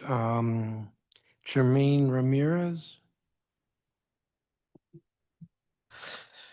Good evening, council members. My name is Jermaine Ramirez, and I'm a student of the Next Step Public Charter School. I was born and raised here in Washington, D.C., and I'm proud to share my story with you today. Before coming to the Next Step, I was enrolled in Job Corps, where I was working towards my high school diploma and certification in plumbing. When the program got shut down, I had to leave earlier than expected.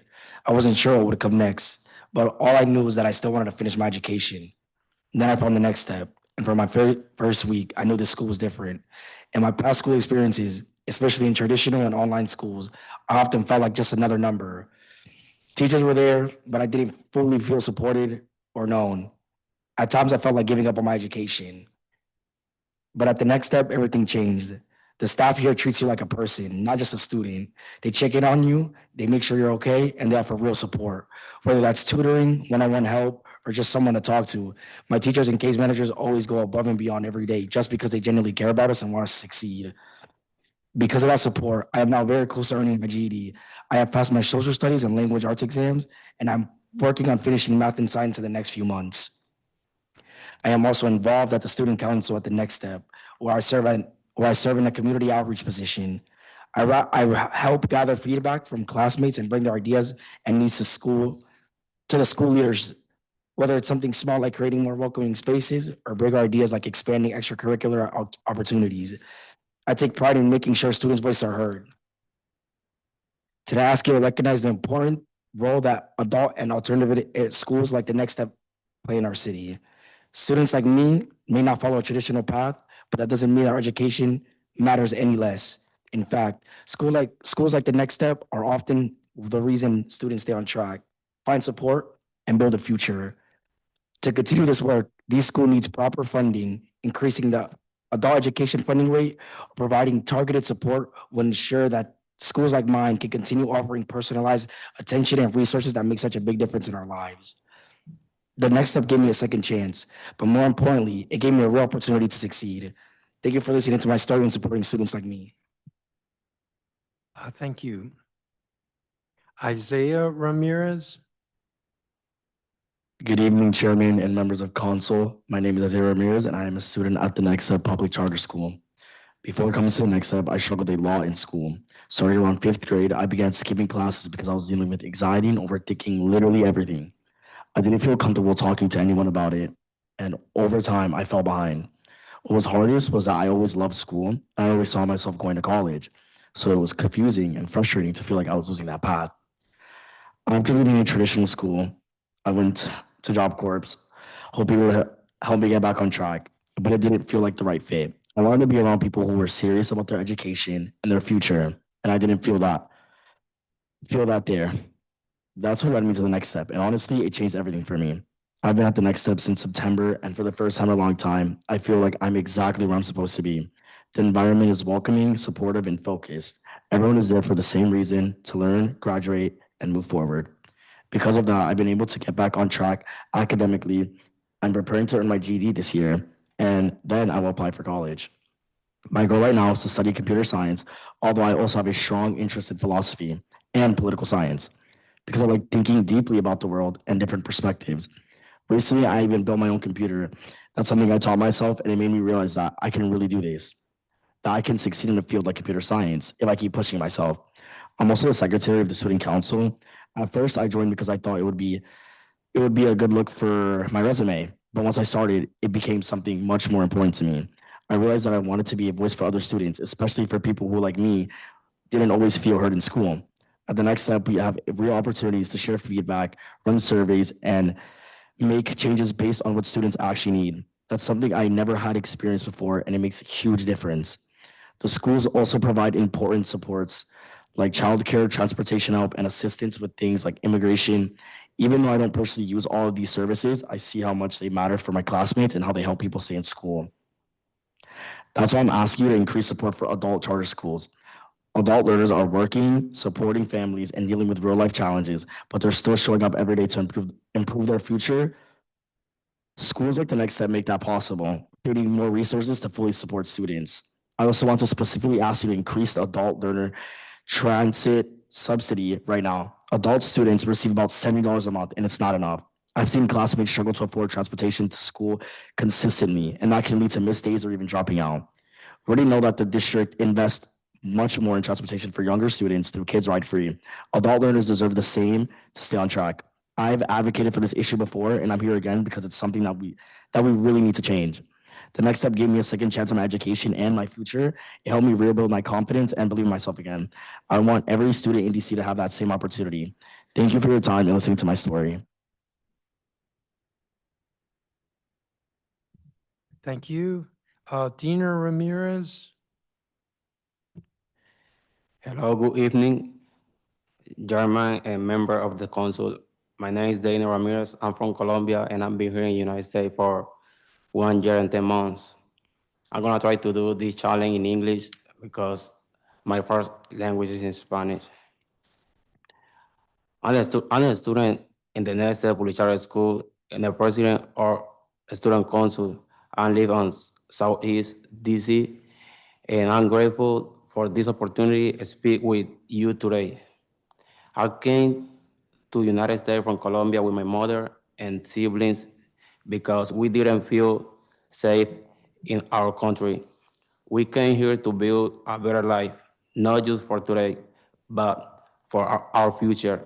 Before I left to Colombia, I had already finished my high school and started to study civil engineering in the college. But when we had to leave, I had to leave suddenly. Suddenly, I had to put my education on hold. When I arrived in DC, I found the next step. In just 3 months, I was able to complete my GED in Spanish. Now, I'm focused on improving my English so I can return to college and continue my studies in civil engineering. When I first come to the next day, I was shy and unsure of myself. I didn't feel confident speaking English, and it was hard to connect with others. But my teacher encouraged me, they support me, believe in me, and help me build my confidence. Over time, I began speaking more with my classmates in both Spanish and English, and I started to feel like belonging. Because of that support, I decided to run for president council because for a student council president, I want to give back to my school community and be a voice for other students. I was honored to be elected my classmate, and I take that responsibility seriously. I listen to their concern and try to represent them they need. This experience has helped me grow and leader. I know it will be help in my future. Outside of the school, I work on a restaurant. I do whatever is needed.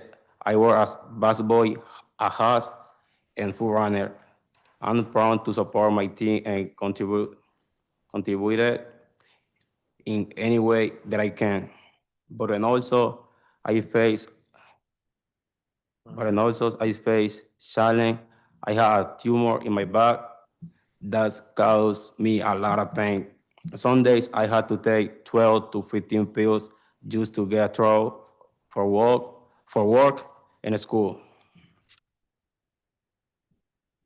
Even with my challenge, I continue to go to the school, work, and pursue my goals. The next step has to be there for me at the right time in my life. It has given me a challenge to continue my education, build my confidence, and work toward myself. A student like me are working hard every day to build better life for ourselves and our families. With the right support, we can succeed. Thank you for listening to my history and for supporting a school like the next step. Thank you. I let you go over a little on your time. Hessler Mendoza. Good evening, Chairperson and members of Council. My name is Hessler Mendoza, and I am a student at Next Step Public Charter School. I am original from Guatemala, Mexico, and I came to the United States by myself about 5 years ago. My family is still in Mexico, so I'm here alone. I work at restaurant while I go to school. Sorry, better future for myself.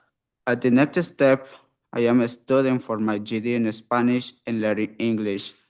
I have already passed most of my tests, and now I only have math left. After I finish my GD, I want to continue improving my English, and I go to college to study business. The next step has been very important in my life. The teachers support us and they treat us with respect. I feel like I can talk to them like friends, and that helps me learn. I also feel like I have fun community there. My classmates and teachers give me positive energy, and that makes it easier to keep going. Before coming to the United States, I did not always feel safe being myself. I am gay. In my country, that can be very difficult. Here, I feel more freedom and more acceptance that have allowed me to focus on my education and my future. Even with this support, being a student is not easy. I work, I study, and I am on my own. Many of my classmates are balancing even more, including jobs, family responsibilities, and financial stress. I'm lucky because I can use the current ride free program, but I see that many of classmates who are older do not have enough money for transportation. They have choice between paying for metro or paying for another basic needs. This makes it harder for them to come to school every day.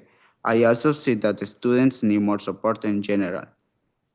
Adult students are working hard to finish their education, but they need more recourse to succeed when students have support for transportation and basic needs.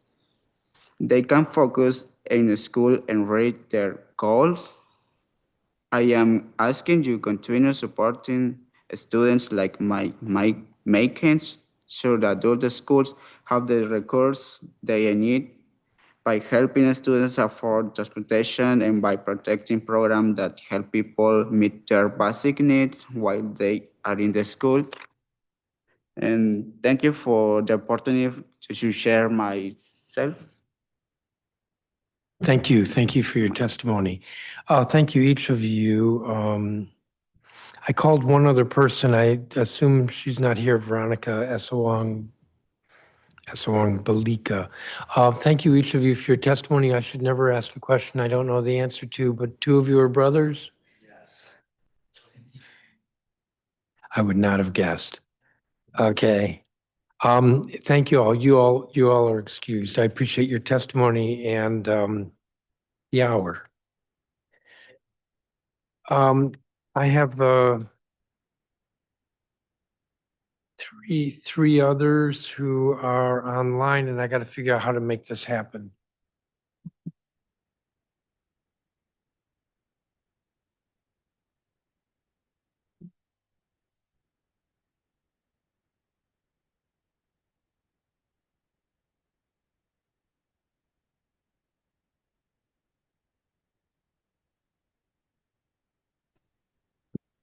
Babe. Give me a second. I've got two of you.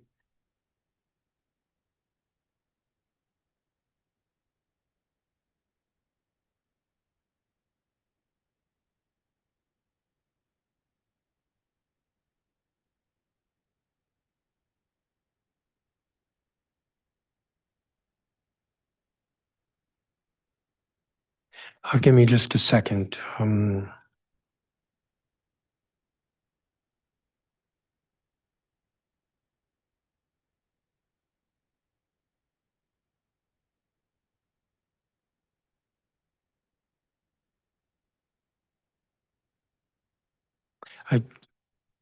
So it looks like I've got 4 more witnesses.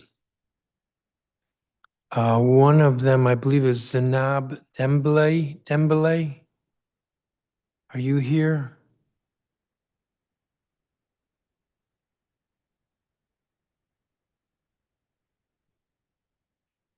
I'm not seeing that. Okay, let's see. Nandini Chambary. I'm here. Please proceed. Okay. Good evening, Chairman Delson and other council members. I appreciate this opportunity to testify to the council today. My name is Nandini Chambary, and I am a sophomore at Jackson Reed High School and a Ward 4 citizen. At the Young Women's Project, we learn about mental health issues like stress, sleep, and relationships, which we then share with our peers through text messages and classroom presentations. As a youth justice advocate for the Young Women's Project, it is our job to help the community and its problems. One issue that is prominent within my community that I would like to bring to your attention today is the treatment we experience with our school security. Mental health is an important issue for me because I used to struggle a lot with it when I was younger. And as someone who wants to join the medical community, I'm aware of its significant impact towards our overall well-being. At my school, I am provided with an environment that can be quite rigorous at times, which causes me and my fellow peers a lot of stress. Our heavy loads from classrooms balanced with various outside or after-school activities causes a reduced amount of free time for students to unwind and release built-up stress. Our school provides a wide range of mental support from our own school psychiatrist to many counselors to talk to. The students at my school maintain strong bonds with their staff faculty, but this relationship is not shared with all adults. Around 93% of students I have surveyed across various schools have reported having a negative experience with a security guard. This means 93% of my fellow peers are experiencing extra, unneeded stress with these interactions.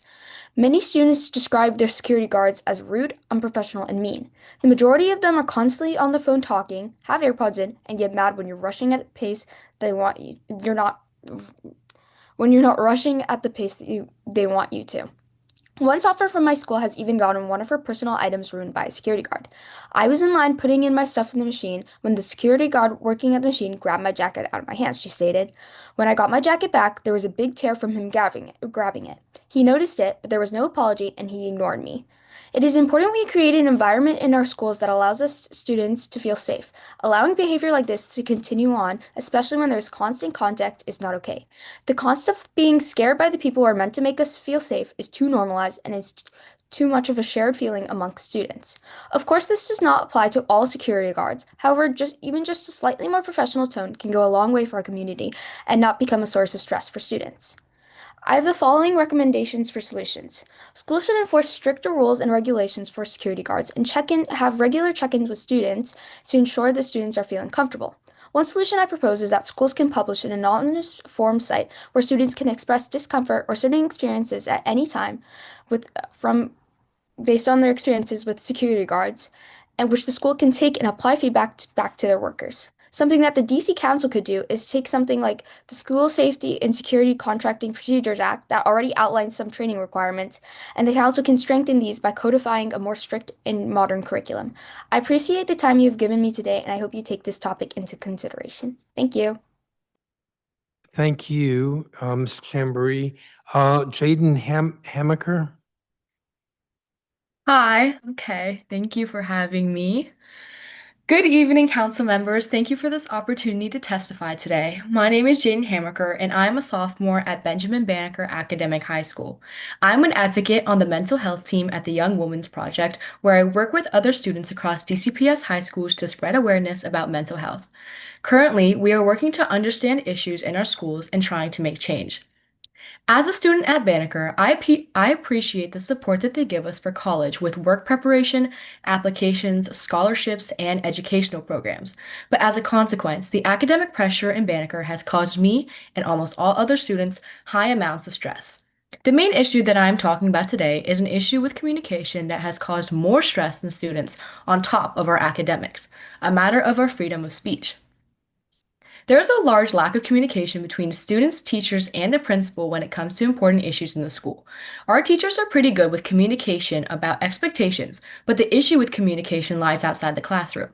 We have had certain teachers reported for unprofessional behavior with students. Our principal never addressed it to students or parents until there was pressure from us to do so.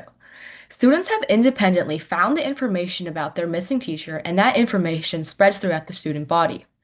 Students have tried to organize a walkout, but we were told students were told if we were to walk out of the school, there would be major consequences. We were allowed to protest inside the school, but the point of the walkout was to bring attention to the issues inside the school to the outside. Additionally, during the DCPS student ICE protest, if students were to leave the school, they would get a UN citizenship, which is a grade that allows you to participate in sports, clubs, and honor societies, and a 1-week suspension. Students were not allowed to participate in a protest that other schools were participating in without consequence. Additionally, the walkout was during our study hall period, meaning if we left during the walkout, it would not have harmed us academically, as we would not have missed any of our classes. I have some ideas to fix this problem, but they're very limited. We could work with the principal to create a student-run newspaper club that would publish reports bi-weekly or monthly to inform students on the issues in the school. Or we could add an extension to the weekly bulletin, which we already have for academics, to talk about student life. I think it would really benefit students and parents if we call for this DC Council to enforce the DC Student Bill of Rights, which would allow students at Banneker to participate in organized walkouts and have the freedom to speak up for change like other schools. We can work with the principal to incorporate it into the school and make sure that the kids know about their rights. Thank you for listening to my testimony today, and I hope you take these recommendations into consideration. Thank you. And interestingly, there was at least one other witness who talked about the same issue. So thank you. Demi Narcisco? Hi, yes, can you hear me? Yes, please proceed. Good afternoon, Councilmember Mendelson. Thank you so much for giving me the time today to testify on students' education. My name is Demi Narciso, and I'm a freshman at Jackson Reed High School. I've been currently working in Youth Women's Project this year from 2025 to 2026 as a youth advocate trainer since the beginning of October. We really appreciate support for this program. One issue that Jackson Reed is dealing with is using the school budget towards Yonder Pouches instead of using the budget for accessible materials towards mental health. We need to bring your attention to this issue so you can help DCPS use their budget for mental health programs that could actually help students instead of trying to limit their freedoms. This issue is important to me because schools are spending money on Yonder Pouches instead of investing in students' mental health. Yonder Pouches cost about $25 to $30 per student, around $63,000 at Jackson Reed, when that money should be funded towards mental health counselors or after-school wellness programs. According to a YWP youth survey of 871 DC students, 28% reported experiencing depression in the past 3 months, 11% have considered suicide, and 48% worry about their grades. In addition, 90% say their stress is overwhelming, while 40% report high but manageable stress. Despite this, 66% of students receive little to no mental health education. Yonder Pouches increase stress by cutting off communication with parents, jobs, and support systems, especially during emergencies. They also remove helpful tools like music for focus and access for school materials. While some argue they reduce screen time, many students still find ways around them, making them a poor use of funding. Students are clearly asking for better support. 63% want individual counseling, 61% want after-school wellness activities, 59% want online resources and support groups, and 65% want more mental health education in class. Instead of spending money on Yonder Pouches, schools should invest in counseling, wellness programs, tutoring, and basic school resources. A better solution would be removing the phone policy and do classroom-based phone collection policies, allowing access during free periods while still maintaining focus in class. Overall, Yonder Pouches increase anxiety, limit communication resources, and shift focus away from student well-being. I urge you to reconsider this policy and prioritize student mental health. Thank you for your time and consideration. Thank you for your testimony. Hold on just a second.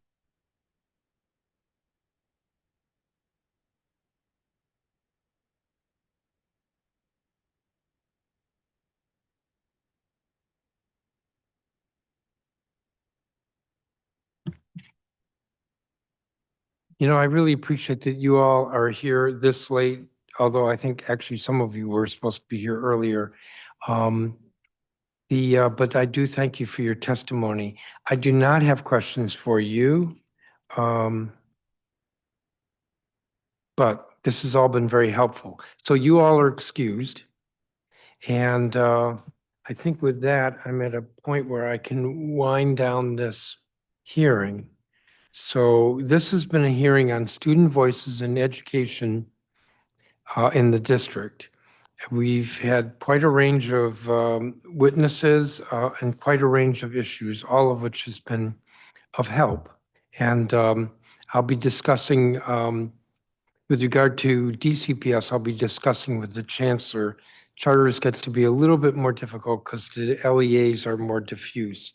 As I said at the beginning of the hearing, the record will be open for 2 weeks. So anyone who did not submit a written copy of their statement, it would be great if you did. We file a record of every one of our hearings, and the record will close at 5 p.m. on Thursday, April 2nd.